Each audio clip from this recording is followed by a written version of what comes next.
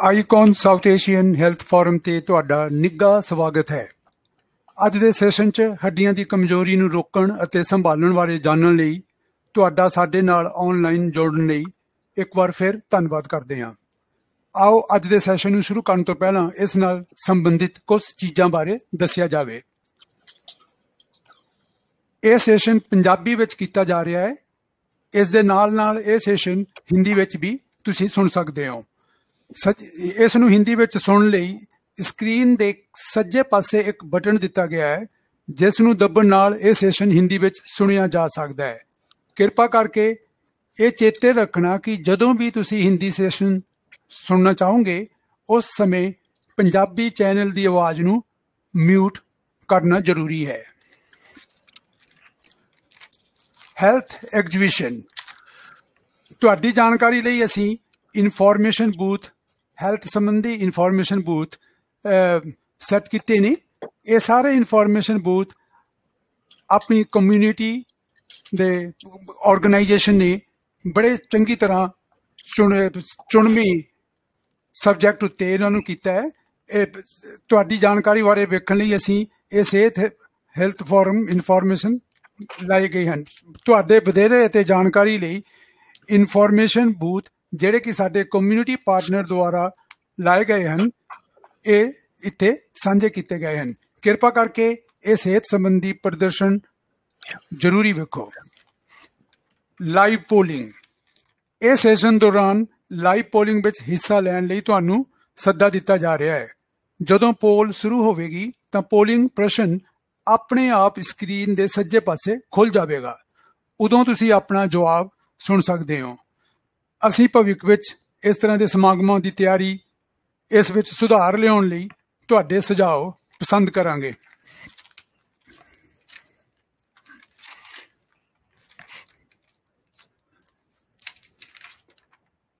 ਅਭਿਆਸ ਲਈ ਕਿਉਂਕਿ ਵੱਧਦੀ ਉਮਰ ਦੇ ਨਾਲ ਆਪਣੀਆਂ ਬਿਮਾਰੀਆਂ ਵੀ ਵਧਣ ਦੀ ਚਾਂਸਸ ਬਹੁਤ ਹੁੰਦੇ ਹੈ। ਅਭਿਆਸ ਲਈ ਵੱਧਦੀ ਉਮਰ ਦੇ ਨਾਲ ਜੁੜੀਆਂ ਸਿਹਤ ਸੰਬੰਧੀ ਚਿੰਤਾਵਾਂ ਥੱਲੇ ਦਿੱਤੀਆਂ ਹੋਈਆਂ ਹਨ। ਸਿਹਤ ਸੰਬੰਧੀ ਚਿੰਤਾਵਾਂ ਇਹਨਾਂ ਥੱਲੇ ਦਿੱਤੀ ਗਈ ਜਿੰਨੀਆਂ ਵੀ ਆਪਣੀ ਸਿਹਤ ਸੰਬੰਧੀ ਚਿੰਤਾਵਾਂ ਨੇ, ਇਹਨਾਂ ਵਿੱਚੋਂ ਕਿਸੇ ਇੱਕ ਨੂੰ ਤੁਸੀਂ ਚੁਣਨਾ ਹੈ। ਕ੍ਰੋਨਿਕ ਡਿਜ਼ੀਜ਼, ਲੰਮੇ ਸਮੇਂ ਦੀਆਂ ਬਿਮਾਰੀਆਂ, ਮੋਬਾਈਲਿਟੀ ਇਸ਼ੂਜ਼, ਤੁਰਨ ਫਿਰਨ ਦੇ ਮਸਲੇ, ਕੋਗਨੀਟਿਵ ਤੇ ਮੈਂਟਲ ਹੈਲਥ, ਦਿਮਾਗੀ ਮਾਨਸਿਕ ਸਿਹਤ, enable to care for myself, ਆਪਣੇ ਆਪ ਦੀ ਦੇਖਭਾਲ ਕਰਨ ਵਿੱਚ ਅਸਮਰਥ ਹੋਣਾ ਅਤੇ ਮੇਰੀ ਦੇਖਭਾਲ ਕਰਨ ਲਈ ਕੋਈ ਨਾ ਹੋਣਾ। ਧੰਨਵਾਦ। ਕੁਐਸਚਨ ਆਨਸਰ ਸੈਸ਼ਨ ਹਰ ਇੱਕ ਬੁਲਾਰੇ ਦੇ ਟਾਈਮ ਦੇ ਅੰਤ ਵਿੱਚ ਪ੍ਰਸ਼ਨ ਅਤੇ ਉੱਤਰ ਸੈਸ਼ਨ ਹੋਵੇਗਾ। ਅਸੀਂ ਸਾਰਿਆਂ ਨੂੰ ਉਤਸ਼ਾਹਿਤ ਕਰਦੇ ਹਾਂ ਕਿ ਆਪਣੇ ਪ੍ਰਸ਼ਨਾਂ ਨੂੰ ਜਮ੍ਹਾਂ ਕਰਨ ਲਈ ਲਾਈਵ ਕੁਐਸਚਨ ਆਨਸਰ ਬਾਕਸ ਦਾ ਇਸਤੇਮਾਲ ਕਰੋ। ਇਹ live question and answer box screen ਦੇ ਸੱਜੇ ਪਾਸੇ ਵੇਖੋਗੇ। ਹੁਣ ਇਸ ਤੋਂ ਬਾਅਦ ਮੈਂ ਆਪਣੇ ਬੁਲਾਰਿਆਂ ਨੂੰ ਸੱਦਣ ਲਈ ਡਾਕਟਰ ਚੀਮਾ ਜੀ ਨੂੰ ਇੰਟਰੋਡਿਊਸ ਕਰਨਾ ਚਾਹੁੰਦਾ ਹਾਂ। ਡਾਕਟਰ ਚੀਮਾ ਜੀ ਇਸ ਪ੍ਰੋਗਰਾਮ ਦੇ ਸੰਚਾਲਕ ਨੇ, ਮੇਨ ਸੰਚਾਲਕ ਨੇ, ਕਿ ਉਹਨਾਂ ਨੂੰ ਮੈਂ ਚਾਹੁੰਦਾ ਕਿ ਉਹ ਆ ਕੇ ਇਸ ਪ੍ਰੋਗਰਾਮ ਦੇ ਵਿੱਚ ਆਪਣੇ ਜਿੰਨੇ ਵੀ ਬੁਲਾਰੇ ਨੇ ਉਹਨਾਂ ਦੀ ਜਾਣਕਾਰੀ ਲਈ। ਤੇ ਤੁਸੀਂ ਪਲੀਜ਼ ਡਾਕਟਰ ਚੀਮਾ। ਹਾਂਜੀ, ਸਭ ਤੋਂ ਪਹਿਲਾਂ ਜੇ ਤੁਹਾਡਾ ਸਾਰਿਆਂ ਦਾ ਬਹੁਤ ਧੰਨਵਾਦ, ਸਪੈਸ਼ਲੀ ਜੇ ਤੁਹਾਡਾ ਤੇ ਸੋਫੀਆ ਖਾਨ ਦੀ ਸਾਰੀ ਟੀਮ ਦਾ ਬਹੁਤ ਧੰਨਵਾਦ ਕਿ ਬੜੇ ਮੁਸ਼ਕਲ ਦੇ ਸਮੇਂ ਦੇ ਵਿੱਚ ਇਹ ਪ੍ਰੋਗਰਾਮ ਆਰਗੇਨਾਈਜ਼ ਕੀਤਾ ਗਿਆ। ਇਹ ਜਿਹੜਾ ਪ੍ਰੋਗਰਾਮ ਹੈ, ਜਿਹੜੇ ਸਾਡੇ ਆਡੀਅנס ਨੇ ਉਹਨਾਂ ਸਾਰਿਆਂ ਨੂੰ ਮੈਂ ਜੀ ਆਇਆਂ ਕਹਿੰਦਾ, ਤੇ ਸਾਰੇ ਸਪੀਕਰਸ ਜਿਹੜੇ ਸਾਰੇ ਸਾਡੇ ਸਪੀਕਰ ਨੇ ਸਾਡੇ ਨਾਲ ਬਹੁਤ ਦੇਰ ਤੋਂ ਤਕਰੀਬਨ 10 ਸਾਲਾਂ ਤੋਂ ਜੁੜੇ ਨੇ, ਤੇ ਉਹਨਾਂ ਦਾ ਵੀ ਮੈਂ ਬਹੁਤ ਧੰਨਵਾਦ ਕਰਨਾ। ਮੈਂ ਸਮਝਦਾ ਕਿ ਇਹ ਜਿਹੜਾ ਪੈਂਡੈਮਿਕ ਦੇ ਟਾਈਮ ਦੇ ਵਿੱਚ ਸਾਨੂੰ ਬਹੁਤ ਚੈਲੰਜਸ ਨੇ। ਜਿਹੜੇ ਅਸੀਂ ਪਹਿਲਾਂ ਸਾਰੇ ਪ੍ਰੋਗਰਾਮ ਕੀਤੇ ਸੀ ਉਹ ਕੀਤੇ ਸੀ ਇਨ ਪਰਸਨ। ਅਸੀਂ ਹਜ਼ਾਰਾਂ ਲੋਕਾਂ ਦੀ ਸਰਵਿਸ ਕੀਤੀ ਹੈ। ਉਸ ਟਾਈਮ ਦੇ ਵਿੱਚ ਜਿਹੜਾ ਜਿਹੜਾ ਕੰਮ ਸੀ ਇਨੀਸ਼ੀਅਲ ਸਟੇਜ ਦੇ ਵਿੱਚ ਹੋਰ ਕੋਈ ਤਰੀਕਾ ਨਹੀਂ ਸੀ ਕਿ ਅਸੀਂ ਸਾਰਿਆਂ ਨੂੰ ਇਕੱਠੇ ਕਰਦੇ ਸੀ, ਹਾਲਸ ਦੇ ਵਿੱਚ ਇਨਫੋਰਮੇਸ਼ਨ ਪ੍ਰੋਵਾਈਡ ਕਰਦੇ ਸੀ। ਪਰ ਹੁਣ ਜਿਹੜਾ ਕੋਵਿਡ-19 ਨੇ ਸਾਨੂੰ ਇੱਕ ਬੜਾ ਵੱਡਾ ਚੈਲੰਜ ਕੀਤਾ, ਉਹ ਅਸੀਂ ਚੈਲੰਜ ਨੂੰ ਕਬੂਲ ਕਰਕੇ ਤੇ ਅਸੀਂ ਜਿਹੜਾ ਪ੍ਰੋਗਰਾਮ ਮੈਂ ਆਨਲਾਈਨ ਐਸਟੈਬਲਿਸ਼ ਕੀਤਾ। ਹੁਣ ਮੈਂ ਸਮਝਦਾ ਵੀ ਇਹ ਟਰਾਈ ਕਰਨੇ ਪਿਆ ਅਸੀਂ, ਤੇ ਜਿੰਨੇ ਵੀ ਸਾਡੇ ਨਾਲ ਜੁਆਇਨ ਕੀਤੇ ਨੇ ਅਸੀਂ ਉਹਨਾਂ ਦਾ ਬਹੁਤ ਧੰਨਵਾਦ ਕਰਨੇ ਆ ਕਿ ਉਹਨਾਂ ਨੇ ਟਾਈਮ ਕੱਢਿਆ। ਕਿਉਂਕਿ ਗੱਲ ਹੁੰਦੀ ਹੈ ਵੀ ਕੋਵਿਡ-19 ਦੇ ਵਿੱਚ ਅਸੀਂ ਈਵਨ ਮੈਨੂੰ ਪਤਾ ਹੈ ਕਿ ਮੈਂ ਐਜ਼ ਏ ਫੈਮਿਲੀ ਫਿਜ਼ੀਸ਼ੀਅਨ ਜਦੋਂ ਮੇਰੇ ਕੋਲ ਪੇਸ਼ੈਂਟ ਵੀ ਨਹੀਂ ਕਈ ਵਾਰੀ ਆ ਸਕਦੇ, ਆਪਾਂ ਸਾਰੇ ਫੋਨ ਤੇ ਗੱਲਬਾਤ ਕਰਨੇ ਆ, ਤੇ ਕਈ ਜਿਹੜੀਆਂ ਰਿਸਪੌਂਸਿਬਿਲਿਟੀਜ਼ ਨੇ ਉਹ ਕਈ ਵਾਰੀ ਪੂਰੀ ਤਰ੍ਹਾਂ ਅਸੀਂ ਨਿਭਾ ਨਹੀਂ ਸਕਦੇ। ਪਰ ਮੈਂ ਸਮਝਦਾ ਕਿ ਜਿਹੜੀ ਇਸੇ ਟਾਈਮ ਦੇ ਵਿੱਚ ਜਿਹੜੇ ਹੋਮ ਮੈਨੇਜਮੈਂਟ ਹੈ, ਜਿਹੜਾ ਕਿ ਮੈਂ ਅੱਗੇ ਜਾ ਕੇ ਤੁਹਾਨੂੰ ਦੱਸਾਂਗਾ ਕਿ ਜਿਹੜਾ ਸਾਡੇ ਪ੍ਰੋਗਰਾਮ ਦਾ ਮੇਨ ਮਕਸਦ ਸੀ ਕਿ ਅਸੀਂ ਹੋਮ ਦੇ ਵਿੱਚ ਘਰ ਦੇ ਵਿੱਚ ਰਹਿ ਕੇ ਆਪਣੇ ਆਪ ਨੂੰ ਕਿਸ ਤਰ੍ਹਾਂ ਮੈਨੇਜ ਕਰਨਾ। ਤੇ ਇਸ ਦੌਰਾਨ ਦੇ ਵਿੱਚ ਅਸੀਂ ਟੌਪਿਕ ਜਿਹੜਾ ਚੁਣਿਆ ਕਿ ਉਹ ਬੜਾ ਟਾਈਮਲੀ ਹੈ ਕਿ ਆਸਟੀਓਪਰੋਸਿਸ ਜਿਹੜਾ ਹੱਡੀਆਂ ਦਾ ਖੁਰਨਾ ਜਾਂ ਇਹਦੇ ਬਾਰੇ ਅੱਗੇ ਜਾ ਕੇ ਅਸੀਂ ਗੱਲ ਕਰਾਂਗੇ, ਇਹ ਤਾਂ ਪ੍ਰੋਗਰਾਮ ਚੁਣਿਆ। ਸੋ ਮੈਂ ਸਮਝਦਾ ਕਿ ਅਸੀਂ ਵਰਚੁਅਲੀ ਤੁਹਾਡੇ ਕੋਲ ਅੱਜ ਪਹੁੰਚਦੇ ਪਏ ਹਾਂ। ਅਸੀਂ ਜਿਹੜੀ ਸਾਨੂੰ ਜਿਹੜੀ ਟੈਕਨੋਲੋਜੀ ਵਾਲੇ ਜਿਹੜੀ ਸਾਡੀ ਸਪੋਰਟ ਕਰਦੇ ਪਏ ਨੇ, ਵੀ ਆਰ ਸੋ ਗ੍ਰੇਟਫੁਲ ਕਿ ਉਹਨਾਂ ਨੇ ਸਾਨੂੰ, ਮੈਂ ਵੀ ਉਹਨਾਂ ਦੇ ਆਫਿਸ ਵਿੱਚ ਹਾਂ, ਜੇ ਵੀ ਤੁਸੀਂ ਉਹਨਾਂ ਦੇ ਆਫਿਸ ਵਿੱਚ ਆਏ ਹੋ, ਤੇ ਮੈਂ ਸਮਝਦਾ ਕਿ ਇਹ ਜਿਹੜਾ ਬੜਾ ਵੱਡਾ ਸਾਡੇ ਵਾਸਤੇ ਵੀ ਬੜਾ ਚੈਲੰਜ ਹੈ। ਕਿਉਂਕਿ ਜਿਹੜੇ ਸਾਡੇ ਪ੍ਰੋਗਰਾਮ ਪਾਰਟਿਸਿਪੇਟ ਕਰਨ ਵਾਲੇ ਸਾਰੇ ਲੋਕ ਨੇ ਉਹ ਮੋਸਟਲੀ ਉਹਨਾਂ ਪਿਛਲੇ 20-25 ਸਾਲਾਂ ਚੋਂ ਆਏ ਨੇ ਓਵਰਸੀਜ਼ ਤੋਂ। ਉਹਨਾਂ ਨੂੰ ਹੋ ਸਕਦਾ ਵੀ ਟੈਕਨੋਲੋਜੀ ਦਾ ਜੇ ਪੂਰਾ ਗਿਆਨ ਨਾ ਹੋਏ, ਪਰ ਅਸੀਂ ਇਹ ਜਿਹੜਾ ਪ੍ਰੋਗਰਾਮ ਸਾਰਾ ਆਨਲਾਈਨ ਉਸ ਤੋਂ ਬਾਅਦ ਅਸੀਂ ਰਜਿਸਟਰ ਕਰ ਦੇਣਾ ਆਈਕਨ ਪ੍ਰੋਜੈਕਟ ਤੇ ਉਹ ਵਾਚ ਕਰ ਸਕਣਗੇ। ਸੋ ਇਸ ਤੋਂ ਪਹਿਲਾਂ ਕਿ ਮੈਂ ਅੱਗੇ ਮੈਂ ਗੱਲ ਜਿਹੜਾ ਸਭ ਤੋਂ ਇੰਪੋਰਟੈਂਟ ਮੈਂ ਤੁਹਾਨੂੰ ਸਾਰਿਆਂ ਨੂੰ ਮੈਸੇਜ ਦੇਣਾ ਚਾਹੁੰਦਾ ਕਿ ਮੈਂ ਤੁਹਾਨੂੰ ਜਿਹੜਾ ਨੈਕਸਟ ਜਿਹੜੇ ਸਾਡੇ ਜਿਨ੍ਹਾਂ ਨੂੰ ਮੈਂ ਇੰਟਰੋਡਿਊਸ ਕਰਨਾ, ਡਾਕਟਰ ਕੈਂਡਲ ਹੋ ਬਾਰੇ ਮੈਂ ਪਿਛਲੇ 11 ਸਾਲਾਂ ਤੋਂ ਉਹਨਾਂ ਨਾਲ ਕੰਮ ਕੀਤਾ। ਉਹ ਸਾਡੇ ਆਈਕਨ ਦੇ ਜਿਹੜੇ ਜਿਹਨੂੰ ਕਹਿੰਦੇ ਆ ਨਾ ਆਪਾਂ ਪੰਜਾਬੀ ਦੇ ਵਿੱਚ ਹੈਡ ਨੇ, ਤੇ ਉਹਨਾਂ ਦੀ ਜਿਹੜੀ ਸਰਵਿਸ ਹੈ ਕੈਂਡਲ ਹੋ ਆਪਣੇ ਦੀ emergency medicine, digital medicine, professor of medicine, ਉਹਨਾਂ ਦੇ ਕਈ ਟਾਈਟਲਸ ਨੇ। ਤੇ ਮੈਨੂੰ ਉਹਨਾਂ ਨਾਲ ਆਮ ਸੋ ਗ੍ਰੇਟਫੁਲ ਵੀ I got to know him, um working with him. So ਮੈਂ ਜੋ ਤੁਹਾਡਾ ਜ਼ਿਆਦਾ ਨਾ ਟਾਈਮ ਲੈਂਦਾ ਹੋਇਆ, now I will request doctor Kendall Ho to say few words. Wonderful, Galsa. Thank you very much. I hope that everyone can hear me. And again, really, thank you very much, Galsa, for bringing this forum and organizing this forum with Jay, together with Sophia. I am Kendall Ho. I'm the Executive Director of ICON and also Professor at UBC Faculty of Medicine. On behalf of our faculty, I'd like to thank you very much for being here, all the participants, that you're here to support your excellence of your own health. And we hope that our speakers, our moderators, organizing this event is to support you in living healthy and happy in your lives. And I really am also very excited that we are meeting virtually here. I know that last time, many of you old friends that we've met together, the last time was last year when we had live forum. Because of COVID, there's challenge. And one of those challenges is we can't gather in person. I'm very glad that we have technology like this one so that we can get together and share some of the information with you and also support you in your healthy living. So I want to thank Seas to Sky Highway for offering this, Sea to Sky organization to offer this platform for us to join with you. I also want to, on behalf of the BC Ministry of Health, thank you very much for being here. The Patients as Partners branch is supporting this program. So that we can look at supporting chronic disease management. Today, we have excellent speakers lined up to discuss about arthritis and osteoporosis. Dr. Galsa Chima, of course, very experienced family doctor with lots of expertise, talking about the importance of mobility. Dr. Lena Jane, our specialist, talking about osteoporosis and how to actually address that. With Pretty Suri, our nutritionist who've been with us for so many times, and again having her expertise to join us to talk about nutrition. And Gurdeep Sakawal talking about the importance of exercise and physiotherapy in moving us forward. in this arthritis osteoporosis, and also the interactive time that we'll have for questions and answers. So thank you for breaking ground with us on using technology to join together. I know that you will enjoy all these information, as I know I have, and continue will with our experts. And again, I want to pass the time back to Galsa. But before I do so, again, thank you very much for committing to your own health and wellness. And we at the Faculty of Medicine and with the Chief Medical Officer, with Galsa and Ministry of Health, really want to support you as best we can to achieve that. Thank you very much. Galsa, back to you. Well, thank you so much, Kendall. We are so grateful that your team has been exceptional, and we will continue with our program now. ਇਸ ਤੋਂ ਪਹਿਲਾਂ ਕਿ ਮੈਂ ਅੱਗੇ programme ਸ਼ੁਰੂ ਕਰੀਏ, ਮੈਂ ਸਾਡੇ ਪ੍ਰੋਵਿੰਸ ਦੇ ਜਿਹੜੇ ਮਿਨਿਸਟਰ ਆਫ ਲੇਬਰ ਨੇ, MLA ਫਰਮ ਸਰੀ, ਆਨਰੇਬਲ ਹੈਰੀ ਬੈਂਸ, ਉਹਨਾਂ ਦਾ ਮੈਸੇਜ ਪਲੇ ਕਰਨਾ। Please play the message. Hello, ਮੈਂ ਸਰੀ ਨਿਊਟਨ ਦਾ MLA ਤੇ ਮਿਨਿਸਟਰ ਲੇਬਰ ਹੈਰੀ ਬੈਂਸ ਬੋਲ ਰਿਹਾ ਹਾਂ। ਅਫਸੋਸ ਨਾਲ ਕਹਿਣਾ ਪੈਂਦਾ ਹੈ ਕਿ COVID-19 ਕਰਕੇ ਮੈਂ ਆਪ ਨਾਲ ਇਨ ਪਰਸਨ ਸ਼ਾਮਲ ਤਾਂ ਨਹੀਂ ਹੋ ਸਕਦਾ, ਪਰ ਵਰਚੁਅਲੀ ਤੁਹਾਡੇ ਨਾਲ ਹਾਂ। ਪਹਿਲਾਂ ਮੈਂ ਐਕਨੋਲੇਜ ਕਰਨਾ ਚਾਹਾਂਗਾ ਕਿ ਮੈਂ ਕੋਚ ਸੇਲਜ ਪੀਪਲ ਜਿਨ੍ਹਾਂ ਦੀ ਅਨਸੀਡਡ ਧਰਤੀ ਤੋਂ ਬੋਲ ਰਿਹਾ ਹਾਂ। ਫਿਰ ਮੈਂ ਆਪ ਸਾਰੇ ਇਸ ਫੋਰਮ ਦੇ ਆਰਗੇਨਾਈਜ਼ਰ ਦਾ ਧੰਨਵਾਦੀ ਹਾਂ, ਕਿਉਂਕਿ ਤੁਸੀਂ ਇਸ ਫੋਰਮ ਰਾਹੀਂ ਆਰਥਰਾਈਟਿਸ ਤੇ ਆਸਟੀਓਪਰੋਸਿਸ, ਇਹਨਾਂ ਦੇ ਚਿੰਨ੍ਹ, ਇਹਨਾਂ ਦੇ ਖਤਰੇ, ਇਹਨਾਂ ਦੇ ਇਲਾਜ ਨੂੰ ਕਿਸ ਤਰ੍ਹਾਂ ਮੈਨੇਜ ਕਰਨਾ, ਉਹ ਪੰਜਾਬੀ ਤੇ ਹਿੰਦੀ ਬੋਲਣ ਵਾਲੇ ਲੋਕਾਂ ਨੂੰ ਉਹਨਾਂ ਦੀ ਜ਼ੁਬਾਨ ਵਿੱਚ ਜਾਣਕਾਰੀ ਦੇ ਰਹੇ ਹੋ।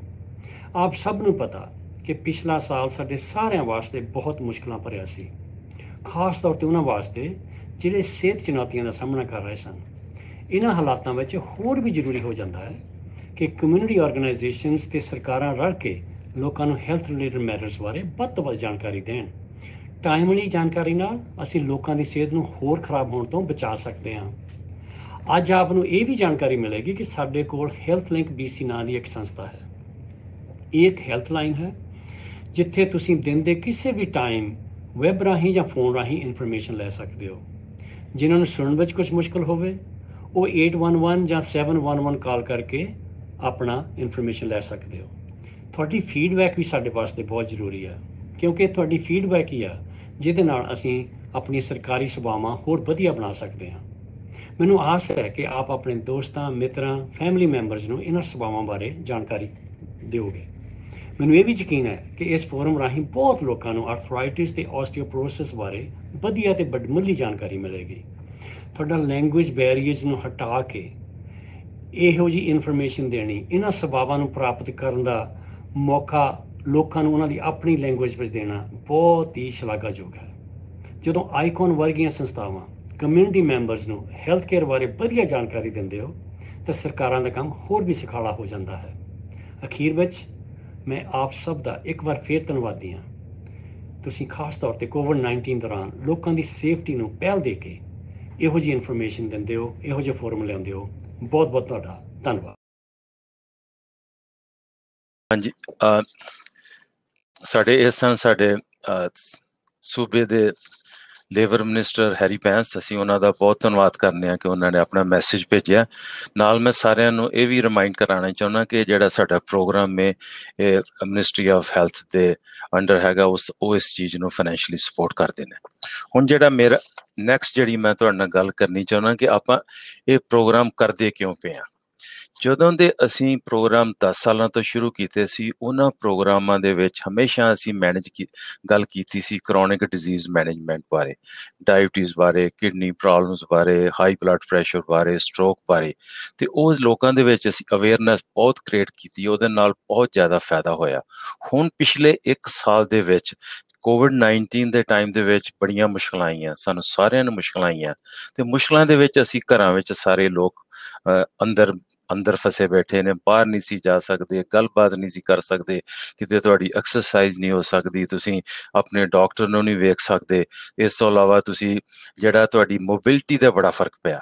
ਉਹਦੇ ਨਾਲ ਜਿਹੜੀਆਂ ਨਾ ਇਹ ਜਿਹੜਾ ਪ੍ਰੋਗਰਾਮ ਅਸੀਂ ਤਾਂ ਚੁਣਿਆ ਸੀ ਆਸਟੀਓਪਰੋਸਿਸ ਦਾ, ਕਿਉਂਕਿ ਇਹਦਾ ਕੋਰਿਲੇਸ਼ਨ ਬਹੁਤ ਇੰਪੋਰਟੈਂਟ ਹੈ ਇਸ ਟਾਈਮ ਦੇ ਵਿੱਚ। ਕਿਉਂ ਇੰਪੋਰਟੈਂਟ ਹੈ? ਕਿਉਂਕਿ ਜਿਹੜਾ ਕਿ ਕਈਆਂ ਲੋਕਾਂ ਨੂੰ ਜਿਹੜੇ ਅੰਦਰ ਬਹਿ ਕੇ ਜਦੋਂ ਮੋਬਾਈਲ ਨਹੀਂ ਹੈਗੇ, ਬਾਹਰ ਨਹੀਂ ਜਾ ਰਹੇ, ਗੱਲਬਾਤ ਨਹੀਂ, ਆਪਣਾ ਉਹਨਾਂ ਦੀਆਂ ਜਿਹੜੀਆਂ ਮੁਸ਼ਕਲਾਂ ਉਹ ਵੱਧਦੀਆਂ ਗਈਆਂ। ਤੇ ਜਿਹੜੀ ਮੋਬਿਲਿਟੀ ਜਿਹੜੀ ਹੈ ਨਾ ਉਹ ਸਾਡੀ ਬਾਡੀ ਦਾ, ਸਾਡੇ ਸਰੀਰ ਦਾ ਇੱਕ ਬੜਾ ਇੰਪੋਰਟੈਂਟ ਹਿੱਸਾ ਹੈ। ਕਿਉਂਕਿ ਜਦੋਂ ਹੁਣ ਆਪਾਂ ਗੱਲ ਕਰਦੇ ਹਾਂ, ਵਾਕ ਕਰਦੇ ਹਾਂ, ਤੁਰਦੇ ਫਿਰਦੇ ਹਾਂ, ਘਰ ਦੇ ਵਿੱਚ ਬਾਹਰ ਜਾਂਦੇ ਹਾਂ, ਇੱਕ ਦੂਜੇ ਨੂੰ ਮਿਲਦੇ ਹਾਂ, ਆਪਣਾ ਕੰਮ ਕਰਦੇ ਹਾਂ, ਆਪਾਂ ਵਾਸ਼ਰੂਮ ਜਾਂਦੇ ਹਾਂ, ਕੋਈ ਵੀ ਜਿਹੜਾ ਕੰਮ ਹੈ ਮੋਬਿਲਿਟੀ ਤੋਂ ਬਿਨਾਂ ਤੇ ਕੰਮ ਨਹੀਂ ਹੁੰਦਾ। ਮੋਬਾਈਲ ਸਾਡੇ ਵਾਸਤੇ ਰਹਿਣਾ ਬੜਾ ਜ਼ਰੂਰੀ ਹੈ। ਪਰ ਜਿਹੜੀ ਇਹ ਤਕਲੀਫ ਜਿਹੜੀ ਆਪਾਂ ਓਸਟੀਓਪਰੋਸਿਸ ਦੀ ਮੈਂ ਅੱਜ ਗੱਲ ਕਰਨੀ ਹੈ, ਅੱਜ ਤੁਹਾਡੇ ਨਾਲ ਸਾਡੇ ਐਕਸਪਰਟ ਤੁਹਾਡੇ ਨਾਲ ਜ਼ਿਆਦਾ ਸ਼ੇਅਰ ਕਰਨਗੇ। ਉਹਦਾ ਮਕਸਦ ਇੱਕੋ ਐਵੇਂ ਆ ਕਿ ਜਿਹੜੀਆਂ ਹੱਡੀਆਂ ਨੇ ਉਹਨਾਂ ਨੂੰ ਕਮਜ਼ੋਰ ਹੋਣਾ, ਉਹਨਾਂ ਦਾ ਪਤਲਾ ਹੋਣਾ, ਜਾਂ ਉਹਨਾਂ ਦਾ ਖੁਰਨਾ ਅੰਦਰੋਂ, ਕਈ ਤਰ੍ਹਾਂ ਦੇ ਤੁਸੀਂ ਵਰਡ ਯੂਜ਼ ਕਰ ਸਕਦੇ ਹੋ। ਵੀ ਇਹ ਡਿਪੈਂਡ ਕਰਦਾ ਵੀ ਤੁਸੀਂ ਕਿਹੜੇ ਏਰੀਏ 'ਚੋਂ ਆਏ ਹੋ, ਇੰਡੀਆ ਜਾਂ ਪਾਕਿਸਤਾਨ ਤੋਂ, ਓਵਰਸੀਜ਼ ਤੋਂ, ਕਿਹੜਾ ਤੁਸੀਂ ਸ਼ਬਦ ਯੂਜ਼ ਕਰਦੇ ਹੋ। ਜਿਹੜਾ ਓਸਟੀਓਪਰੋਸਿਸ ਹੈ ਇਹਦਾ ਹੱਡੀਆਂ ਦੀ ਕਮਜ਼ੋਰੀ ਹੈ। ਹੱਡੀਆਂ ਦੀ ਜਿਹੜੀ ਕਮਜ਼ੋਰੀ ਹੈ ਨਾ, ਇਹ ਜਦੋਂ ਪ੍ਰੈਜ਼ੈਂਟ ਕਰਦੀ ਹੈ, ਉਹਦਾ ਇੱਕੋ ਤਰੀਕਾ ਪ੍ਰੈਜ਼ੈਂਟ ਕਰਨ ਦਾ ਸਭ ਤੋਂ ਭੈੜਾ ਉਹ ਹੈਗਾ ਵੀ ਜੇ ਤੁਹਾਡਾ ਹੱਡੀ ਤੇ ਕੋਈ ਕ੍ਰੈਕ ਹੋ ਗਈ, ਕੋਈ ਫ੍ਰੈਕਚਰ ਹੋ ਗਿਆ। ਉਹ ਸਾਰਾ ਕਿਉਂ ਹੁੰਦਾ ਕਿ ਅਸੀਂ ਜਿਹੜਾ ਸਾਡੀ ਮੋਬਿਲਿਟੀ ਦਾ ਬੜੀ ਵੱਡਾ ਇਸ਼ੂ ਹੋ ਜਾਂਦਾ ਖੜਾ। ਇਹ ਅਸੀਂ ਦੇਖਿਆ ਗਿਆ ਕਿ ਬੜੇ ਹੀ ਸਾਰੇ ਜਿਹੜੇ ਨਾ ਸਟੈਟਿਸਟਿਕਸ ਤੋਂ, ਕਿ ਜਿਹੜਾ BC ਦੇ ਵਿੱਚ ਜਿਹੜੇ ਨਾ 78% ਜਿਹੜੇ ਫ੍ਰੈਕਚਰਸ ਨੇ ਨਾ, ਉਹ ਸਾਰੇ ਡਿੱਗਣ ਨਾਲ ਹੁੰਦੇ ਨੇ। ਫ੍ਰੈਕਚਰਸ ਹੋਣ ਦੇ ਬਾਅਦ ਜਦੋਂ ਆਪਣੀ ਐਡਮਿਸ਼ਨ ਹੁੰਦੀ ਹਸਪੀਟਲ ਦੇ ਵਿੱਚ, ਉਸ ਤੋਂ ਬਾਅਦ ਜਿਹੜੀਆਂ ਹੋਰ ਮੁਸ਼ਕਲਾਂ ਹੁੰਦੀਆਂ, ਜਿਹੜੇ ਕੰਬੀਨੇਸ਼ਨ ਹੈ। ਕਿਉਂਕਿ ਜਿਸ ਵੀ ਇਨਸਾਨ ਦਾ ਕੋਈ ਫ੍ਰੈਕਚਰ ਹੋਣਾ, ਇਹ ਤੇ ਹੈ ਨਹੀਂ ਵੀ ਇਕੱਲਾ ਉਹਨੂੰ ਸਿਰਫ ਓਸਟੀਓਪਰੋਸਿਸ ਹੋ ਸਕਦਾ, ਨਾਲ ਹੋਰ ਵੀ ਇਸ਼ੂਜ਼ ਉਹਦੇ ਹੋਣ ਹੈਲਥ ਦੇ। ਸੋ ਸਾਡਾ ਹੈਲਥ ਕੇਅਰ ਤੇ ਬੜਾ ਇਹਦਾ ਅਸਰ ਪੈਂਦਾ, ਉਹਦਾ ਖਰਚੇ ਤੇ ਅਸਰ ਪੈਂਦਾ, ਉਹਦੇ ਨਾਲ ਡਿਸੇਬਿਲਿਟੀ ਤੇ ਅਸਰ ਪੈਂਦਾ। ਜਸਟ ਰਿਮੈਂਬਰ ਵੀ ਘਰ ਦੇ ਵਿੱਚ ਇੱਕ ਜਿਹੜਾ ਅਰਨਿੰਗ ਬੰਦਾ ਜਾਂ ਕੋਈ ਅਰਨਿੰਗ ਇਨਸਾਨ ਹੈ ਜਿਹਨੇ ਹਮੇਸ਼ਾ ਜ਼ਿੰਦਗੀ ਵਿੱਚ ਕੰਮ ਕੀਤਾ, ਉਹ ਡਿਸੇਬਲ ਹੋ ਕੇ ਬਹਿ ਗਿਆ, ਫ੍ਰੈਕਚਰ ਉਹਨੂੰ ਹੋ ਗਿਆ, ਉਹ 4 ਤੋਂ 6 ਹਫ਼ਤੇ ਮੂਵ ਨਹੀਂ ਕਰ ਸਕਦਾ। ਮੋਸਟਲੀ ਜਿਹੜੀਆਂ ਹੋਰ ਪ੍ਰੋਬਲਮ ਦੇ ਨਾਲ ਮੌਤ ਦਾ ਕਾਰਨ ਵੀ ਕਈ ਵਾਰੀ ਬਣ ਜਾਂਦਾ। ਬੜੀਆਂ ਕੰਪਲੀਕੇਸ਼ਨਸ ਨੇ, ਅੱਗੇ ਜਾ ਕੇ ਜਿਹੜੇ ਸਾਡੇ ਐਕਸਪਰਟ ਨੇ ਤੁਹਾਡੇ ਨਾਲ ਡਿਸਕਸ ਕਰਨਗੇ। ਮੈਂ ਤੁਹਾਡੇ ਨਾਲ ਬਹੁਤ ਇਹ ਗੱਲ ਮੈਂ ਸ਼ੇਅਰ ਕਰਨੀ ਚਾਹੁੰਦਾ ਕਿ ਜਿਹੜੀ ਸਾਨੂੰ ਮੋਬਾਈਲ ਹੋਣਾ ਬਹੁਤ ਇੰਪੋਰਟੈਂਟ ਹੈ। ਆਪਣੀ ਮਸਲ ਨੂੰ ਐਕਟਿਵ ਰੱਖਣਾ, ਆਪਣੇ ਜੁਆਇੰਟਸ ਨੂੰ ਐਕਟਿਵ ਰੱਖਣਾ, ਆਪਣੀ ਸਰਕੂਲੇਸ਼ਨ ਨੂੰ ਐਕਟਿਵ ਰੱਖਣਾ, ਇਹ ਸਾਰੀਆਂ ਗੱਲਾਂ ਜਿਹੜੀਆਂ ਨਾ, ਜਿੰਨੀ ਦੇਰ ਤੱਕ ਅਸੀਂ ਮੋਬਾਈਲ ਰਹਾਂਗੇ ਉਨੀ ਦੇਰ ਤੱਕ ਹੀ ਸਾਡੀ ਬਾਡੀ ਦੇ ਵਿੱਚ ਜਿਹੜਾ ਨਾ ਹਰ ਚੀਜ਼ ਠੀਕ ਹੋਣ ਦੇ ਜ਼ਿਆਦਾ ਚਾਂਸਸ ਨੇ। ਸ਼ੂਗਰ ਨੂੰ ਮੇਨਟੇਨ ਕਰਨ ਵਾਸਤੇ ਜ਼ਿਆਦਾ ਚਾਂਸਸ ਨੇ। ਬਲੱਡ ਪ੍ਰੈਸ਼ਰ ਦੀਆਂ ਜਿਹੜੀ ਹੈ ਉਹਦੇ ਕਰਕੇ ਕਈ ਇਸ਼ੂਜ਼ ਆਉਂਦੇ ਨੇ, ਉਹਦੇ ਮੋਬਿਲਿਟੀ ਬੜੀ ਇੰਪੋਰਟੈਂਟ ਹੈ। ਇਸ ਤੋਂ ਇਲਾਵਾ ਕਲੌਟ ਵਗੈਰਾ ਨੂੰ ਪ੍ਰੀਵੈਂਟ ਕਰਨ ਵਾਸਤੇ ਜਾਂ ਕਈ ਹੋਰ ਗੱਲਾਂ ਨੇ, ਉਹਨਾਂ ਨੂੰ ਮੋਬਿਲਿਟੀ ਸਾਡੀ ਬਾਡੀ ਦਾ ਅਫੈਕਟ ਕਰਦੀ ਹੈ। ਪਰ ਓਸਟੀਓਪਰੋਸਿਸ ਦੇ ਨਾਲ ਜਿਹੜਾ ਨਾ, ਮੈਂ ਸਮਝਦਾ ਮੇਨ ਪਾਰਟ ਹੈ। ਸੋ ਮੈਂ ਜ਼ਿਆਦਾ ਟਾਈਮ ਨਹੀਂ ਹੁਣ ਲੈਣਾ। ਮੈਂ ਤੁਹਾਨੂੰ ਜੇ ਸਾਡੇ ਐਕਸਪਰਟ ਨੇ, ਨੈਕਸਟ ਜਿਹੜੇ ਸਾਡੇ ਸਪੀਕਰ ਨੇ ਉਹ ਹੋਣਗੇ ਡਾਕਟਰ ਲੀਨਾ ਜੈਨ। ਤੇ ਡਾਕਟਰ ਲੀਨਾ ਜੈਨ ਸਾਡੇ ਇਸ ਪ੍ਰੋਗਰਾਮ ਦੇ ਵਿੱਚ ਪਿਛਲੇ 11 ਸਾਲਾਂ ਤੋਂ ਸਾਡੇ ਨਾਲ ਨੇ। ਇਹਨਾਂ ਨੇ ਕਦੀ ਵੀ ਇੱਕ ਪ੍ਰੋਗਰਾਮ ਮਿਸ ਨਹੀਂ ਕੀਤਾ। ਸੋ ਵੀ ਆਰ ਸੋ ਗ੍ਰੇਟਫੁਲ ਵੀ ਇਹ ਆਪਣੇ ਪ੍ਰੋਫੈਸ਼ਨ ਤੌਰ ਤੇ ਸਰਵਿਸ ਕਰਦੇ ਨੇ ਆਪਣੇ ਆਫਿਸ ਦੇ ਵਿੱਚ, ਪਰ ਜਿਹੜਾ ਸਾਡਾ ਫਾਰਮ ਹੈ, ਇੱਕ ਕਮਿਊਨਿਟੀ ਫਾਰਮ ਹੈ, ਇਹਦੇ ਵਿੱਚ ਇਹਨਾਂ ਦਾ ਜਿਹੜਾ ਐਜ਼ ਏ ਵਲੰਟੀਅਰ ਜਿਹੜੀ ਸਰਵਿਸ ਕਰਦੇ ਨੇ। We are very grateful. ਮੈਂ ਚਾਹੁੰਦਾ ਵੀ ਇਹ ਆਪਣੇ ਬਾਰੇ ਆਪਣੀ ਜਾਣਕਾਰੀ ਆਪ ਦੇਣ। So doctor Leena Jain, we are very happy to have you on this program. Thank you so much. ਪਹਿਲਾਂ ਤਾਂ ਸਾਰਿਆਂ ਨੂੰ ਮੇਰਾ ਨਿੰਦਰ ਨਮਸਤੇ, ਸਤਿ ਸ਼੍ਰੀ ਅਕਾਲ, ਜੀ ਆਇਆਂ ਨੂੰ। ਮੇਰੀ ਬਹੁਤ ਖੁਸ਼ਕਿਸਮਤੀ ਹੈ ਕਿ ਤੁਸੀਂ ਟਾਈਮ ਕੱਢਿਆ ਅੱਜ ਸਾਨੂੰ ਸੁਣਨ ਲਈ। ਅਸੀਂ ਤੇ ਮੇਰੀ ਟੀਮ, ਅਸੀਂ ਸਾਰੇ ਤੁਹਾਡੇ ਸਿਹਤ ਦੇ ਲਈ ਫਿਕਰਮੰਦ ਹੈ। ਤੇ ਸਪੈਸ਼ਲੀ ਕੋਵਿਡ ਦੇ ਟਾਈਮ ਤੇ ਜਦੋਂ ਆਪਾਂ ਬਾਹਰ ਅੰਦਰ ਨਹੀਂ ਆ ਸਕਦੇ, ਜਿੱਦਾਂ ਡਾਕਟਰ ਸ਼ੀਮਾ ਨੇ ਕਿਹਾ, ਤਾਂ ਅਸੀਂ ਕੁਝ ਇੰਪੋਰਟੈਂਟ ਮੁੱਦਿਆਂ 'ਚ ਗੱਲ ਕਰਾਂਗੇ ਜੋ ਤੁਸੀਂ ਆਪਣੇ ਘਰ ਬੈਠੇ ਵੀ ਆਪਣੀ ਸਿਹਤ ਦਾ ਖਿਆਲ ਰੱਖ ਸਕਦੇ ਹੋ ਤੇ ਇਹਨਾਂ ਚੀਜ਼ਾਂ ਤੋਂ ਬਚ ਸਕਦੇ ਹੋ, ਮਤਲਬ ਫਾਲ, ਫ੍ਰੈਕਚਰਸ ਤੋਂ ਬਚ ਸਕਦੇ ਹੋ ਤੇ ਆਪਣੀ ਜ਼ਿੰਦਗੀ ਨੂੰ ਸਿਹਤਮੰਦ ਬਣਾ ਸਕਦੇ ਹੋ। ਸਾਡੇ ਉੱਪਰ, ਸਾਨੂੰ ਸਭ ਨੂੰ ਰੱਬ ਤੇ ਬਹੁਤ ਭਰੋਸਾ ਹੈ ਤੇ ਉਹ ਕਹਿੰਦੇ ਹੈ ਕਿ ਹਿੰਮਤੇ ਮਰਦਾ ਮਦਦ ਖੁਦਾ, ਤਾਂ ਆਪਣੀ ਹਿੰਮਤ ਕਰਕੇ ਹੀ ਖੁਦਾ ਸਾਡੀ ਮਦਦ ਕਰਦੇ ਹੈ। ਖੈਰ, ਮੈਂ ਇੱਥੇ ਵੈਨਕੂਵਰ 'ਚ ਜੀਰੀਟ੍ਰੀਸ਼ਨ ਹਾਂ, ਐਲਡਰਲੀ ਪੇਸ਼ੈਂਟਸ ਦੀ ਸਪੈਸ਼ਲਿਸਟ ਹਾਂ ਤੇ ਡਾਕਟਰ ਕੈਂਡਲ ਹੋ ਦੇ ਨਾਲ ਤੇ ਪੂਰੀ ਟੀਮ ਦੇ ਨਾਲ 2008 ਤੋਂ ਅਸੀਂ ਆਈਕਨ ਦੇ ਇਵੈਂਟਸ ਕਰ ਰਹੇ ਹਾਂ ਤੇ ਤੁਹਾਡੀ ਪਾਰਟਿਸਿਪੇਸ਼ਨ ਬਹੁਤ ਅੱਛੀ ਰਹੀ ਹੈ ਤੇ ਆਪਣਾ ਆਪਸ 'ਚ ਤਾਲਮੇਲ ਬਹੁਤ ਅੱਛਾ ਰਿਹਾ ਹੈ। ਪਰ ਅਸੀਂ ਹੁਣ ਇੱਕ ਨਵੇਂ ਤਰੀਕੇ ਨਾਲ ਤੁਹਾਡੇ ਨਾਲ ਸਲਾਈਡ ਸਾਂਝੀਆਂ ਕਰ ਰਹੇ ਹਾਂ। ਆਈ ਹੋਪ ਅਸੀਂ ਮਿਊਚੁਅਲੀ ਬੈਨੀਫਿਟ ਕਰਾਂਗੇ ਇਹਦੇ ਵਿੱਚੋਂ। ਤਾਂ ਆਸਟੀਓਪੋਰੋਸਿਸ ਦੇ ਬਾਰੇ ਚ ਗੱਲ ਕਰਦੇ ਹਾਂ ਜੀ। ਤੇ ਆਸਟੀਓਪੋਰੋਸਿਸ ਕੀ ਹੈ? ਆਸਟੀਓਪੋਰੋਸਿਸ ਸਰਸਰੀ ਤੌਰ ਤੇ ਅਸੀਂ ਕਹਿੰਦੇ ਹਾਂ ਹੱਡੀਆਂ ਦੀ ਕਮਜ਼ੋਰੀ ਹੈ, ਰਾਈਟ? ਤਾਂ ਇਹਨੂੰ ਮੈਂ ਤੁਹਾਨੂੰ ਸਪਲਿਟ ਕਰਕੇ ਦੱਸਦੀ ਹਾਂ। ਆਸਟੀਓ ਦਾ ਅਰਥ ਹੁੰਦਾ ਹੈ ਹੱਡੀਆਂ, ਪੋਰੋਸਿਸ ਮਤਲਬ ਪੋਰਸ ਮਤਲਬ ਛੇਦ ਵਾਲੀ ਹੋ ਜਾਣੀ ਜਾਂ ਕਮਜ਼ੋਰ ਹੋ ਜਾਣੀ, ਛਿਦੀਆਂ ਹੋ ਜਾਣੀਆਂ। ਤਾਂ ਆਸਟੀਓਪੋਰੋਸਿਸ ਇਕੱਠਾ ਮਿਲ ਕੇ ਹੱਡੀਆਂ ਦੀ ਕਮਜ਼ੋਰੀ ਜਾਂ ਹੱਡੀਆਂ ਕਮਜ਼ੋਰ ਹੋ ਜਾਂਦੀਆਂ। ਇਸ ਕਮਜ਼ੋਰੀ ਦੇ ਕਾਰਨ ਜਰਾ ਜਿੰਨੀ ਸੱਟ ਵੀ ਹੱਡੀਆਂ ਨੂੰ ਤੋੜ ਸਕਦੀ ਹੈ। ਇਹ ਸਲਾਈਡ 'ਚ ਅਸੀਂ ਦਿਖਾ ਰਹੇ ਹਾਂ ਕਿ ਤੁਹਾਡੇ ਜੇ ਤੁਸੀਂ ਸਲਾਈਡ ਵੱਲ ਨੂੰ ਫੇਸ ਕਰ ਰਹੇ ਹੋ ਤੇ ਖੱਬੇ ਪਾਸੇ ਵਾਲੀ ਜਿਹੜੀ ਹੱਡੀਆਂ ਹੈ ਉਹਨਾਂ ਦਾ ਸੈਕਸ਼ਨ ਦਿਖਾਇਆ ਗਿਆ, ਉਹ ਨਾਰਮਲ ਹੱਡੀਆਂ ਹੈ। ਖੱਬੇ ਪਾਸੇ ਵਾਲੀ ਜਿਹੜੀ ਥਿਕ ਲੱਗਦੀ ਹੈ, ਡੈਂਸ ਲੱਗਦੀ ਹੈ। ਤੇ ਜਿਹੜੀ ਸੱਜੇ ਪਾਸੇ ਵਾਲੀ ਹੈ ਉਹਦੇ 'ਚ ਤੁਸੀਂ ਦੇਖੋਗੇ ਕਿੰਨੀ ਪੋਰਸ ਹੋਏ ਆ। ਤਾਂ ਇਹ ਆਸਟੀਓਪੋਰੋਟਿਕ ਹੱਡੀ ਹੈ। ਨੈਕਸਟ, ਤਾਂ ਏਦਾਂ ਦੀ ਜਦੋਂ ਹੱਡੀ ਹੋ ਜਾਂਦੀ ਹੈ, ਜਦੋਂ ਆਸਟੀਓਪੋਰੋਸਿਸ ਹੋ ਜਾਂਦਾ ਹੈ, ਫਿਰ ਕੀ ਹੁੰਦਾ ਹੈ ਕਿ ਥੋੜੇ ਜਿਹੇ ਇੰਪੈਕਟ ਦੇ ਨਾਲ ਵੀ, ਥੋੜਾ ਜਿਹਾ ਜ਼ੋਰ ਪੈਣ ਦੇ ਨਾਲ ਵੀ ਉਹ ਹੱਡੀ ਟੁੱਟ ਜਾਂਦੀ ਹੈ। ਜਿੱਦਾਂ ਆਮ ਉੱਠਣ ਬੈਠਣ 'ਚ, ਜੋੜ ਦੀ ਬੈਠਣ 'ਚ, ਡਿੱਗਣ, ਕਈ ਲੋਕਾਂ ਦੇ ਤਾਂ ਸਮਝ ਆਉਂਦੀ ਹੈ ਕਿ ਕੋਈ ਡਿੱਗ ਗਿਆ ਤਾਂ ਹੱਡੀ ਟੁੱਟ ਗਈ। ਆਮ ਅਸੀਂ ਵੱਡੇ ਉਮਰ ਦੇ ਲੋਕਾਂ 'ਚ ਦੇਖਦੇ ਹਾਂ ਕਿ ਬਾਥਰੂਮ 'ਚ ਫਾਲ ਹੋ ਗਿਆ ਤਾਂ ਹੱਡੀ ਟੁੱਟ ਗਈ। ਲੇਕਿਨ ਆਸਟੀਓਪੋਰੋਸਿਸ ਜਦ ਹੱਡੀ ਕਮਜ਼ੋਰ ਹੋ ਜਾਂਦੀ ਹੈ ਤਾਂ ਥੋੜੇ ਜਿਹੇ ਇੰਪੈਕਟ ਦੇ ਨਾਲ ਵੀ ਹੱਡੀ ਟੁੱਟ ਜਾਂਦੀ ਹੈ। ਤਾਂ ਆਸਟੀਓਪੋਰੋਸਿਸ ਦੇ ਕਾਰਨ ਕਿਹੜੀ ਹੱਡੀਆਂ ਜ਼ਿਆਦਾ ਕਾਮਨਲੀ ਟੁੱਟਦੀਆਂ? ਉਹ ਹੈ ਫੋਰਆਰਮ, ਮਤਲਬ ਅੱਗੇ ਦੇ ਫੋਰਆਰਮ ਦਾ ਫ੍ਰੈਕਚਰ, ਚੂਲੇ ਦਾ ਟੁੱਟਣਾ, hip fracture, fracture of spine, ਰੀੜ ਦੀ ਹੱਡੀ ਜਾਂ ਮਣਕੇ ਦਾ ਟੁੱਟਣਾ, ਤੇ ਫ੍ਰੈਕਚਰ ਆਫ ਪੈਲਵਿਸ, ਪੇੜੂ ਦਾ ਟੁੱਟਣਾ। Next slide please. ਸਭ ਤੋਂ ਪਹਿਲਾਂ ਮੈਂ ਤੁਹਾਨੂੰ ਦਿਖਾਣਾ ਚਾਹੁੰਦੀ ਹਾਂ ਫੋਰਆਰਮ ਫ੍ਰੈਕਚਰ ਕਿਦਾਂ ਲੱਗਦਾ ਹੈ। ਇਹ ਐਕਸ-ਰੇ ਹੈਗਾ ਫੋਰਆਰਮ ਦਾ, ਤੇ ਤੁਸੀਂ ਦੇਖ ਸਕਦੇ ਹੋ ਕਿ ਇਹ ਹੱਥ ਦਿਖ ਰਿਹਾ ਹੈ ਅੱਗੇ ਤੇ ਦੋਨੋਂ ਹੱਡੀਆਂ ਟੁੱਟੀਆਂ ਹੋਈਆਂ। ਤੇ ਇਹ ਆਸਟੀਓਪੋਰੋਸਿਸ ਦੇ ਕਾਰਨ, ਹੱਡੀਆਂ ਦੀ ਕਮਜ਼ੋਰੀ ਹੋਣ ਦੇ ਕਾਰਨ ਏਦਾਂ ਹੀ ਬਸ ਥੋੜਾ ਜਿਹਾ ਗਿਰਨ ਤੇ ਏਦਾਂ ਦਾ ਬੁਰਾ ਫ੍ਰੈਕਚਰ ਹੋ ਸਕਦਾ ਹੈ। Next slide please.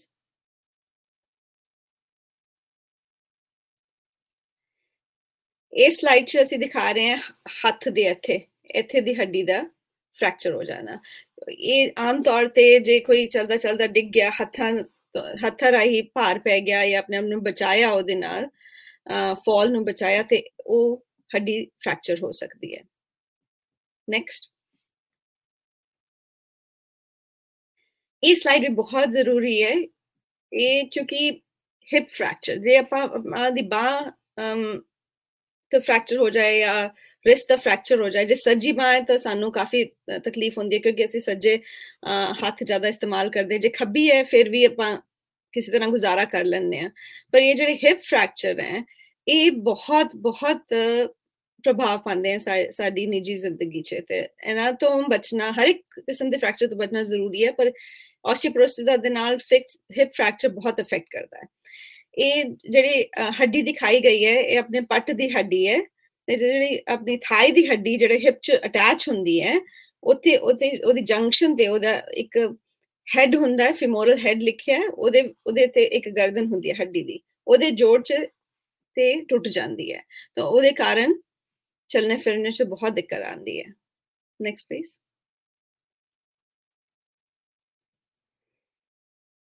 ਇੱਥੇ ਮੈਂ ਤੁਹਾਨੂੰ ਦਿਖਾਉਣ ਦੀ ਕੋਸ਼ਿਸ਼ ਕੀਤੀ ਹੈ ਕਿ ਰੀੜ ਦੀ ਹੱਡੀ 'ਚ ਜਦੋਂ ਫ੍ਰੈਕਚਰ ਹੋ ਜਾਂਦਾ ਆਸਟੀਓਪੋਰੋਸਿਸ ਦੇ ਕਾਰਨ ਤਾਂ ਫਿਰ ਕੁੱਬ ਨਿਕਲ ਆਉਂਦਾ ਹੈ।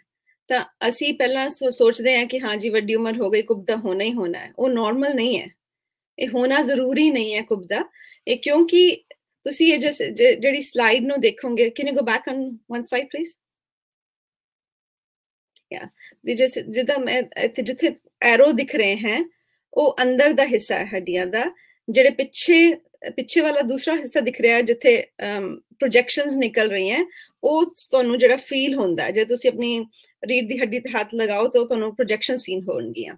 ਪਰ ਜਿਹੜਾ ਜਿੱਥੇ ਐਰੋ ਹੈ ਉਹ ਰੀੜ ਦੀ ਹੱਡੀ ਦੀ ਬੋਡੀ ਹੈ, ਉਹ ਜਿਹੜੀ ਜਦੋਂ ਕਮਜ਼ੋਰ ਹੋ ਜਾਂਦੀ ਹੈ ਕੋਲੈਪਸ ਹੋ ਜਾਂਦੀ ਹੈ।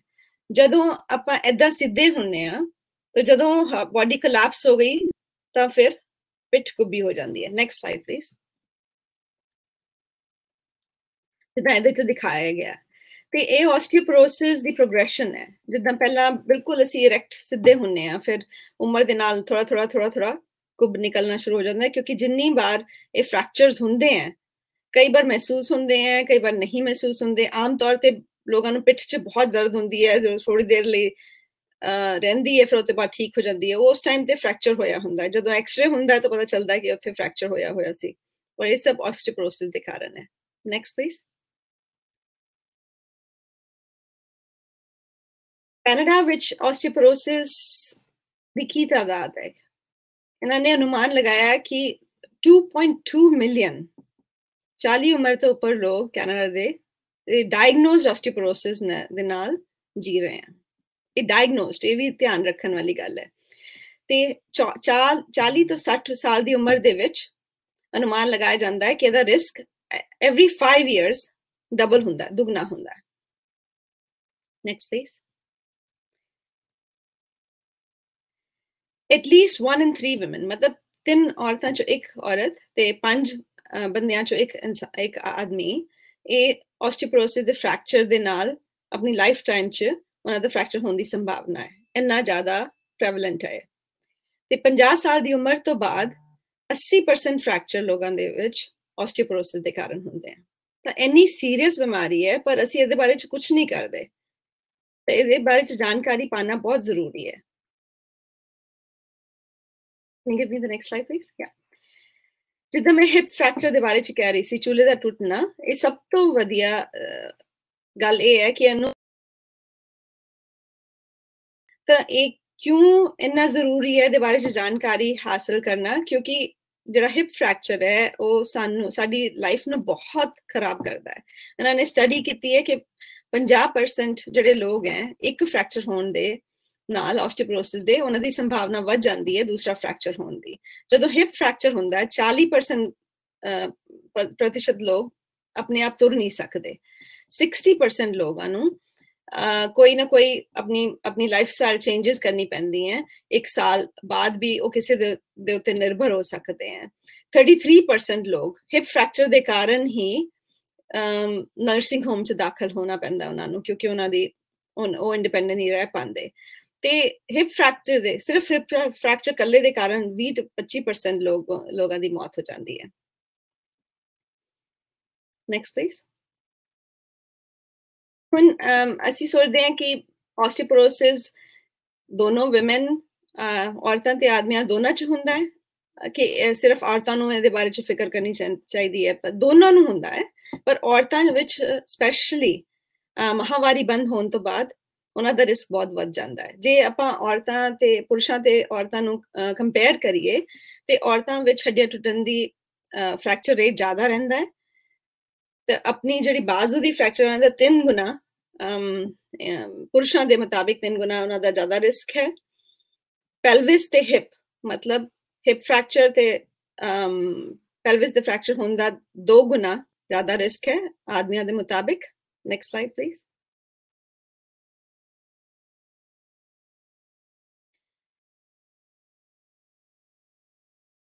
ਆਪਣੀ ਸਪਾਈਨ, ਰੀੜ ਦੀ ਹੱਡੀ, ਉਹਨਾਂ ਦੀ 1.5 ਗੁਣਾ ਜ਼ਿਆਦਾ ਰਿਸਕ ਹੈ ਮੈਨ ਦੇ ਮੁਤਾਬਿਕ। ਲੇਕਿਨ ਇੱਕ ਇੰਟਰਸਟਿੰਗ ਗੱਲ ਹੈ ਕਿ ਜਦੋਂ ਆਦਮੀਆਂ ਦਾ ਹਿਪ ਫ੍ਰੈਕਚਰ ਹੁੰਦਾ ਹੈ ਉਹਨਾਂ ਦਾ ਮੌਤ ਆਣਾ, ਫ੍ਰੈਕਚਰ ਤੋਂ 12 ਮਹੀਨੇ ਦੇ ਵਿਚਕਾਰ ਮੌਤ ਆਣਾ, 1 ਸਾਲ ਦੇ ਵਿਚਕਾਰ ਆਣਾ, ਔਰਤਾਂ ਤੋਂ ਜ਼ਿਆਦਾ ਉਹਦਾ ਰਿਸਕ ਹੈ ਆਦਮੀਆਂ 'ਚ। ਤਾਂ ਇਹਦੇ ਕੋਈ ਰਿਸਕ ਫੈਕਟਰਸ ਕੀ ਹੈ? ਆਸਟੀਓਪੋਰੋਸਿਸ ਤੋਂ ਆਪਾਂ ਕਿੱਦਾਂ ਬਚ ਸਕਦੇ ਹਾਂ? ਬਚਾਂਗੇ ਤਦੇ ਜਦੋਂ ਅਸੀਂ ਰੈਕਗਨਾਈਜ਼ ਕਰਾਂਗੇ ਇਹਦਾ ਰਿਸਕ ਕੀ ਹੈ, ਕਿਸ ਕਾਰਨ ਹੋ ਸਕਦਾ ਹੁੰਦਾ ਹੈ। ਜਾਂ ਤਾਂ ਡਾਇਟ 'ਚ ਕੈਲਸ਼ੀਅਮ ਤੇ ਵਿਟਾਮਿਨ ਡੀ ਦੀ ਘਾਟ ਹੋਵੇ, ਜਾਂ ਆਪਾਂ ਜਿਹੜੀ ਯੰਗ ਏਜ 'ਚ ਵੀ ਫਿਜ਼ੀਕਲ ਐਕਟੀਵਿਟੀ ਦੀ ਘਾਟ ਹੋਵੇ। ਤਾਂ ਆਪਾਂ ਸਾਰਾ ਦਿਨ, ਜਿੱਦਾਂ ਸਪੈਸ਼ਲੀ ਕੋਵਿਡ ਦੇ ਟਾਈਮ ਸਾਰਾ ਟਾਈਮ ਬੈਠੇ ਰਹੋ ਘਰ 'ਚ, ਐਕਟੀਵਿਟੀ ਨਹੀਂ ਕਰਨੀ, ਉਹਦੇ ਕਾਰਨ ਆਸਟੀਓਪੋਰੋਸਿਸ ਹੋ ਜਾਂਦਾ ਹੈ। ਜ਼ਿਆਦਾ ਸ਼ਰਾਬ ਪੀਣ ਨਾਲ ਆਸਟੀਓਪੋਰੋਸਿਸ ਹੋ ਜਾਂਦਾ ਹੈ। ਫਿਰ ਜੇ ਕਿਸੇ ਬਿਮਾਰੀ ਦੇ ਕਾਰਨ ਜਾਂ ਕਿਸੇ ਕਾਰਨ ਤੁਸੀਂ ਸਟੀਰੋਇਡਸ ਤੇ ਹੋ ਲੌਂਗ ਟਰਮ ਦੀ, ਤੇ ਉਹ ਵੀ ਰਿਸਕ ਹੈ ਆਸਟੀਓਪੋਰੋਸਿਸ ਹੋਣ ਦਾ। Next slide please. ਜਿਹੜੇ ਲੋਕ ਸਮੋਕ ਕਰਦੇ ਹੈ ਉਹਨਾਂ ਦਾ ਵੀ ਰਿਸਕ ਹੈ ਆਸਟੀਓਪੋਰੋਸਿਸ ਹੋਣ ਦਾ। ਫਿਰ ਇੱਕਦਮ ਬਹੁਤ ਸਾਰਾ ਭਾਰ ਘਟ ਜਾਣਾ, ਉਹ ਰਿਸਕ ਫੈਕਟਰ ਹੈ। Low body weight, less than 60 kilo ਵੱਡੀ ਉਮਰ ਚ ਹੋ ਕੇ ਜਿਹੜਾ ਬਾਡੀ weight ਆਪਾਂ ਸੋਚਦੇ ਹਾਂ ਕਿ ਭਾਰ ਘਟਾਈਏ ਤਾਂ 60 ਕਿਲੋ ਤੋਂ ਥੱਲੇ ਹੋ ਜਾਏ, ਉਹ ਵੀ ਰਿਸਕ ਫੈਕਟਰ ਰਹਿੰਦਾ ਹੈ। ਹਾਲਾਂਕਿ ਆਪਣੀ ਕਮਿਊਨਿਟੀ 'ਚ ਉਹ ਘੱਟ ਪ੍ਰੋਬਲਮ ਹੈ, ਆਪਣੀ ਕਮਿਊਨਿਟੀ 'ਚ ਭਾਰ ਘਟਾਉਣ ਦੀ ਪ੍ਰੋਬਲਮ ਹੈ, ਪਰ ਫਿਰ ਵੀ ਜਸਟ ਇੱਕਦਮ ਸਡਨ ਲਾਸ ਆਫ weight ਵੀ ਆਸਟੀਓਪੋਰੋਸਿਸ ਦਾ ਰਿਸਕ ਫੈਕਟਰ ਹੈ। ਫਿਰ ਕਾਫੀ, ਲੱਕੀਲੀ ਅਸੀਂ ਆਪਾਂ ਲੋਕ ਕਾਫੀ ਕਮ ਲੈਂਦੇ ਹਾਂ, ਪਰ ਕੁਝ ਲੋਕ ਕਾਫੀ ਵੀ ਲੈਂਦੇ ਆ ਜੇ 4 ਕੱਪ ਤੋਂ ਜ਼ਿਆਦਾ ਲਓ, ਉਹ ਵੀ ਰਿਸਕ ਫੈਕਟਰ ਹੈ ਆਸਟੀਓਪੋਰੋਸਿਸ ਦਾ। ਹੁਣ ਕਿਹੜੇ ਰਿਸਕ ਫੈਕਟਰਸ ਹੈ ਜਿਨ੍ਹਾਂ ਨੂੰ ਅਸੀਂ ਬਦਲ ਨਹੀਂ ਸਕਦੇ? ਇਹ ਹੈ ਵਡੇਰੀ ਉਮਰ। ਜਿਉਂ ਉਮਰ ਵੱਧਦੀ ਹੈ ਰਿਸਕ ਫੈਕਟਰ ਵੱਧਦਾ ਹੈ, ਕਿਉਂਕਿ ਆਪਣੀ ਬਾਡੀ ਦੇ ਬਾਕੀ ਅੰਗਾਂ ਦੇ ਨਾਲ ਨਾਲ ਹੱਡੀਆਂ 'ਚ ਵੀ ਕਮਜ਼ੋਰੀ ਆਉਣੀ ਸ਼ੁਰੂ ਹੋ ਜਾਂਦੀ ਹੈ। ਦੈਨ ਜੈਂਡਰ, ਮਤਲਬ ਜਿੱਦਾਂ ਮੈਂ ਤੁਹਾਨੂੰ ਦੱਸਿਆ ਲੇਡੀਜ਼ ਨੂੰ ਜ਼ਿਆਦਾ ਪ੍ਰੋਬਲਮ ਹੋ ਜਾਂਦੀ, ਸਪੈਸ਼ਲੀ ਮੈਨੋਪੌਜ਼ ਤੋਂ ਬਾਅਦ। ਜੇ ਆਪਣੇ ਪੇਰੈਂਟਸ 'ਚ ਕਿਸੇ ਦੀ ਹਿਸਟਰੀ ਹੋਏ ਆਸਟੀਓਪੋਰੋਸਿਸ ਦੀ, ਇੱਕ ਵੀ ਪੇਰੈਂਟ ਦੀ, ਤਾਂ ਤੁਹਾਡਾ ਰਿਸਕ ਵੱਧ ਜਾਂਦਾ ਹੈ ਜੈਨੇਟਿਕਲੀ। ਦੈਨ ਜਿਨ੍ਹਾਂ ਨੂੰ ਮਾਹਵਾਰੀ ਜਲਦੀ ਬੰਦ ਹੋ ਜਾਏ 45 ਸਾਲ ਤੋਂ ਉਮਰ ਤੋਂ ਪਹਿਲਾਂ, ਉਹਨਾਂ ਦਾ ਡੈਫੀਨੇਟਲੀ ਜ਼ਿਆਦਾ ਰਿਸਕ ਹੁੰਦਾ ਹੈ। ਫਿਰ ਕੋਈ ਹਾਰਮੋਨਲ ਕੰਡੀਸ਼ਨਸ ਜਾਂ ਮੈਡੀਕਲ ਕੰਡੀਸ਼ਨਸ ਏਦਾਂ ਦੀ ਹੁੰਦੀ ਹੈ ਜਿਹੜੀ ਆਸਟੀਓਪੋਰੋਸਿਸ ਦਾ ਰਿਸਕ ਵਧਾਉਂਦੀ ਹੈ। Next slide.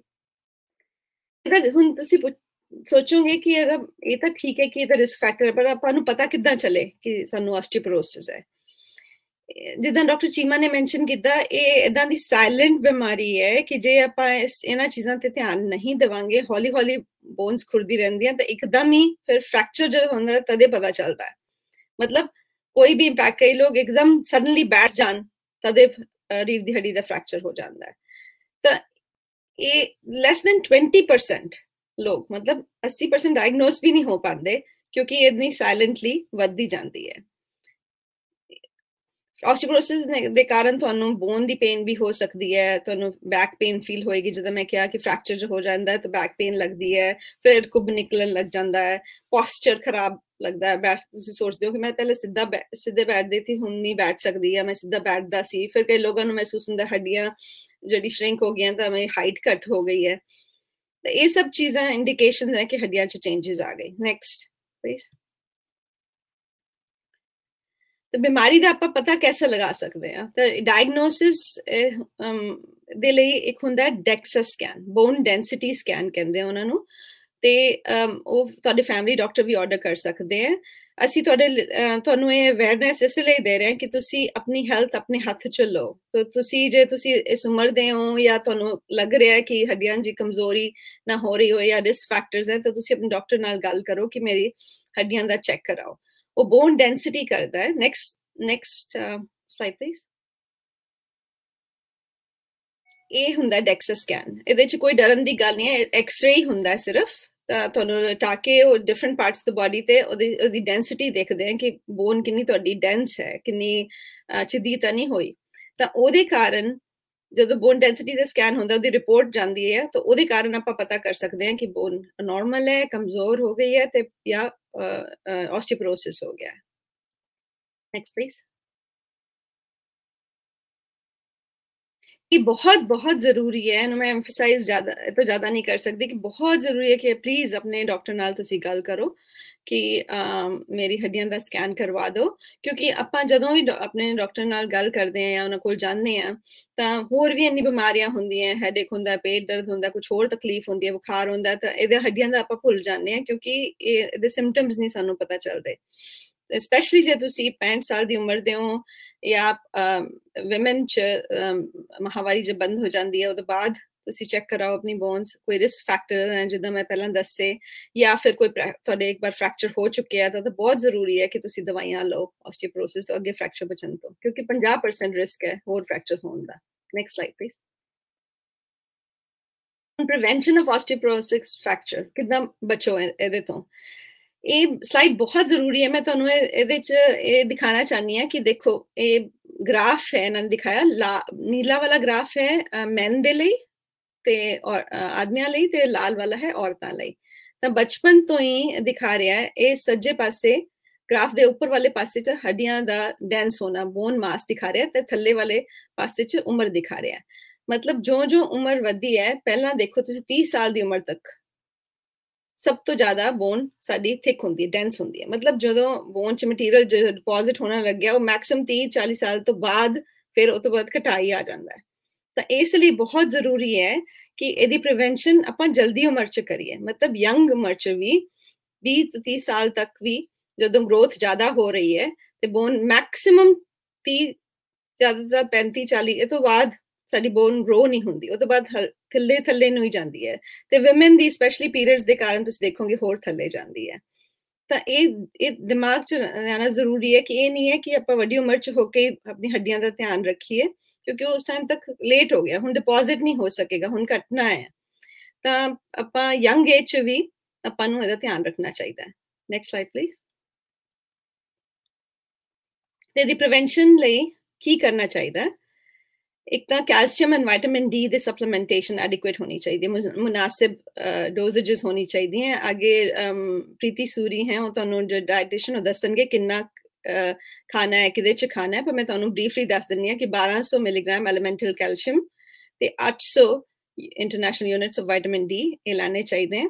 ਵੈਨਕੂਵਰ में ਸਪੈਸ਼ਲੀ ਜਿੱਦਾਂ ਦਾ ਮੌਸਮ ਹੁੰਦਾ, ਧੁੱਪ ਨਹੀਂ ਹੁੰਦੀ ਤੇ ਜ਼ਿਆਦਾ ਨਹੀਂ ਆਉਂਦੀ, ਤੇ ਕੋਵਿਡ ਦੇ ਕਾਰਨ ਅਸੀਂ ਘਰ ਵੀ ਰਹਿੰਦੇ ਹਾਂ ਤਾਂ ਐਕਸਪੋਜ਼ਰ ਨਹੀਂ ਹੁੰਦਾ ਧੁੱਪ ਨਾਲ, ਤੇ ਕੋਵਿਡ ਸਪੈਸ਼ਲੀ ਇਹਨਾਂ ਦਿਨਾਂ 'ਚ ਤਾਂ ਵਿਟਾਮਿਨ ਡੀ ਦੀ ਰਿਕੁਆਇਰਮੈਂਟ ਵੱਧ ਜਾਂਦੀ ਹੈ। ਤਾਂ ਮੈਕਸਿਮਮ 2000 ਯੂਨਿਟਸ ਤੱਕ ਵੀ ਲੈ ਸਕਦੇ ਹਾਂ, ਸਪੈਸ਼ਲੀ ਉਹਨਾਂ ਲੋਕਾਂ ਨੂੰ ਜਿਨ੍ਹਾਂ ਨੂੰ ਜ਼ਿਆਦਾ ਰਿਸਕ ਹੈ ਆਸਟੀਓਪੋਰੋਸਿਸ ਦਾ। ਤੇ ਸ਼ਰਾਬ ਤੇ ਸਮੋਕਿੰਗ ਇਹਨਾਂ ਤੋਂ ਦੂਰ ਰਹਿਣਾ ਚਾਹੀਦਾ ਹੈ। Next slide please. ਇਹਦੇ ਇਲਾਵਾ रेगुलर एक्सरसाइज करनी बहुत बहुत जरूरी है। मतलब एनी एज एक्सरसाइज करनी बहुत जरूरी है, पर वड्डी एज भी होके फिर एक्सरसाइज नाल देखा गया है कि हड्डियां दा कमजोर होना असी स्लो कर सकते हैं, असी हड्डियां नू सेव कर सकते हैं।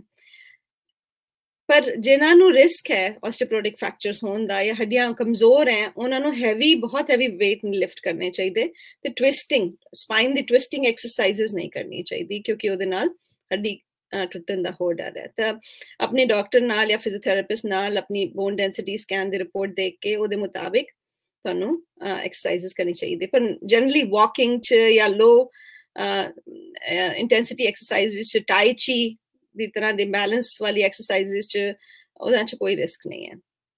ਫਿਰ ਆਪਾਂ ਨੂੰ ਆਪਣੇ ਆਪ ਨੂੰ ਡਿੱਗਣ ਤੋਂ ਬਚਾਉਣਾ ਬਹੁਤ ਬਹੁਤ ਜ਼ਰੂਰੀ ਹੈ। ਇਹਦਾ ਮੈਂ ਹੋਰ ਐਮਫਸਾਈਜ਼ ਨਹੀਂ ਕਰ ਸਕਦੀ। ਜ਼ਿਆਦਾਤਰ ਸੁਣਿਆ ਹੋਣਾ ਕਿ ਵੱਡੀ ਉਮਰ ਦੇ ਲੋਕ, ਜਿੱਦਾਂ ਮੈਂ ਪਹਿਲਾਂ ਕਿਹਾ ਸੀ ਕਿ ਬਾਥਰੂਮ 'ਚ ਡਿੱਗ ਗਏ, ਉਹਨਾਂ ਦਾ ਹਿਪ ਟੁੱਟ ਗਿਆ ਤਾਂ ਉਹਦੇ ਕਾਰਨ ਉਹ ਫਿਰ ਹਸਪੀਟਲ 'ਚ ਫਿਰ ਬੈੱਡ ਬਾਉਂਡ ਹੋ ਗਏ। ਤਾਂ ਉਹ ਫਾਲ ਜਿਹੜੇ ਹੈ ਉਹਨਾਂ ਨੂੰ ਆਪਾਂ ਪ੍ਰੀਵੈਂਟ ਕਰਨਾ ਹੈ। ਉਹ ਅੱਗੇ ਆਪਣੀ ਟਾਕ 'ਚ ਦੱਸਣਗੇ ਜਿਹੜੇ ਫਿਜ਼ੀਓਥੈਰੇਪਿਸਟ ਹੈ ਕਿ ਕਿੱਦਾਂ ਪ੍ਰੀਵੈਂਟ ਕੀਤਾ ਜਾ ਸਕਦਾ ਹੈ। ਇੱਕ next slide please. Next slide ਤੁਹਾਨੂੰ ਦਿਖਾਣਾ ਚਾਹੁੰਦੀ ਹਾਂ, ਇਹ ਹੁੰਦੇ ਹਿਪ ਪ੍ਰੋਟੈਕਟਰ। ਇਹ ਜਿਹੜੇ ਹਿਪਸ ਨੂੰ ਬਚਾਉਂਦੇ ਹੈ, ਜਦੋਂ ਆਪਾਂ ਡਿੱਗ ਜਾਈਏ ਤੇ ਸਾਈਡ ਤੇ ਜਿਹੜੀ ਹੱਡੀ ਟੁੱਟਦੀ ਹੈ ਉਹ ਤੋਂ ਬਚਾਉਂਦੇ ਹੈ। ਇਹਨਾਂ ਦੇ ਸਾਈਡ ਤੇ ਅੱਧੇ ਪੈਡਿੰਗ ਲੱਗੀ ਹੁੰਦੀ ਹੈ, ਤੇ ਸਪੈਸ਼ਲੀ ਜਿਹੜੇ ਲੋਕਾਂ ਨੂੰ ਬੈਲੈਂਸ ਦੀ ਇਸ਼ੂਜ਼ ਹੈ ਜਾਂ ਖੜੇ ਹੋਣ ਬੈਠਣ ਨੂੰ ਥੋੜਾ ਜਿਹਾ ਦਿੱਕਤ ਆ ਰਹੀ ਹੈ ਜਾਂ ਹੱਡੀਆਂ ਕਮਜ਼ੋਰ ਹੈ, ਉਹਨਾਂ ਨੂੰ ਇਹ ਚੀਜ਼ ਕੰਸੀਡਰ ਕਰਨੀ ਚਾਹੀਦੀ ਹੈ। Next slide please. ਇਹਦਾ ਇਲਾਜ ਕੀ ਹੈ ਨਾ, ਪ੍ਰੀਵੈਂਸ਼ਨ ਲਈ ਤਾਂ ਮੈਂ ਦੱਸਿਆ ਕਿ ਕੈਲਸ਼ੀਅਮ ਵਿਟਾਮਿਨ ਡੀ ਹੈ, ਲੇਕਿਨ ਹੁਣ ਜਦੋਂ ਜੇ ਆਪਾਂ ਟੈਸਟ ਕਰਾਇਆ ਆਸਟੀਓਪੋਰੋਸਿਸ ਆ ਗਿਆ ਤਾਂ ਉਹਦੇ ਨਾਲ ਆਪਾਂ ਕੀ ਕਰਨਾ ਹੈ? ਇੱਕ ਤਾਂ ਆਪਾਂ ਦਵਾਈਆਂ ਐਕਸਰਸਾਈਜ਼ ਕਰਨੀ ਹੈ ਤੇ ਕੈਲਸ਼ੀਅਮ ਵਿਟਾਮਿਨ ਡੀ ਐਡਿਕੁਏਟ ਹੋਣਾ ਚਾਹੀਦਾ ਹੈ। ਫਿਰ ਕੁਛ ਇਦਾਂ ਦੀ ਮੈਡੀਕੇਸ਼ਨਸ ਹੈ, ਸ਼ਾਇਦ ਤੁਹਾਨੂੰ ਕੁਛ ਨਾਮ ਮੈਂ ਵਿੱਚ ਲਿਖੇ ਹੈ ਜਿਹੜੇ ਸ਼ਾਇਦ ਫੈਮਿਲੀਅਰ ਹੋਣ। ਇੱਕ ਤਾਂ ਹੁੰਦੀ ਹੈ ਗੋਲੀ ਰੋਜ਼ ਸਵੇਰੇ ਖਾਣੀ, ਐਕਟੋਨੈਲ ਜਾਂ ਡਿਟਰੋਕੈਲ ਹੁੰਦੀ ਹੈ। ਫਿਰ ਇੱਕ ਹਫਤੇ ਦੇ ਹਫਤੇ ਖਾਣ ਵਾਲੀ ਗੋਲੀ ਹੁੰਦੀ ਹੈ ਜਿਹਨੂੰ ਸਵੇਰੇ ਸਵੇਰੇ ਉੱਠ ਕੇ ਖਾਣਾ ਹੁੰਦਾ ਹੈ, ਖਾਲੀ ਪੇਟ ਪੂਰੇ ਗਲਾਸ ਪਾਣੀ ਦੇ ਨਾਲ ਲੈਣਾ ਹੁੰਦਾ ਹੈ। ਉਦੋਂ ਖਾ ਕੇ ਫਿਰ ਘੰਟਾ ਕੁਛ ਹੋਰ ਨਹੀਂ ਖਾਣਾ ਤੇ ਲੇਟਣਾ ਵੀ ਨਹੀਂ ਹੈ, ਕਿਉਂਕਿ ਉਹ ਜਲਨ ਕਰਦੀ ਹੈ ਨਹੀਂ ਤਾਂ ਆਪਣੀ ਖਾਣੇ ਦੀ ਪਾਈਪ 'ਚ। ਫਿਰ ਕਈ ਏਦਾਂ ਦੀ ਦਵਾਈਆਂ ਹੁੰਦੀਆਂ, ਨੈਕਸਟ ਲਾਈਨ ਪਲੀਜ਼, ਜਿਹੜੇ ਹੱਡੀਆਂ ਆਸਟੀਓਪੋਰੋਸਿਸ ਤੋਂ ਬਚਾਉਂਦੀਆਂ, ਉਹ ਟੀਕੇ ਹੁੰਦੇ ਹੈ। ਇੱਕ ਹੁੰਦਾ ਹੈ ਸਾਲ 'ਚ ਇੱਕ ਵਾਰ ਲੱਗਣ ਵਾਲਾ ਟੀਕਾ, ਇੱਕ ਵਾਰ ਉਹ ਲੱਗ ਗਿਆ ਤਾਂ ਫਿਰ ਪੂਰਾ ਸਾਲ ਲਈ ਤੁਸੀਂ ਠੀਕ ਰਹੋਗੇ। ਦੂਸਰਾ ਹੁੰਦਾ ਹੈ ਸਾਲ 'ਚ 2 ਵਾਰ ਲੱਗਣ ਵਾਲਾ, ਜਿਹੜਾ ਸਾਲ 'ਚ ਇੱਕ ਵਾਰ ਲੱਗਣ ਵਾਲਾ ਹੈ ਉਹ ਖੂਨ ਦੇ ਰਾਹੀਂ ਜਾਂਦਾ ਹੈ, ਜਿਹੜਾ 2 ਵਾਰ ਲੱਗਣ ਵਾਲਾ ਹੈ ਉਹ ਸਕਿਨ ਦੇ ਥੱਲੇ ਤੁਹਾਡੇ ਫੈਮਿਲੀ ਡਾਕਟਰ ਲਗਾ ਸਕਦੇ ਹੈ। ਤਾਂ ਤੁਸੀਂ ਆਪਣੇ ਡਾਕਟਰ ਨਾਲ ਇਹਦੇ ਬਾਰੇ 'ਚ ਸਲਾਹ ਕਰੋ ਕਿ ਮੈਨੂੰ ਕਿਹੜੀ ਦਵਾਈ ਜਾਂ ਕਿਹੜਾ ਮੈਡੀਕੇਸ਼ਨ ਮੈਨੂੰ ਫਿਟ ਬੈਠ ਸਕਦੀ ਹੈ। Next slide please. ਫਿਰ ਕੁਝ ਲੋਕ ਪੁੱਛਦੇ ਹੈ ਕਿ ਇਹਦਾ ਕੁਝ ਹੋਰ ਇਲਾਜ ਨਹੀਂ ਹੋ ਸਕਦਾ। ਜਿਹੜੇ ਲੋਕਾਂ ਨੂੰ ਬਹੁਤ ਜ਼ਿਆਦਾ ਫ੍ਰੈਕਚਰ ਹੋ ਗਏ, ਜਿੱਦਾਂ ਰੀੜ ਦੀ ਹੱਡੀ ਦੇ 2-3 ਫ੍ਰੈਕਚਰ ਹੋ ਗਏ, ਸਪੈਸ਼ਲੀ ਇਹ ਰੀੜ ਦੀ ਹੱਡੀ ਲਈ ਹੈ, ਉਹ ਇਦਾਂ ਦਾ ਇੱਕ ਸਰਜਰੀ, ਛੋਟੀ ਜਿਹੀ ਸਰਜਰੀ ਕਰਕੇ ਸੀਮੈਂਟ ਪਾ ਦਿੰਦੇ ਆ ਹੱਡੀ ਵਿੱਚ, ਤੇ ਹੱਡੀ ਨੂੰ ਸਟਰੋਂਗ ਕਰਨ ਦੀ ਕੋਸ਼ਿਸ਼ ਕਰਦੇ ਆ। ਪਰ ਇਹਨਾਂ ਨੇ ਜਿਹੜਾ ਸਟੱਡੀਜ਼ ਕਰਕੇ ਦੇਖਿਆ ਕਿ ਬਹੁਤ ਬੈਨੀਫਿਟ ਨਹੀਂ ਹੁੰਦਾ, ਕਿਉਂਕਿ ਹੱਡੀਆਂ ਜਿਹੜੀ ਕਮਜ਼ੋਰ ਹੈ ਉਹ ਤਾਂ ਨਹੀਂ ਇਹਦੇ ਨਾਲ ਸਟਰੋਂਗ ਬੰਦੀ, ਉਹਨਾਂ ਦੇ ਉਸ ਟੈਂਪਰਰੀ ਪੈਚ ਅਪ ਕਰਤਾ। ਪਰ ਇਸ ਲਈ ਉਹ ਪ੍ਰੈਫਰ ਇਹੀ ਕਰਦੇ ਆ ਕਿ ਫ੍ਰੈਕਚਰ ਤੋਂ ਬਚੋ ਤੇ ਆਪਣੀ ਹੱਡੀਆਂ ਨੂੰ ਸਟਰੋਂਗ ਕਰੋ। Next slide please. ਹੁਣ ਤੁਸੀਂ ਆਪਣੀ ਹੈਲਥ ਦੇ ਆਪਣੀ ਆਪ ਜ਼ਿੰਮੇਵਾਰੀ ਲੈ ਕੇ ਸੋਚੋ ਕਿ ਤੁਸੀਂ ਆਪਣੀ ਵੱਡੀ ਉਮਰ 'ਚ ਕਿੱਦਾਂ ਦਾ ਲੱਗਣਾ ਚਾਹੋਗੇ। ਇਹ ਜਿਹੜੀ ਲੈਫਟ ਸਾਈਡ ਤੇ ਕੁੱਬ ਨਿਕਲਿਆ ਹੋਇਆ ਇਦਾਂ ਦੇ, ਜਾਂ ਇਹ ਜਿਹੜੀ ਰਾਈਟ ਸਾਈਡ ਤੇ ਲੇਡੀ ਜਿਹੜੀ ਐਕਸਰਸਾਈਜ਼ ਕਰਦੀ ਹੈ, ਬੈਲੈਂਸਿੰਗ ਐਕਸਰਸਾਈਜ਼ਸ ਕਰਦੀ ਹੈ, ਰੈਗੂਲਰਲੀ ਆਪਣੀ ਸਿਹਤ ਦਾ ਧਿਆਨ ਰੱਖਦੀ ਹੈ ਤੇ ਆਪਣੀ ਹੱਡੀਆਂ ਦਾ ਧਿਆਨ ਰੱਖਦੀ ਹੈ, ਉਹ ਦੇਖੋ ਬਿਲਕੁਲ ਐਕਟਿਵ ਤੇ ਪਿੱਠ ਬਿਲਕੁਲ ਸਿੱਧੀ ਹੈ। ਤਾਂ ਤੁਸੀਂ ਏਦਾਂ ਰਹਿ ਸਕਦੇ ਹੋ, ਏਦਾਂ ਬਣ ਸਕਦੇ ਹੋ। Next slide please. ਜੇ ਹੋਰ ਜਾਣਕਾਰੀ ਚਾਹੀਦੀ ਹੈ ਤੇ ਇਹ ਆਸਟੀਓਪੋਰੋਸਿਸ ਕੈਨੇਡਾ ਦੀ ਵੈਬਸਾਈਟ ਤੇ ਜਾ ਸਕਦੇ ਹੋ, ਉਹਦੇ 'ਚ ਸਭ ਲੈਂਗੁਏਜਸ 'ਚ ਜਾਣਕਾਰੀ ਹੈ। Next slide please. Thank you so much ਤੁਹਾਡਾ ਮੇਰੀ ਗੱਲ ਸੁਣਨ ਦਾ, ਮੈਨੂੰ ਟਾਈਮ ਦੇਣ ਦਾ ਬਹੁਤ ਬਹੁਤ ਸ਼ੁਕਰੀਆ। ਪਰ ਮੈਂ ਦੇਖਣਾ ਚਾਹੁੰਦੀ ਹਾਂ ਕਿ ਤੁਸੀਂ ਮੇਰੀ ਗੱਲ ਕਿੰਨੀ ਧਿਆਨ ਨਾਲ ਸੁਣੀ ਹੈ, ਇਸ ਲਈ ਥੋੜੇ ਜਿਹੇ ਟੈਸਟ ਕੁਐਸਚਨ ਹੈ, 3 ਛੋਟੇ ਛੋਟੇ, ਤੇ ਤੁਸੀਂ ਇਹਨਾਂ ਨੂੰ ਆਨਸਰ ਕਰਨਾ ਹੈ। ਇਹ ਪੋਲ ਦੇ ਕੁਐਸਚਨ ਹੈ। ਨੰਬਰ 1, ਕਿਹੜੀ ਉਮਰ 'ਚ ਸਾਡਾ ਬੋਨ ਮਾਸ ਸਭ ਤੋਂ ਵੱਧ ਹੁੰਦਾ ਹੈ? 10 ਤੋਂ 15 ਸਾਲ ਦੀ ਉਮਰ, A 20 ਤੋਂ 30 ਸਾਲ ਦੀ ਉਮਰ, C 50 ਤੋਂ 60 ਸਾਲ ਦੀ ਉਮਰ, D 75 ਸਾਲ ਦੀ ਉਮਰ ਤੋਂ ਉੱਪਰ। ਤਾਂ ਇਹਨਾਂ 'ਚ ਤੁਸੀਂ ਇੱਕ ਮਾਰਕ ਕਰਨਾ ਹੈ।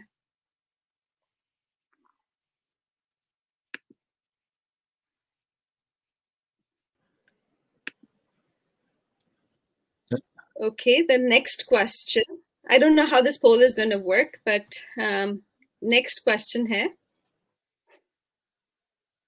ਜੇ ਤੁਸੀਂ ਵੱਡੀ ਉਮਰ ਦੇ ਹੋ ਤੇ ਤੁਸੀਂ ਆਸਟੀਓਪੋਰੋਸਿਸ ਤੋਂ ਬਚਣਾ ਚਾਹੁੰਦੇ ਹੋ, ਤੁਹਾਨੂੰ ਕੈਲਸ਼ੀਅਮ, ਵਿਟਾਮਿਨ ਡੀ A ਲੈਣੀ ਚਾਹੀਦੀ ਹੈ। ਨੰਬਰ B, ਸ਼ਰਾਬ ਪੀਣੀ ਬੰਦ ਕਰਨੀ ਚਾਹੀਦੀ ਹੈ। ਨੰਬਰ C, ਰੈਗੂਲਰ ਐਕਸਰਸਾਈਜ਼ ਕਰਨੀ ਚਾਹੀਦੀ ਹੈ। ਨੰਬਰ D, ਆਪਣੇ ਡਾਕਟਰ ਨਾਲ ਗੱਲ ਕਰਨੀ ਚਾਹੀਦੀ ਹੈ ਬੋਨ ਡੈਂਸਿਟੀ ਸਕੈਨ ਲਈ। ਜਾਂ number E, which is missing over here, it is supposed to be everything, all of the above, ਸਾਰੀ ਚੀਜ਼ਾਂ। ਇਹ ਸਾਰੀ ਚੀਜ਼ਾਂ ਕਰਨੀ ਹੈ ਕਿ ਇੱਕ ਚੀਜ਼ ਕਰਨੀ ਹੈ?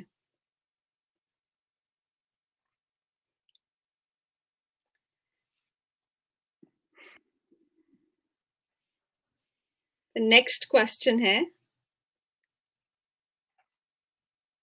ਵੱਡੀ ਉਮਰ 'ਚ ਹੋ ਕੇ ਕੁੱਬ ਹੋਣਾ ਇਹ ਸਧਾਰਨ ਗੱਲ ਹੈ? ਇਹ ਹੋਣਾ ਲਾਜ਼ਮੀ ਹੈ ਕਿ ਇਹ ਤੋਂ ਬਚ ਸਕਦੇ हैं? आंसर A, हाँ सधारण गल है, कुब तो होना ही होना है। B, नहीं। C, मे बी, शायद। ये 3 सवाल, ਇਹਨਾਂ ਦੇ ਜਵਾਬ ਸਾਨੂੰ ਦੱਸਣਗੇ ਕਿ ਤੁਹਾਨੂੰ ਆਸਟੀਓਪੋਰੋਸਿਸ ਦੇ ਬਾਰੇ 'ਚ ਕੋਈ ਹੈਲਪ ਹੋਈ ਹੈ। ਤੇ ਇਹ ਤੋਂ ਬਾਅਦ ਜੋ ਵੀ ਕੁਐਸਚਨ ਹੋਣਗੇ ਅਸੀਂ ਇਸ ਸੈਸ਼ਨ ਤੋਂ ਬਾਅਦ ਤੁਹਾਡਾ ਆਨਸਰ ਕਰਾਂਗੇ। Thank you so much. ਹਾਂਜੀ, thank you so much doctor Jain. ਤੁਹਾਡੀ ਜਿਹੜੀ ਪ੍ਰੈਜੈਂਟੇਸ਼ਨ ਸੀ ਨਾ, ਏਡੇ ਸੋਹਣੇ ਸ਼ਬਦਾਂ ਦੇ ਵਿੱਚ ਇਹਨੇ ਕਲੀਅਰ ਤਰੀਕੇ ਨਾਲ ਤੁਸੀਂ ਐਕਸਪਲੇਨ ਕੀਤਾ, ਤੇ ਮੈਂ ਸਮਝਦਾ ਵੀ ਇਹ ਬਹੁਤ ਟਾਈਮਲੀ ਹੈ। COVID-19 ਦੇ ਵਿੱਚ ਇਸ ਤੋਂ ਜ਼ਿਆਦਾ ਇੰਪੋਰਟੈਂਟ ਕੰਮ ਕੋਈ ਨਹੀਂ ਆਪਾਂ ਕਰ ਸਕਦੇ। ਬਾਕੀ ਗੱਲ ਇਹ ਆ ਕਿ 2 ਜਿਹੜੇ ਕੀ ਮੈਸੇਜ ਨੇ ਨਾ, ਜਿਹੜੇ ਆਪਣੇ ਪ੍ਰੋਗਰਾਮ ਸੁਣਨ ਵਾਲੇ ਆ ਉਹਨਾਂ ਵਾਸਤੇ ਹੈਗਾ, ਇੱਕ ਤੇ ਪ੍ਰੀਵੈਂਸ਼ਨ ਦੀ ਗੱਲ ਕੀਤੀ ਹੈ, ਦੂਜਾ ਜਿਹੜਾ ਟੈਸਟ ਕਰਾਉਣਾ ਨਾ, ਬੋਨ ਜਿਹੜੀ ਹੈ ਨਾ, ਜਿਹੜੀ ਆਪਣੀ ਡੈਂਸਿਟੀ ਹੈ, ਬੋਨ ਡੈਂਸਿਟੀ ਦਾ ਟੈਸਟ ਕਰਾਉਣ ਵਾਸਤੇ ਮੈਂ ਸਾਰਿਆਂ ਨੂੰ ਇਹ ਐਕਸਪਲੇਨ ਕਰਨਾ ਚਾਹੁੰਦਾ ਵੀ ਤੁਹਾਡੇ ਫੈਮਿਲੀ ਡਾਕਟਰ ਫਾਰਮ ਭਰ ਕੇ ਉਹ ਤੁਹਾਡਾ ਟੈਸਟ ਕਰਵਾ ਸਕਦੇ ਆ। ਹੁਣ ਜ਼ਿਆਦਾ ਆਪਾਂ ਗੱਲ ਨਹੀਂ ਕਰਾਂਗੇ, ਤੇ ਨਾਲ ਤੁਸੀਂ ਜੇ ਤੁਹਾਡੇ ਸਵਾਲ ਨੇ ਤੇ ਆਪਣੇ ਸਵਾਲ ਵੀ ਨਾਲ ਐਡ ਕਰੀ ਜਾਓ ਸਾਈਟ ਤੇ ਹੁਣ ਜਿਹੜਾ ਨੈਕਸਟ ਜਿਹੜਾ ਪਾਰਟ ਹੈ ਨਾ, ਮੈਂ ਅਗੇਨ ਕਿ ਜਿਹੜੀ ਮੋਬਿਲਿਟੀ ਹੈ, ਆਪਾਂ ਬਹਿ ਦੇ ਸਕਦੇ ਨਹੀਂ, ਇੱਕ ਜਗ੍ਹਾ ਤੇ ਬਹਿਣਾ ਵੀ ਨਹੀਂ ਚਾਹੀਦਾ, ਕਿਉਂਕਿ ਇਸ ਟਾਈਮ ਦੇ ਵਿੱਚ ਜਾਂ ਕਿਸੇ ਵੀ ਟਾਈਮ ਦੇ ਵਿੱਚ ਐਕਟੀਵਿਟੀ ਸਾਡੀ ਏਜ ਵਾਸਤੇ, ਕਿਸੇ ਵੀ ਏਜ ਵਾਸਤੇ ਇੰਪੋਰਟੈਂਟ ਹੈ। ਪਰ ਜਦੋਂ ਸਾਡੀ ਉਮਰ ਵੱਧ ਜਾਂਦੀ ਹੈ, ਮੋਬਿਲਿਟੀ ਬਹੁਤ ਇੰਪੋਰਟੈਂਟ ਹੈ। ਮੋਬਿਲਿਟੀ ਖਾਸ ਕਰਕੇ ਆਸਟੀਓਪਰੋਸਿਸ ਦੀ ਪ੍ਰੀਵੈਂਸ਼ਨ, ਅੱਗੇ ਦੀ ਟ੍ਰੀਟਮੈਂਟ ਵਾਸਤੇ ਵੀ ਇੰਪੋਰਟੈਂਟ ਹੈ। ਸੋ ਉਹਦੇ ਵਾਸਤੇ ਸਾਡੇ ਕੋਲ ਨੇ ਗੁਰਦੀਪ ਗਿੱਲ ਐਂਡ ਫਿਜ਼ੀਓਥੈਰੇਪਿਸਟ ਨੇ, ਉਹ ਤੁਹਾਨੂੰ ਐਕਸਪਲੇਨ ਕਰਨਗੇ ਵੀ ਤੁਸੀਂ ਆਪ ਘਰ ਦੇ ਵਿੱਚ ਬਹਿ ਕੇ ਕੀ ਕਰ ਸਕਦੇ ਹੋ, ਕਿਉਂਕਿ ਮੁਸ਼ਕਿਲ ਹੈ ਜਾਣਾ ਫਿਜ਼ੀਕਲੀ ਕਈ ਵਾਰੀ, ਪਰ ਇਸ ਟਾਈਮ ਦੇ ਵਿੱਚ ਕਿਹੜੀਆਂ ਐਕਟੀਵਿਟੀਜ਼ ਨੇ ਤੁਸੀਂ ਕਰਕੇ ਤੇ ਜਿਹੜੀ ਪ੍ਰੀਵੈਂਟ ਆਪਣੀ ਜਿਹੜੀ ਇਹਨੂੰ ਬਚਾ ਕਿਸ ਤਰ੍ਹਾਂ ਆਪਣਾ ਕਰਨਾ, ਕਿਉਂਕਿ ਜਿਹੜਾ ਫ੍ਰੈਕਚਰ ਹੈ ਨਾ, ਉਹ ਇੱਕ ਵਾਰੀ ਜਿਹੜੇ ਘਰ 'ਚ ਆ ਗਿਆ, ਪ੍ਰੋਬਲਮ ਪੈ ਗਈ, ਉਹ ਬੜੀਆਂ ਮੁਸ਼ਕਿਲਾਂ ਹੁੰਦੀਆਂ ਨੇ।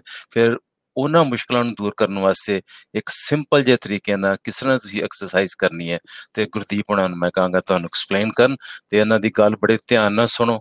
Thank you so much. Thank you, Dr. Shiva. ਸਾਰਿਆਂ ਨੂੰ ਸਤਿ ਸ਼੍ਰੀ ਅਕਾਲ, ਨਮਸਤੇ, ਸਲਾਮ ਵਾਲੇਕੁਮ from my corner and from my side. And ਹੁਣ ਮੈਂ ਮੇਰਾ ਨਾਮ ਗੁਰਦੀਪ ਹੈਗਾ, ਜਿਵੇਂ ਕਿ ਡਾਕਟਰ ਚੀਮਾ ਦੱਸ ਚੁੱਕੇ ਆਲਰੇਡੀ। ਮੈਂ ਰਜਿਸਟਰਡ ਫਿਜ਼ੀਓਥੈਰੇਪਿਸਟ ਹੈਗੀ, ਤੇ ਮੈਂ ਪ੍ਰਾਈਵੇਟ ਕਲੀਨਿਕ ਡੈਲਟਾ ਵਿੱਚ ਕੰਮ ਕਰਦੀ ਹਾਂ ਐਜ਼ ਅ ਫਿਜ਼ੀਓਥੈਰੇਪਿਸਟ। ਹੁਣ ਮੇਰਾ ਜਿਹੜਾ ਟੌਪਿਕ ਹੈਗਾ ਉਹ ਹੈਗਾ ਫਾਲ ਪ੍ਰੀਵੈਂਸ਼ਨ। ਦੈਟ ਮੀਨਸ ਕਿ ਕਿੱਦਾਂ ਤੁਸੀਂ ਡਿੱਗਣ ਵਿੱਚ ਤੋਂ ਬਚਾਓ ਕਰ ਸਕਦੇ ਹੋ। ਦੇਖਿਆ ਗਿਆ ਹੈ ਕਿ ਜਿਹੜਾ ਐਵਰੀ 10 ਮਿੰਟਸ ਜਿਹੜਾ ਹੈਗਾ ਉਹ ਸੀਨੀਅਰ ਜਿਹੜਾ ਹਸਪੀਟਲਾਈਜ਼ ਹੁੰਦਾ ਹੈ, ਐਂਡ ਮੋਸਟਲੀ ਜਿਹੜਾ ਹੁੰਦਾ ਉਹ ਰੀਜ਼ਨ ਹੁੰਦਾ ਹੈ ਫਾਲ ਰਿਲੇਟਡ ਇੰਜਰੀਜ਼। ਹੁਣ ਜਦੋਂ ਤੁਸੀਂ ਡਿੱਗਦੇ ਹੋ, ਕੀ ਹੋ ਸਕਦਾ ਹੈ? ਤੁਹਾਨੂੰ ਸੱਟ ਲੱਗ ਸਕਦੀ ਹੈ, ਤੁਸੀਂ ਹਸਪੀਟਲਾਈਜ਼ਡ ਹੁੰਦੇ ਹੋ ਕਿਉਂਕਿ ਕੋਈ ਫ੍ਰੈਕਚਰ ਹੋ ਗਿਆ ਉਹਦੇ ਕਰਕੇ, ਜਾਂ ਕਨਕਸ਼ਨ ਹੋ ਗਿਆ, ਸਿਰ ਵਿੱਚ ਚੋਟ ਲੱਗੀ ਹੈ, ਤੇ ਕਈ ਵਾਰੀ ਡੈਥ ਵੀ ਹੋ ਸਕਦੀ ਹੈ। Change slide. ਸੋ ਇਹ ਜਿਹੜਾ ਹੈਗਾ ਜੋ ਇੱਕ ਵਾਰ ਡਿੱਗਿਆ ਹੈ, ਉਹਦੇ ਚਾਂਸਸ ਹੁੰਦੇ ਨੇ ਕਿ ਉਹ ਦੂਜੀ ਵਾਰ ਵੀ ਡਿੱਗ ਸਕਦਾ ਹੈ। ਉਹ ਕਿਉਂ ਹੁੰਦਾ ਹੈ? ਕਿਉਂਕਿ ਜਦੋਂ ਤੁਸੀਂ ਗਿਰਦੇ ਹੋ, ਤੁਸੀਂ ਡਰਦੇ ਹੋ, ਕਈ ਵਾਰੀ ਤੁਹਾਡਾ ਕੌਨਫੀਡੈਂਸ ਨਹੀਂ ਰਹਿੰਦਾ ਕਿ ਤੁਸੀਂ ਦੁਬਾਰਾ ਵੀ ਗਿਰ ਸਕਦੇ ਹੋ। ਉਹਦੇ ਕਰਕੇ ਤੁਹਾਡੀ ਜਿਹੜੀ ਮੋਬਿਲਿਟੀ ਹੈਗੀ ਉਹ ਰਿਡਿਊਸ ਹੋ ਜਾਂਦੀ ਹੈ। ਉਹਦੇ ਕਰਕੇ ਫਿਰ ਕੀ ਹੁੰਦਾ, ਜਿਹੜੀ ਮਾਸਪੇਸ਼ੀਆਂ ਹੈਗੀ ਉਹ ਕਮਜ਼ੋਰ ਹੋ ਜਾਂਦੇ ਹੈ, ਤੇ ਜਦੋਂ ਮਾਸਪੇਸ਼ੀਆਂ ਫਰੰਟ ਵਾਲੀ ਮਸਲ ਹੋ ਗਈ, ਪਿੱਛੇ ਵਾਲੀ ਜਿਹੜੀ ਮਾਸਪੇਸ਼ੀਆਂ ਸਾਰੀ ਜਿਹੜੀ ਹੈਗੀ ਉਹ ਬੈਲੈਂਸ ਕਰਕੇ ਸਾਡੀ ਬਾਡੀ, ਤਾਂ ਹੀ ਅਸੀਂ ਤੁਰਦੇ ਫਿਰਦੇ ਹੈਗੇ, ਉਹ ਬੈਲੈਂਸ ਵੀ ਖਰਾਬ ਹੋ ਜਾਂਦਾ ਹੈ। ਹੁਣ ਜਦੋਂ ਤੁਸੀਂ ਖੜੇ ਹੁੰਦੇ ਹੋ, ਕਈ ਵਾਰੀ ਤੁਸੀਂ ਪ੍ਰੋਪਰਲੀ ਬੈਲੈਂਸ ਨਹੀਂ ਕਰ ਸਕਦੇ, ਤਾਂ ਗਿਰਨੇ ਦੇ ਔਰ ਚਾਂਸਸ ਹੋ ਸਕਦੇ। ਤਾਂ ਹੀ ਇਹ ਸਾਰਾ ਜਿਹੜਾ ਹੈਗਾ ਉਹ ਸਾਈਕਲ ਹੈਗਾ, ਉਹਨੂੰ ਬ੍ਰੇਕ ਕਰਨਾ ਬਹੁਤ ਜ਼ਰੂਰੀ ਹੁੰਦਾ ਹੈ। ਚੇਂਜ।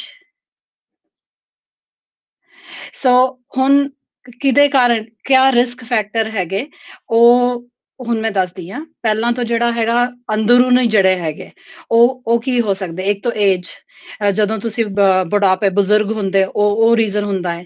ਡਾਕਟਰ ਲੀਨਾ ਆਲਰੇਡੀ ਦੱਸ ਚੁੱਕੀ ਹੈ ਤੁਹਾਨੂੰ ਆਸਟੀਓਪੋਰੋਸਿਸ ਬਾਰੇ। ਬੋਨ ਵੀਕ ਹੁੰਦੇ ਹੈ, ਮਸਲ ਵੀਕ ਹੁੰਦੇ ਹੈ, ਉਹਦੇ ਕਰਕੇ ਹੋ ਸਕਦਾ ਹੈ। ਤੁਸੀਂ ਆਲਰੇਡੀ ਹੁਣ ਜਿਹੜਾ ਕੋਵਿਡ ਦਾ ਟਾਈਮ ਹੈਗਾ, ਸਾਰੇ ਮੋਸਟਲੀ ਘਰ ਵਿੱਚ ਹੈਗੇ, ਸੋ ਸਾਡੀ ਜਿਹੜੀ ਮੋਬਿਲਿਟੀ ਹੈ ਉਹ ਰਿਡਿਊਸ ਹੋ ਗਈ ਹੈ। ਜਾਂ ਕੋਈ ਜੋੜ ਦੀ ਤੁਹਾਨੂੰ ਪ੍ਰੋਬਲਮ ਹੈਗੀ, ਤੁਸੀਂ ਪ੍ਰੋਪਰਲੀ ਮੋਬਾਈਲ ਨਹੀਂ ਹੋਗੇ, ਉਹ ਰੀਜ਼ਨ ਹੋ ਗਿਆ। ਫਿਰ ਬੈਲੈਂਸ ਦੀ ਪ੍ਰੋਬਲਮ ਵੀ ਹੁੰਦੀ ਹੈ, ਕਈ ਵਾਰੀ ਕੋਈ ਬਿਮਾਰੀਆਂ ਏਦਾਂ ਦੀ ਹੁੰਦੀ ਹੈ, ਉਹਦੇ ਕਰਕੇ ਤੁਹਾਡਾ ਜਿਹੜਾ ਬਾਡੀ ਦਾ ਮਸਲ ਪਾਵਰ ਹੈਗੇ ਉਹ ਪ੍ਰੋਪਰਲੀ ਕੰਮ ਨਹੀਂ ਕਰਦੇ, ਉਹ ਬੈਲੈਂਸ ਦੀ ਪ੍ਰੋਬਲਮ ਹੁੰਦੀ ਹੈ। ਫਿਰ ਗੇਟ ਡੈਫੀਸਿਟ, ਉਹਦਾ ਮਤਲਬ ਹੈਗਾ ਜਦੋਂ ਤੁਸੀਂ ਵਾਕ ਕਰਦੇ ਹੋ, ਤੁਹਾਨੂੰ ਕੋਈ ਫ੍ਰੈਕਚਰ ਹੋ ਗਿਆ, ਜਿਹੜੀ ਲੱਤ ਹੈਗੀ ਇੱਕ ਛੋਟੀ ਵੱਡੀ ਹੈਗੀ, ਉਹ ਰੀਜ਼ਨ ਹੋ ਸਕਦਾ ਹੈ। Next slide please. ਹੁਣ ਜਿਹੜਾ ਮੈਂ ਪਹਿਲਾਂ ਵੀ ਦੱਸ ਚੁੱਕੀ ਹਾਂ, ਪਹਿਲਾਂ ਹਿਸਟਰੀ ਹੈਗੀ ਫਾਲ ਦੀ, ਤਾਂ ਚਾਂਸਸ ਜ਼ਿਆਦਾ ਹੁੰਦੇ।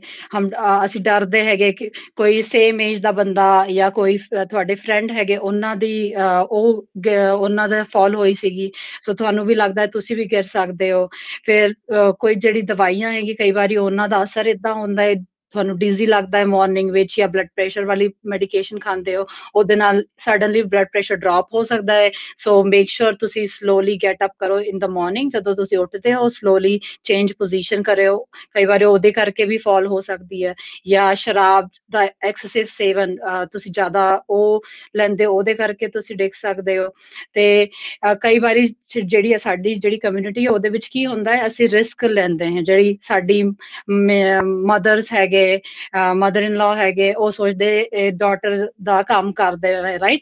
ਸੋ ਜੇ ਤੁਸੀਂ ਨਹੀਂ ਵੀ ਕਰ ਸਕਦੇ ਤਾਂ ਵੀ ਤੁਸੀਂ ਚਾਹੁੰਦੇ ਹੋ ਤੁਸੀਂ ਉਹਨੂੰ ਫਿਨਿਸ਼ ਕਰੋ। ਲਾਈਕ ਮੇਰੀ ਮਮ ਹੀ ਹੈਗੀ, ਉਹ ਸੋਚਦੀ ਹੈ ਉਹ ਲਾਂਡਰੀ ਕਰਦੇ, ਬਾਸਕਟ ਕੈਰੀ ਕਰਦੇ ਹੋ। ਜੇ ਬੈਲੈਂਸ ਹੈਗਾ ਮੇਕ ਸ਼ੋਰ ਉਹ ਤੁਸੀਂ ਚੰਗੀ ਤਰ੍ਹਾਂ ਤੁਹਾਨੂੰ ਪਤਾ ਰਹੇ, ਤੁਸੀਂ ਰਿਸਕ ਨਾ ਲਓ। ਜੇ ਤੁਸੀਂ ਨਹੀਂ ਕਰ ਸਕਦੇ ਪਲੀਜ਼ ਨਾ ਕਰਿਆ ਕਰੋ ਉਦਾਂ ਦੀ ਐਕਟੀਵਿਟੀ ਜਿਹੜੀ ਹੈਗੀ।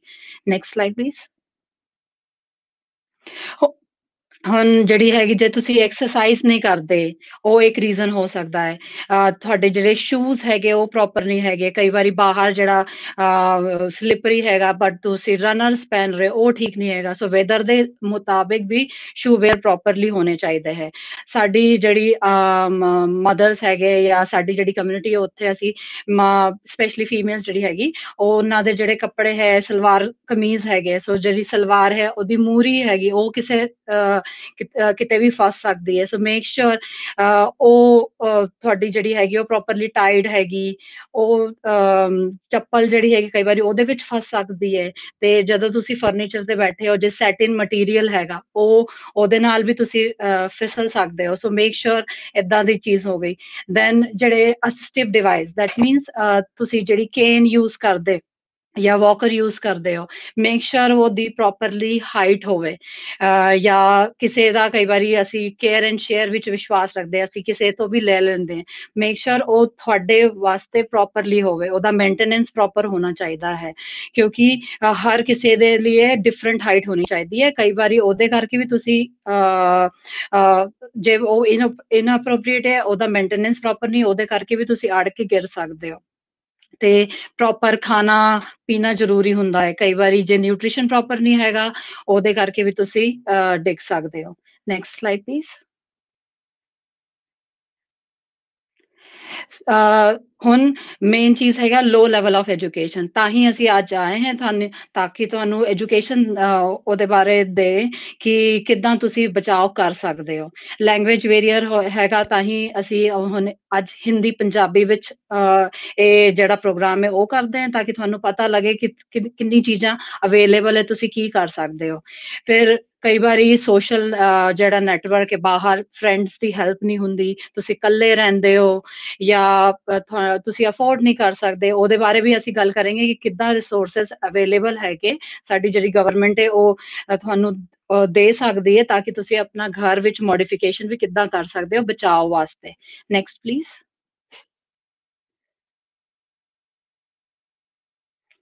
ਹੁਣ ਜਿੱਥੇ ਤੁਸੀਂ ਰਹਿੰਦੇ ਹੋ ਉਹ ਵੀ ਬਹੁਤ ਜ਼ਰੂਰੀ ਹੈ। ਜੇ ਤੁਸੀਂ ਘਰ ਵਿੱਚ ਰਹਿੰਦੇ ਹੋ ਅੰਦਰ ਦਾ ਡਿਜ਼ਾਈਨ ਕਿੱਦਾਂ ਹੈਗਾ, ਸਟੇਅਰਸ ਪ੍ਰੋਪਰ ਹਾਈਟ ਦੀ ਹੈਗੀ ਕਿ ਨਹੀਂ, ਲਾਈਟ ਹੈਗੀ ਕਿ ਨਹੀਂ।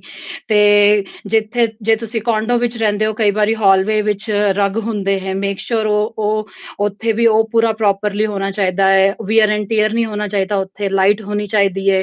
ਜੇ ਤੁਹਾਨੂੰ ਇਨ ਪ੍ਰੋਬਲਮ ਹੈਗੀ ਗਲਾਸਿਸ ਜਦੋਂ ਵੀ ਹੈਗਾ ਗਲਾਸਿਸ ਬਾਹਰ ਲੈ ਕੇ ਜਾਓ ਸੋ ਤਾਂ ਕਿ ਸਾਰਾ ਕੁਝ ਕਲੀਅਰ ਹੋਵੇ। Next slide please. ਹੁਣ ਜੇ ਤੁਸੀਂ ਘਰ ਰਹਿੰਦੇ ਹੋ ਆਊਟਸਾਈਡ ਜਿਹੜਾ ਹੈਗਾ ਉਹ ਮੇਕ ਸ਼ੋਰ ਕਿ ਵੈਦਰ ਜੇ ਕਈ ਵਾਰੀ ਹੁਣ ਜਿਹੜਾ ਠੰਡ ਦਾ ਹੈਗਾ ਟਾਈਮ ਇਨ ਮਾਰਨਿੰਗ ਸਲਿਪਰੀ ਹੁੰਦਾ ਹੈ, ਬਲੈਕ ਆਈਸ ਜੰਮੀ ਹੁੰਦੀ ਹੈ। ਸੋ ਜੇ ਤੁਸੀਂ ਰਨਰਸ ਪਾਏ ਹੋਣੇ ਉਹ ਤੁਸੀਂ ਤਿਲਕਣੇ ਦਾ ਜਿਹੜਾ ਡਰ ਹੈਗਾ ਫਾਲ ਦਾ ਡਰ ਹੈਗਾ ਉਹ ਵੱਧ ਜਾਂਦਾ ਹੈਗਾ right. So just make sure that ਦਿਨ ਵਿੱਚ ਵਾਕ ਕਰਨੇ ਜਾਓ ਬਾਹਰ ਜਿਹੜਾ ਹੈਗਾ ਤੇ ਸਾਲਟ ਹੋਣਾ ਚਾਹੀਦਾ ਹੈ ਉੱਥੇ। ਤੇ ਜਿਹੜੀ ਲੀਵਸ ਗਿਰੀ ਹੁੰਦੀ ਹੈ ਕਈ ਵਾਰੀ ਜੇ ਉਹ ਜ਼ਿਆਦਾ ਟਾਈਮ ਪੜੀ ਰਹੇ ਉਹ ਵੀ ਸਲਿਪਰੀ ਕਰ ਸਕਦੀ ਹੈ। ਸੋ ਮੇਕ ਸ਼ੋਰ ਇਨ ਸ਼ਾਰਟ ਕਿ ਤੁਹਾਡਾ ਜਿਹੜਾ ਬਾਹਰ ਦਾ ਵਾਤਾਵਰਣ ਵੀ ਹੈਗਾ ਉਹ ਵੀ ਤੇ ਜਿੱਥੇ ਤੁਸੀਂ ਚੱਲਦੇ ਤੁਰਦੇ ਫਿਰਦੇ ਹੋ ਉਹ ਕਲੀਅਰ ਹੋਣਾ ਚਾਹੀਦਾ ਹੈਗਾ। ਇਟਸ ਗੁੱਡ ਆਈਡੀਆ ਕਿ ਹੈਂਡ ਰੇਲਸ ਹੋਣੀ ਚਾਹੀਦੀ ਹੈ। ਹੁਣ ਜਿਹੜੇ ਸਾਰੇ ਮੈਂ ਰਿਸਕ ਫੈਕਟਰ ਦੱਸੇ, ਨੈਕਸਟ ਸਲਾਈਡ ਪਲੀਜ਼। ਜਿਹੜੇ ਵੀ ਮੈਂ ਸਾਰੇ ਰਿਸਕ ਫੈਕਟਰ ਦੱਸੇ ਹੈਗੇ ਬਟ ਸਟਿਲ ਇਹ ਤੋਂ ਜਿਹੜੇ ਹੈਗੇ ਰਿਸਕ ਫੈਕਟਰ ਅਸੀਂ ਮੋਡੀਫਾਈ ਇਹਨਾਂ ਨੂੰ ਕਰ ਸਕਦੇ ਹਾਂ ਐਂਡ ਸੱਚਾਈ ਇਹ ਹੈਗੀ ਕਿ ਤੁਸੀਂ ਪ੍ਰੀਵੈਂਟ ਕਰ ਸਕਦੇ ਹੋ ਫਾਲਸ ਨੂੰ। ਤੇ ਹੁਣ ਨੈਕਸਟ ਸਲਾਈਡ ਪਲੀਜ਼।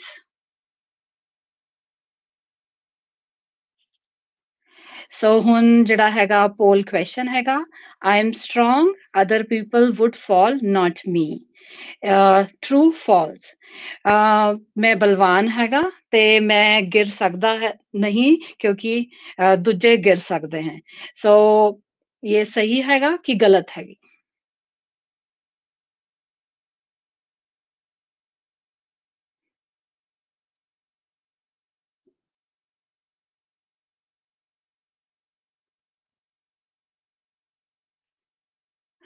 ਸੋ ਹੁਣ ਜਿਹੜੇ ਵੀ ਰਿਸਕ ਫੈਕਟਰ ਅਸੀਂ ਦੇਖੇ ਹੈ, ਹੁਣ ਕਿੱਦਾਂ ਅਸੀਂ ਜਿਹੜਾ ਹੈਗਾ ਹੋਮ ਉਹਨੂੰ ਸੇਫ ਕਰ ਸਕਦੇ ਹਾਂ। ਜੈਸੇ ਕਿ ਡਾਕਟਰ ਚੀਮਾ ਨੇ ਦੱਸਿਆ ਹੈਗਾ ਕਿ ਜਿਹੜੀ ਮੈਕਸਿਮਮ ਜਿਹੜੀ ਫਾਲ ਹੈਗੀ ਉਹ ਘਰ ਵਿੱਚ ਹੁੰਦੀ ਹੈ, ਤੇ ਜਦੋਂ ਹਸਪੀਟਲਾਈਜ਼ ਹੁੰਦਾ ਹੈ ਉਹ ਫਾਲ ਕਰਕੇ ਹੀ ਜ਼ਿਆਦਾ ਹੁੰਦਾ ਹੈ, ਕਿਉਂਕਿ ਉਸ ਟਾਈਮ ਤੇ ਕਈ ਵਾਰੀ ਫ੍ਰੈਕਚਰ ਹੋ ਜਾਂਦਾ ਹੈ, ਕੋਈ ਵੀ ਇੰਜਰੀ ਹੋ ਸਕਦੀ ਹੈ। ਕਈ ਜਿਹੜੇ ਈਜ਼ੀ ਜਿਹੇ ਤਰੀਕੇ ਹੈਗੇ ਉਹਦੇ ਕਰਕੇ ਜੇ ਅਸੀਂ ਘਰ ਨੂੰ ਸੁਰੱਖਿਅਤ ਬਣਾ ਲੈ, ਦੈਨ ਉਹਦੇ ਚਾਂਸਸ ਵੈਰੀ ਲੈਸ ਹੋ ਸਕਦੇ ਹੈ। Next slide please. ਸੋ ਕਈ ਜਿਹੜੇ ਹੈਗੇ ਵੈਰੀ ਸਾਧਾਰਨ ਤਰੀਕੇ ਹੈਗੇ ਤੇ ਬੜੇ ਇਨਐਕਸਪੈਂਸਿਵ ਹੈਗੇ ਤਰੀਕੇ, ਜਿੱਥੇ ਜ਼ਿਆਦਾ ਖਰਚ ਨਹੀਂ ਹੁੰਦਾ ਤੇ ਤੁਸੀਂ ਉਹਨੂੰ ਮੋਡੀਫਾਈ ਈਜ਼ੀਲੀ ਕਰ ਸਕਦੇ ਹੋ। Next slide please. ਇਹਨੂੰ ਮੈਂ ਡਿਵਾਈਡ ਕੀਤਾ ਹੈ ਜਨਰਲ ਘਰ ਦੀ ਸੁਰੱਖਿਆ, ਤੇ ਉਹ ਤੋਂ ਬਾਅਦ ਬਾਥਰੂਮ ਦੀ ਸੇਫਟੀ ਕਿੱਦਾਂ ਕਰ ਸਕਦੇ ਹਾਂ, ਕਿਚਨ ਦੀ ਕਿੱਦਾਂ ਕਰ ਸਕਦੇ ਹਾਂ, ਤੇ ਬਾਹਰਲੀ ਤੇ ਬਾਹਰ ਵਾਲੀ ਜਿਹੜੀ ਸੇਫਟੀ ਹੈਗੀ ਉਹਦੇ ਵਿੱਚ ਸਾਡਾ ਵੈਦਰ ਤੇ ਕਲਾਈਮੇਟ ਵੀ ਆਉਂਦਾ ਹੈ, ਬਿਕਾਜ਼ ਅਸੀਂ ਕੈਨੇਡਾ ਵਿੱਚ ਰਹਿੰਦੇ, ਠੰਡ ਦਾ ਟਾਈਮ ਥੋੜਾ ਜ਼ਿਆਦਾ ਹੁੰਦਾ ਐਸ ਕੰਪੇਅਰ ਟੂ ਗਰਮੀਆਂ। So next slide. ਹੁਣ ਜਿਹੜੀ ਜਨਰਲ ਘਰ ਦੀ ਸੁਰੱਖਿਆ ਹੈ, ਮੇਕ ਸ਼ੋਰ ਜਿਹੜੇ ਜਿੱਥਾ ਤੁਸੀਂ ਤੁਰਦੇ ਫਿਰਦੇ ਹੋ, from living room to kitchen ਜਾਂ ਬੈਡਰੂਮ ਟੂ ਲਿਵਿੰਗ ਰੂਮ, ਇਹ ਸਾਰਾ ਜਿਹੜਾ ਥਾਂ ਹੈਗਾ ਮੇਕ ਸ਼ੋਰ ਜਿੰਨਾ ਤੁਸੀਂ ਕਲੀਅਰ ਰੱਖ ਸਕੋ ਉਹ ਵਧੀਆ ਹੁੰਦਾ ਹੈ। ਇਹ ਜਿਹੜੀ ਪਿਕਚਰ ਹੈਗੀ ਤੁਸੀਂ ਉਹ ਦੇਖ ਸਕਦੇ ਹੋ ਕਿ ਕਈ ਵਾਰੀ ਜਿਹੜਾ ਸੈਂਟਰ ਰਗ ਹੁੰਦਾ ਜਿੱਥੇ ਅਸੀਂ ਬਹਿੰਦੇ ਹਾਂ ਸੋਫੇ ਦਾ, ਕਈ ਵਾਰੀ ਉਹ ਕਾਰਨਰ ਤੇ ਮੁੜਨੇ ਲੱਗਦਾ ਹੈ। ਮੇਕ ਸ਼ੋਰ ਉਹਨੂੰ ਪ੍ਰੋਪਰਲੀ ਤੁਸੀਂ, ਕਈ ਵਾਰੀ ਚੀਜ਼ਾਂ ਮਿਲ ਜਾਂਦੀ ਉਹਨੂੰ ਸਟਿਕ ਥੱਲੇ ਕਰ ਸਕਦੇ ਹੋ, ਤੇ ਉਹਦੇ ਕਰਕੇ ਨਾ ਡਿੱਗਣ ਦਾ ਚਾਂਸ ਬਹੁਤ ਵੱਧ ਜਾਂਦਾ ਹੈ।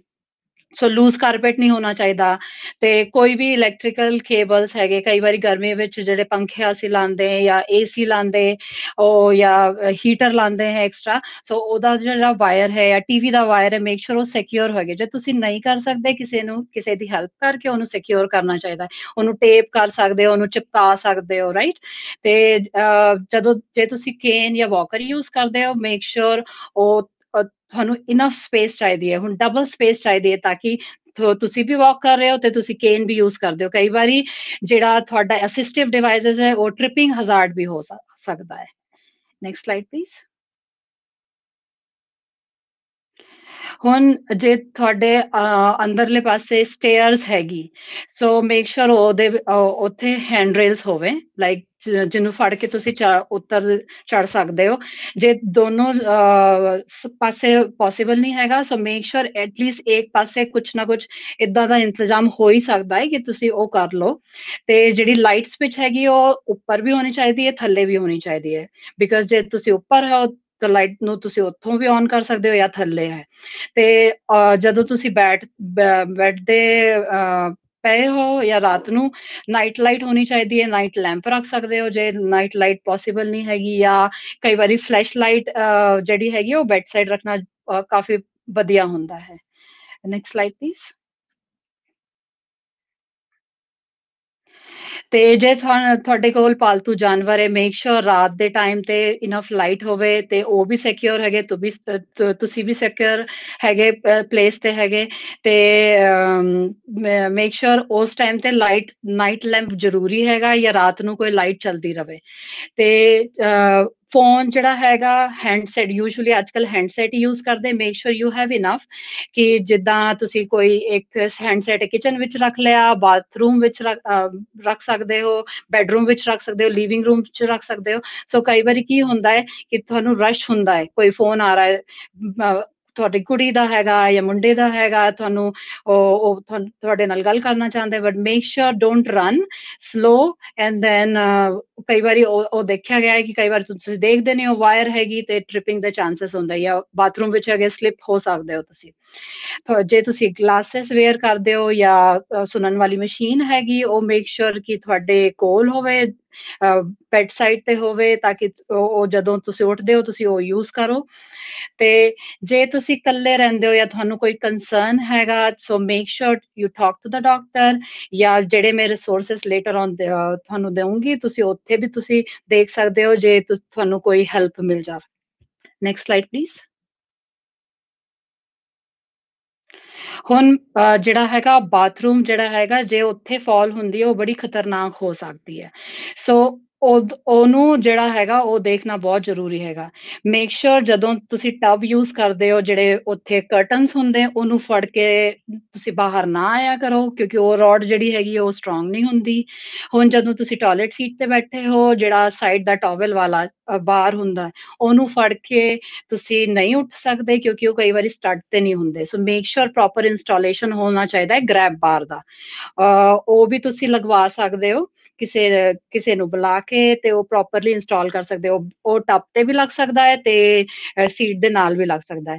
ਜਿਹੜਾ ਟਬ ਹੁੰਦਾ ਹੈ ਉਹਦੇ ਉੱਤੇ ਤੁਸੀਂ ਥੱਲੇ ਮੈਟ ਵਿਛਾ ਸਕਦੇ ਹੋ, ਨਾਨ ਸਲਿਪਰੀ। ਸੋ ਜਦੋਂ ਤੁਸੀਂ ਬਾਥ ਲੈਂਦੇ ਹੋ, ਤੁਸੀਂ ਜਦੋਂ ਬਾਹਰ ਨਿਕਲਦੇ ਹੋ ਜਾਂ ਅੰਦਰ ਜਾਂਦੇ ਹੋ, ਕਈ ਵਾਰੀ ਉਹਦੇ ਕਰਕੇ ਵੀ ਸਲਿਪ ਹੋ ਸਕਦਾ ਹੈ ਜੇ ਅੰਦਰ ਕੋਈ ਸਾਬੁਨ ਹੈਗਾ by chance. So make sure tub ਵੀ ਕਲੀਨ ਹੋਣੇ ਚਾਹੀਦੇ properly.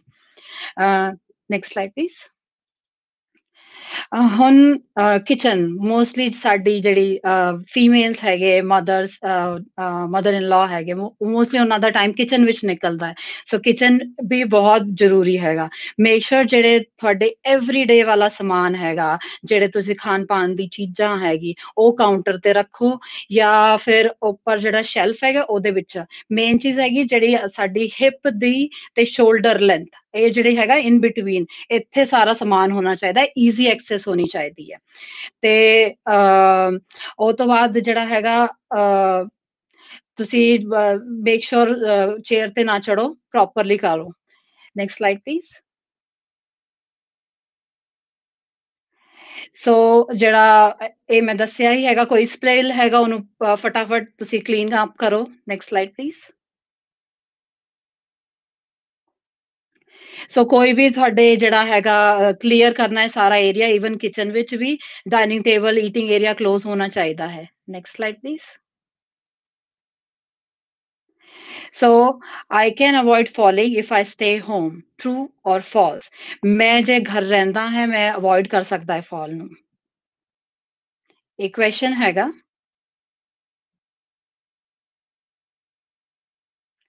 Can we go to next slide please?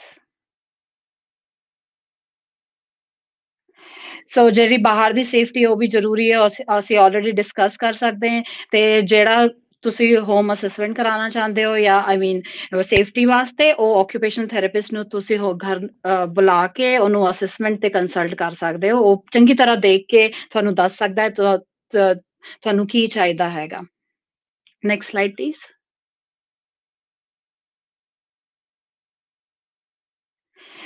Climate ਦੇ ਬਾਰੇ ਅਸੀਂ ਆਲਰੇਡੀ ਗੱਲ ਕਰ ਚੁੱਕੇ ਹਾਂ। Next slide please.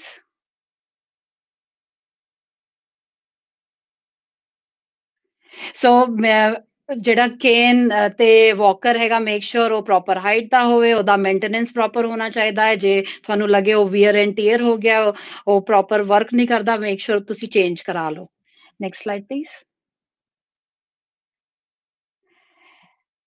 ਸੋ ਜੇ ਤੁਹਾਨੂੰ ਲੱਗਦਾ ਹੈ ਤੁਹਾਡਾ ਪ੍ਰੋਪਰ ਅਸਿਸਟਿਵ ਡਿਵਾਈਸਿਸ, ਕੇਨ ਜਾਂ ਵੀਲ ਚੇਅਰ ਜਾਂ ਤੁਹਾਡੇ ਜਿਹੜਾ ਵਾਕਰ ਹੈ ਉਹ ਪ੍ਰੋਪਰ ਨਹੀਂ ਹੈਗਾ, ਤੁਸੀਂ ਫਿਜ਼ੀਓਥੈਰੇਪਿਸਟ ਜਾਂ ਆਕੂਪੇਸ਼ਨਲ ਥੈਰੇਪਿਸਟ ਨੂੰ ਅਸਿਸ ਕਰਾ ਸਕਦੇ ਹੋ। ਉਹਨਾਂ ਨੂੰ ਚੈੱਕ ਕਰਾ ਕੇ ਤੁਸੀਂ ਉਹ ਐਡਜਸਟ ਕਰਾ ਸਕਦੇ ਹੋ। Next slide please. Next please.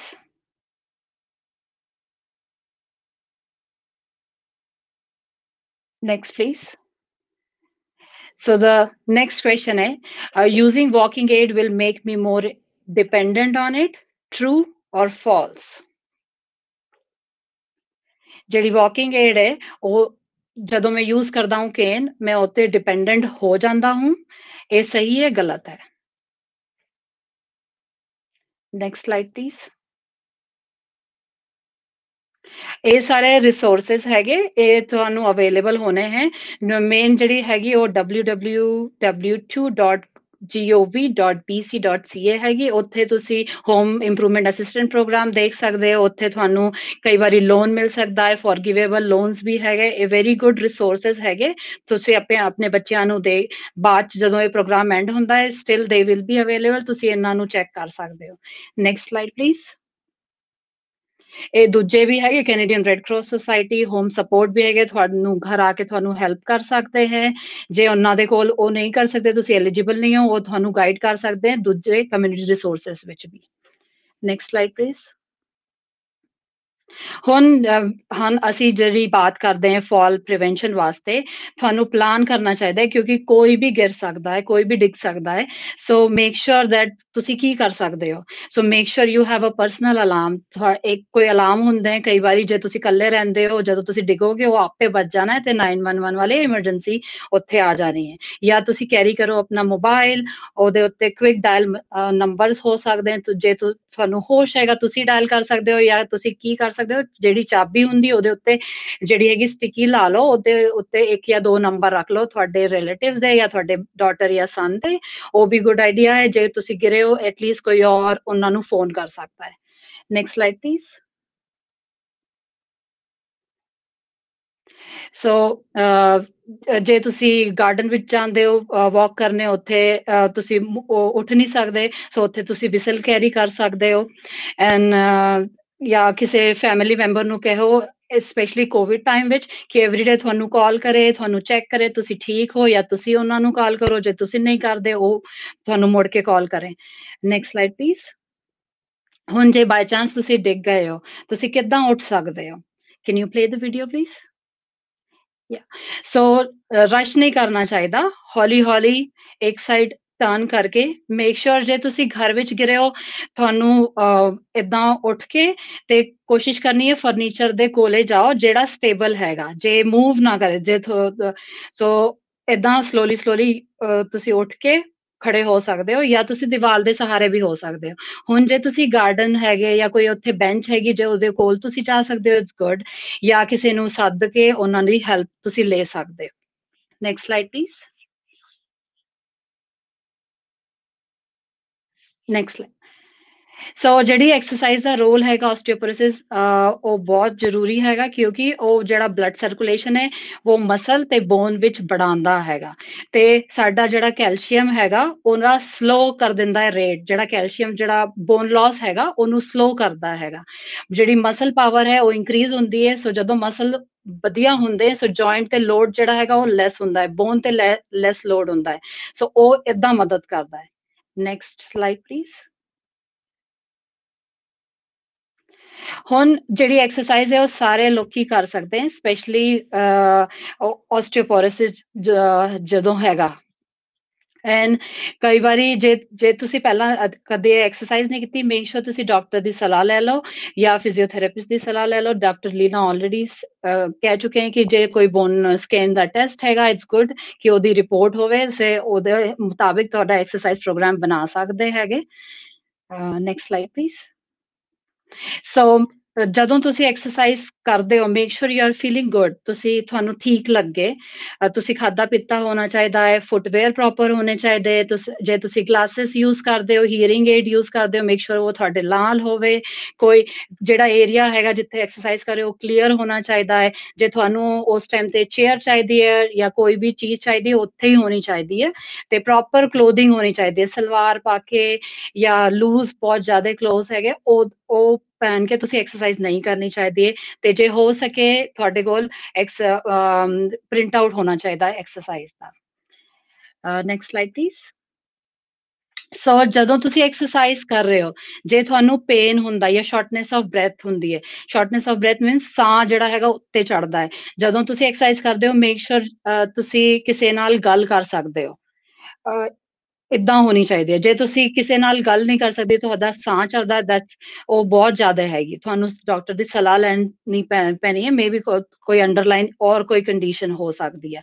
ਜੇ ਤੁਸੀਂ ਐਕਸਰਸਾਈਜ਼ ਕਰ ਰਹੇ ਹੋ, ਤੁਹਾਨੂੰ ਪੇਨ ਹੁੰਦਾ ਹੈ, 0 ਨੋ ਪੇਨ, ਜਿਹੜਾ 0 ਹੁੰਦਾ ਹੈ ਤੇ 10 ਤੁਹਾਡਾ ਬਰਦਾਸ਼ਤ ਨਹੀਂ ਹੁੰਦਾ।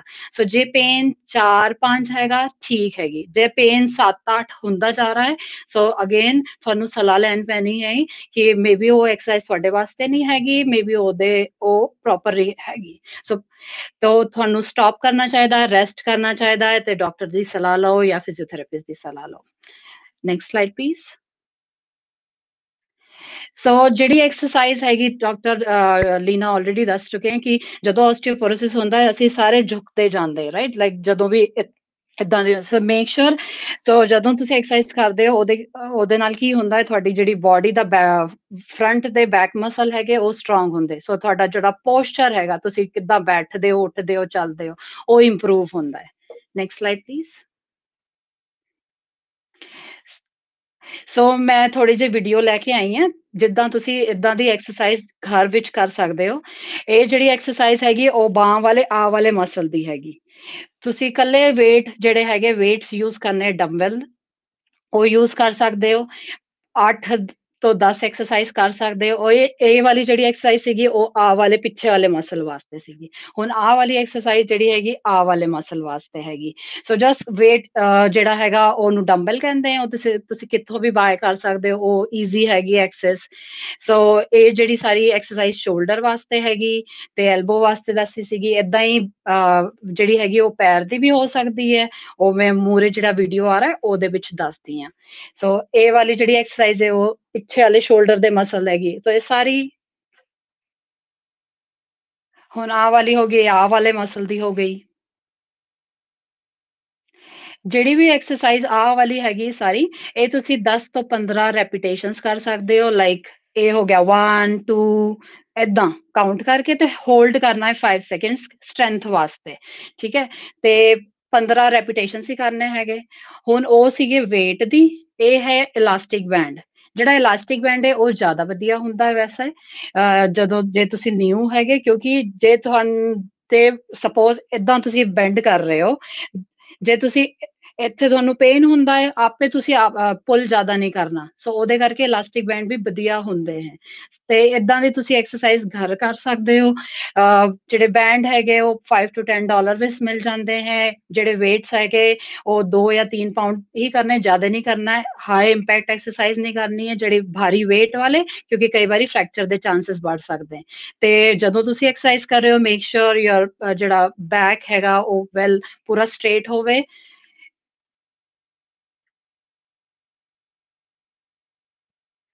ਤੇ ਆਹ ਸਾਰੀ ਜਿਹੜੀ ਸੀਗੀ ਸਾਰੀ ਜਿਹੜੀ ਅਪਰ ਬੋਡੀ ਵਾਸਤੇ ਹੈਗੀ। ਹੁਣ ਇਹਦੇ ਵਿੱਚ ਜਿਹੜਾ ਵੀਡੀਓ ਹੈਗਾ ਉੱਥੇ ਲੋਅਰ ਬੋਡੀ ਦੀ ਐਕਸਰਸਾਈਜ਼ ਵੀ ਹੈਗੀ ਤੇ ਇਹ ਤੁਹਾਨੂੰ ਕੋਈ ਜਿਮ ਜਾਣ ਦੀ ਲੋੜ ਨਹੀਂ ਹੈਗੀ, ਤੁਸੀਂ ਘਰ ਵੀ ਕਰ ਸਕਦੇ ਹੋ। ਆ ਜਿਹੜੀ ਹੈਗੀ ਬੈਲੈਂਸ ਐਕਸਰਸਾਈਜ਼ ਹੈ।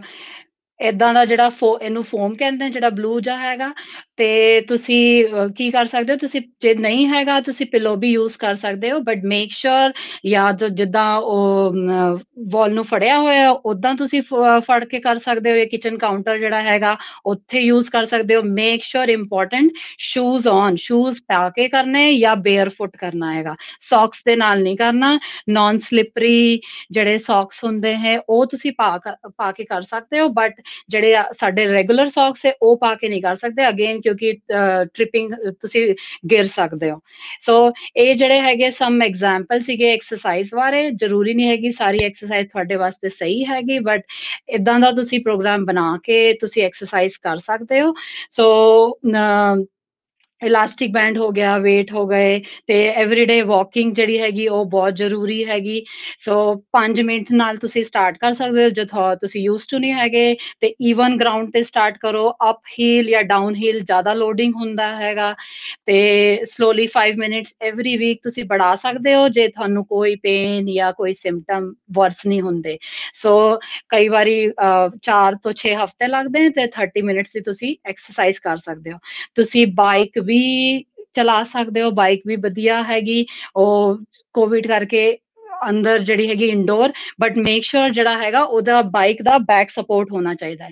ਸਪਿਨ ਬਾਈਕ ਜਿਹੜੀ ਹੈਗੀ ਉਹਦਾ ਬੈਕ ਸਪੋਰਟ ਨਹੀਂ ਹੁੰਦਾ। ਕਈ ਵਾਰੀ ਤੁਸੀਂ ਉਹ ਜਿਹੜਾ ਇਹ ਪੋਸਚਰ ਹੈਗਾ ਅੱਗੇ ਨੂੰ ਆਉਣ ਦਾ ਉਹ बढ़ ਜਾਂਦਾ ਹੈ। ਸੋ ਮੇਕ ਸ਼ੋਰ ਜੇ ਤੁਸੀਂ ਕਰਦੇ ਹੋ ਉਹ ਵਧੀਆ ਹੁੰਦਾ ਹੈ। ਤੇ ਜਿਹੜਾ ਸਾਡਾ ਨੈਕਸਟ ਵੀਕ ਸੈਸ਼ਨ ਹੈਗਾ ਆਰਥਰਾਈਟਿਸ ਵਾਲਾ ਉਹਦੇ ਵਿੱਚ ਵੀ ਮੈਂ ਔਰ ਐਕਸਰਸਾਈਜ਼ ਬਾਰੇ ਗੱਲ ਕਰਾਂਗੀ ਤੇ ਤੁਹਾਨੂੰ ਦੱਸਾਂਗਾ ਕਿ ਕਿੱਦਾਂ ਔਰ ਐਕਸਰਸਾਈਜ਼ ਤੁਸੀਂ ਵਧੀਆ ਕਰ ਸਕਦੇ ਹੋ। Thank you so much for having me here. Thanks Icon for giving me time to serve my community. Thank you so much. Time ਹੋ ਗਿਆ ਹੋਰ ਬਟ ਕੋਈ ਨਹੀਂ ਅਸੀਂ ਜਿਹੜੇ ਸਾਨੂੰ ਮੈਸੇਜ ਭੇਜਦੇ ਪਏ ਨੇ ਨਾ ਸਾਰਿਆਂ ਦੇ ਉਹਨਾਂ ਦੇ ਅਸੀਂ ਜਵਾਬ ਜ਼ਰੂਰ ਦੇਵਾਂਗੇ। ਤੇ ਇੱਕ ਜਿਹੜਾ ਮੇਨ ਜਿਹੜੀ ਗੱਲ ਹੈ ਨਾ ਇਹਦੇ ਵਿੱਚੋਂ ਇਹ ਪਾਰਟ ਜਿਹੜਾ ਇੰਪੋਰਟੈਂਟ ਮੈਸੇਜ ਹੈ ਸਾਡੀ ਕਮਿਊਨਿਟੀ ਵਾਸਤੇ ਕਿ ਜਿਹੜੇ ਉਹ ਘਰ ਬਣਾ ਰਹੇ ਨੇ ਸਾਰੇ ਜਾਣੇ ਤੇ ਉਹਨਾਂ ਘਰਾਂ ਦੇ ਵਿੱਚ ਜਿਹੜਾ ਨਾ ओल्ड एज वास्ते या एक्टिविटी वास्ते वो मॉनिटर करना बड़ा इंपॉर्टेंट है। So hopefully if someone is watching जिन्हें जेडे इस इंडस्ट्री विच ने ये उन्होंने वास्ते भी मैसेज है भी कल्ले सिर्फ शान दे घर नहीं विच एक्टिविटी भी ठीक रहे उन्होंने दे। सो जेड़ा नैक्सट जेड़ा ना अपने स्पीकर ने साढ़े कोल प्रीति सूरी वो तुहानू आप ही अपनी इंट्रोडक्शन देणगे। ये भी साढ़े नाल पिछले 10 तो 11 सालों तो जुड़े ने। देखो हर तकलीफ दे विच मैडिसन भी इंपॉर्टेंट है, एक्टिविटी भी इंपॉर्टेंट है, पर जिहड़ी डाइट है उस तो बिना नहीं गल बननी। जिन्नी देर तक असीं प्रॉपर डाइट नहीं खाते सानू पता नहीं भी किन्नी डाइट खानी है, एज के हिसाब नाल किस तरह बदलना, उस साडे वास्ते बहुत इंपॉर्टेंट है। सो प्रीति होना दी तुसीं सुनो इन्हां बारे, सॉरी ये तुहानू एक्सप्लेन करनगे। ध्यान नाल सुनो गल्लां, ये गल्लां जिहड़ियां ना डॉक्टर दे ऑफिस विच नहीं मिलनियां। एक साडी कम्यूनिटी विच बड़ी वड्डी एक बड़ा एक किस्म दा कॉन्सैप्ट है भी सिर्फ डॉक्टर ही गल कर सकता है। डॉक्टर नहीं, फिजियोथेरेपिस्ट, ऑक्यूपेशनल थेरेपिस्ट, डाइटिशियन सारे दा रोल हैगा। सो प्रीति तुसीं अपने आप नूं इंट्रोड्यूस करो ते अपनी सारी क्वालिफिकेशन दस के ते लोकां नूं समझाओ कि किस तरह डाइट नूं फॉलो करना। Thank you doctor शीमा। सारे श्रोताओं ने मेरा सत श्री अकाल ते प्यार भरा निग्घा वेलकम। जिवें डॉक्टर चीमा ने कहा, मेरा नाम प्रीति सूरी है ते मैं एक रजिस्टर्ड डाइटिशियन हाँ। मैं यूनिवर्सिटी विच ते स्कूल विच पढ़ाई सारी खाने बारे करी है। तो फनी गल सारा कोई मैनू इहो पुछदे ने 2 फुलके खावां कि 1 फुलके खावां, पर फुलके नालों वध के किद्दां दा फुलका खाना, की रोटी खानी चाहिए, की नहीं खाना चाहिए। मेरी सारी पढ़ाई इस बारे है ते अज मैं ओस्टियोपोरोसिस विच खाने का की रोल है ते किद्दां आपां अपनी बोन्स नूं हेल्थी बना सकते हैं उहदे बारे थोड़ी टिप्स शेयर करांगी। Next slide please. सो सारे जिहड़ी हले असी प्रेजेंटेशन सुनी है उहदे च डॉक्टर शीमा ने भी किया, डॉक्टर जैन ने भी किया कि ओस्टियोपोरोसिस विच साडी जिहड़ी बोन्स दा जिहड़ा डेंसिटी है, जिहदी वो स्ट्रेंथ है, वो घट जाती है, राइट। तो वीक हो जाती है साडी बोन्स ते टुट जाती है। एक गल असीं ऑलरेडी समझ चुके हैं ते यह भी असीं सुन चुके हैं सारिਆਂ तो कि डाइट ते एक्सरसाइज का बहुत इंपॉर्टेंट रोल है। वधिया एक्सरसाइज भी असीं हुण सिख लीतियां ने। हुण डाइट की गल करिए, क्योंकि डाइट एक एहो जी चीज़ है जिहड़ी आपां रोज़ एवरी डे दिन विच किन्ने वारी किचन विच खड़े होकर डिसीजन बनाते हैं कि की खाना या की नहीं खाना, या की बनाइए या की खरीदिए, right. So and again the word diet is diet word तो डरन नालों इनू समझण की कोशिश करिए कि ਇਹਦਾ मतलब ऐ नहीं कि असी सिर्फ परहेज करना है। डाइट का मतलब सिर्फ इहो है कि की खाना साडे लई सही है वर्सिस की नहीं खाना वुड बी वधिया डिसीजन होना है। Next slide please. इत्थे जी मैं स्लाइड बताई है ऑलमोस्ट सिमिलर है, डॉक्टर लीना जैन ने जी स्लाइड बनाई थी दिखाई सी, जिहड़ा ऑलमोस्ट बर्थ तो 25 साल तक की जी साड़ी उम्र होंगी है, तदों जिहड़ा साडा पोषण है, जी रोटी आपां खांदे हैं ਉਹਦੇ ਨਾਲ साड़ी बोन की हेल्थ ਵੱਧਦੀ है। तां करके ना आपां हमेशा सुनते हैं बजुर्ग या पेरेंट्स बच्चों को कहते हैं दुध पी लो, बहुत इंपॉर्टेंट है, हड्डियां खुर जानियां ने, हड्डियां टुट जानियां ने, राइट। दुध पियो, दुध इंपॉर्टेंट है, क्योंकि तदों अगेन दुध बिल्कुल ਉਹਦੇ अंदर विजडम है कैन विच के दुध पियो, क्योंकि दुध विच कैल्शियम है, एंड मैं ਉਹਦੇ बारे होर गल करांगी। बट बर्थ तो 25 साल तक दुध या कैल्शियम की इनटेक विटामिन डी के नाल बहुत ज़्यादा इंपॉर्टेंट है, क्योंकि तदों साडी बोन्स बनदियां पईयां ने, स्ट्रोंग होंदियां पईयां ने, राइट। 25 तो 40 साल के करीब की उम्र विच मेनटेनेंस है, राइट। हुण मेनटेनेंस का मतलब यह नहीं है कि भुल जाओ दुध पीना या होर कुछ करते रहो, बट जिवें साडी गाड़ी की मेनटेनेंस जरूरी है, एवरी महीने या 2 महीने साल विच गड्डी नूं जरूर मेनटेनेंस दे लेके जाते हैं, राइट। सेम थिंग मेनटेनेंस जरूरी है उस एज दे विच। पर उस तो बाद जो 40+ की उम्र साड़ी हो जाती है, तदों नैचुरली कुदरती तरीके दे नाल साडी हड्डियां चो जिहड़ा कैल्शियम डिपॉजिटेड है वो घट होने लग जाता है, स्ट्रेंथ घट होंदी है। तां करके उहदी देख रेख करना सही पोषण दे नाल, सही दवाई दे नाल, सही प्रिकॉशनस दे नाल होर भी इंपॉर्टेंट हो जाता है। तो 2 एज ग्रुप्स बहुत इंपॉर्टेंट है, एक बर्थ तो 25 साल यानी कि यंग जी जनरेशन है, ते नाल दे नाल जिहड़ा बुजुर्गी दा या ओल्डर एज जिहनूं असीं कहंदे ओल्डर एडल्ट्स 40 तो वध, दोनों एज ग्रुप्स बहुत इंपॉर्टेंट हैं। Next slide please. सो किहड़े खाने का असर साडे बोन्स से हो सकता है? असलियत यह है जिहड़ा भी खाना तुसीं खांदे हो हर चीज़ का असर सारी पूरी सेहत ते होंदा है, बोन्स से भी होंदा है, राइट। सो हुण क्योंकि अज दा सैशन बोन्स बारे या ओस्टियोपोरोसिस बारे ते असीं सिर्फ वो तत्थ ਵਾਲੇ ਖਾਣਿਆਂ ਤੇ ਫੋਕਸ ਕਰਾਂਗੇ ਜਿਹਦੇ ਅੰਦਰ ਬੋਨਸ ਨੂੰ ਸਟਰੋਂਗ ਕਰਨ ਦੀ, ਹੱਡੀਆਂ ਨੂੰ ਸਟਰੋਂਗ ਬਣਾਉਣ ਦੀ ਸ਼ਮਤਾ ਹੈ, ਰਾਈਟ। ਤੇ ਕੈਲਸ਼ੀਅਮ, ਵਿਟਾਮਿਨ ਡੀ ਤੇ ਪ੍ਰੋਟੀਨ, ਇਹ तीन तत्त ਬੋਨ ਹੈਲਥ ਦੇ ਲਈ ਬਹੁਤ ਜ਼ਿਆਦਾ ਇੰਪੋਰਟੈਂਟ ਨੇ। ਤੇ ਮੋਸਟ ਫੋਕਸ ਅਸੀਂ ਕਰਾਂਗੇ ਅੱਜ ਕੈਲਸ਼ੀਅਮ, ਵਿਟਾਮਿਨ ਡੀ ਤੇ ਥੋੜਾ ਜਿਹਾ ਟਿਡਬਿਟਸ ਪ੍ਰੋਟੀਨ ਦੇ ਬਾਰੇ। Next slide please.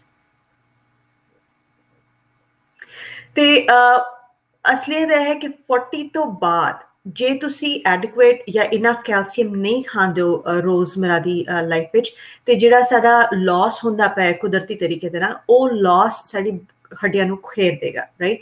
ਤਾਂ ਕਰਕੇ ਉਹਨੂੰ ਕੰਟੀਨਿਊਸਲੀ ਰਿਪਲੈਨਿਸ਼ ਕਰਨਾ ਜਾਂ ਹੋਰ ਕੈਲਸ਼ੀਅਮ ਚੰਗੀ ਕੁਆਲਿਟੀ ਦਾ ਸਾਡੀ ਬੋਡੀ ਨੂੰ ਪ੍ਰੋਵਾਈਡ ਕਰਨਾ, ਤਾਂ ਕਿ ਬੋਡੀ ਉਹ ਲੈ ਕੇ ਕੰਟੀਨਿਊਸਲੀ ਸਪਲਾਈ ਕਰ ਸਕੇ ਆਪਣੇ ਬੋਨਸ ਨੂੰ ਉਹ ਕੈਲਸ਼ੀਅਮ, ਤੇ ਬੋਨਸ ਵੀਕ ਹੋ ਕੇ ਟੁੱਟ ਨਾ ਜਾਣ। ਉਹ ਸਾਡਾ ਰੋਲ ਬਣ ਜਾਂਦਾ ਹੈ 40 ਤੋਂ ਪਲੱਸ ਏਜ ਵਿੱਚ। ਨਾਲ ਦੇ ਨਾਲ ਵਿਟਾਮਿਨ ਡੀ ਦੀ ਗੱਲ ਆਪਾਂ ਹਮੇਸ਼ਾ ਸੁਣਦੇ ਹਾਂ ਕਿ ਕੈਲਸ਼ੀਅਮ ਦੇ ਨਾਲ ਵਿਟਾਮਿਨ ਡੀ ਦਾ ਵੀ ਗੱਲ ਹੈ। ਇਹਨੂੰ ਆਲਮੋਸਟ ਐਵੇਂ ਸਮਝ ਲਓ ਕਿ ਇਹ ਤਾਲੇ ਦੀ ਚਾਬੀ ਹੈ। ਜੇ ਵਿਟਾਮਿਨ ਡੀ ਇਨਫ ਨਹੀਂ ਹੁਆ ਤੇ ਕੈਲਸ਼ੀਅਮ ਸਹੀ ਤਰੀਕੇ ਦੇ ਨਾਲ ਡਿਪੋਜ਼ਿਟ ਨਹੀਂ ਹੋ ਪਾਏਗਾ, ਤਾਂ ਤੁਹਾਡੀ ਬੋਨਸ ਉਹਨੂੰ ਯੂਜ਼ ਨਹੀਂ ਕਰ ਪਾਉਣਗੀਆਂ, ਰਾਈਟ। ਤਾਂ ਕਰਕੇ ਕੈਲਸ਼ੀਅਮ ਤੇ ਵਿਟਾਮਿਨ ਡੀ ਹਮੇਸ਼ਾ ਆਪਾਂ ਨਾ ਇਹਨਾਂ ਦੇ ਇਕੱਠੇ ਸੁਣੇ ਜਾਂਦੇ ਨੇ। ਨਾਲ ਦੇ ਨਾਲ ਪ੍ਰੋਟੀਨ ਵੀ ਇੰਪੋਰਟੈਂਟ ਹੈ। ਪ੍ਰੋਟੀਨ ਅਸੀਂ ਪਾਉਂਦੇ ਹਾਂ ਦਾਲਾਂ ਵਿੱਚ, ਮੀਟ ਵਿੱਚ, ਨਟਸ ਵਿੱਚ। ਜਿੱਦਾਂ ਆਪਾਂ ਪਹਿਲਾਂ ਪ੍ਰੈਜੈਂਟੇਸ਼ਨਸ ਕੀਤੀਆਂ ਨੇ, ਸਪੈਸ਼ਲੀ ਜਿਹੜੀ ਡਾਇਬੀਟੀਜ਼ ਦੀ ਪ੍ਰੈਜੈਂਟੇਸ਼ਨਸ ਦੀ, ਤਦੋਂ ਆਪਾਂ ਗੱਲ ਕੀਤੀ ਕਿ ਪ੍ਰੋਟੀਨ ਬਹੁਤ ਇੰਪੋਰਟੈਂਟ ਹੈ ਸਾਡੀ ਮਸਲ ਬਿਲਡਿੰਗ ਦੇ ਲਈ। ਤੇ ਸੇਮ ਥਿੰਗ ਬੋਨਸ ਦੀ ਬਿਲਡਿੰਗ ਦੇ ਲਈ ਵੀ ਪ੍ਰੋਟੀਨ ਦਾ ਰੋਲ ਪਾਇਆ ਜਾਂਦਾ ਹੈ, ਕਿਉਂਕਿ ਜਿਹੜੀ ਵੀ ਚੀਜ਼ ਟੁੱਟ ਜਾਂਦੀ ਹੈ ਉਹਨੂੰ ਜੋੜਨ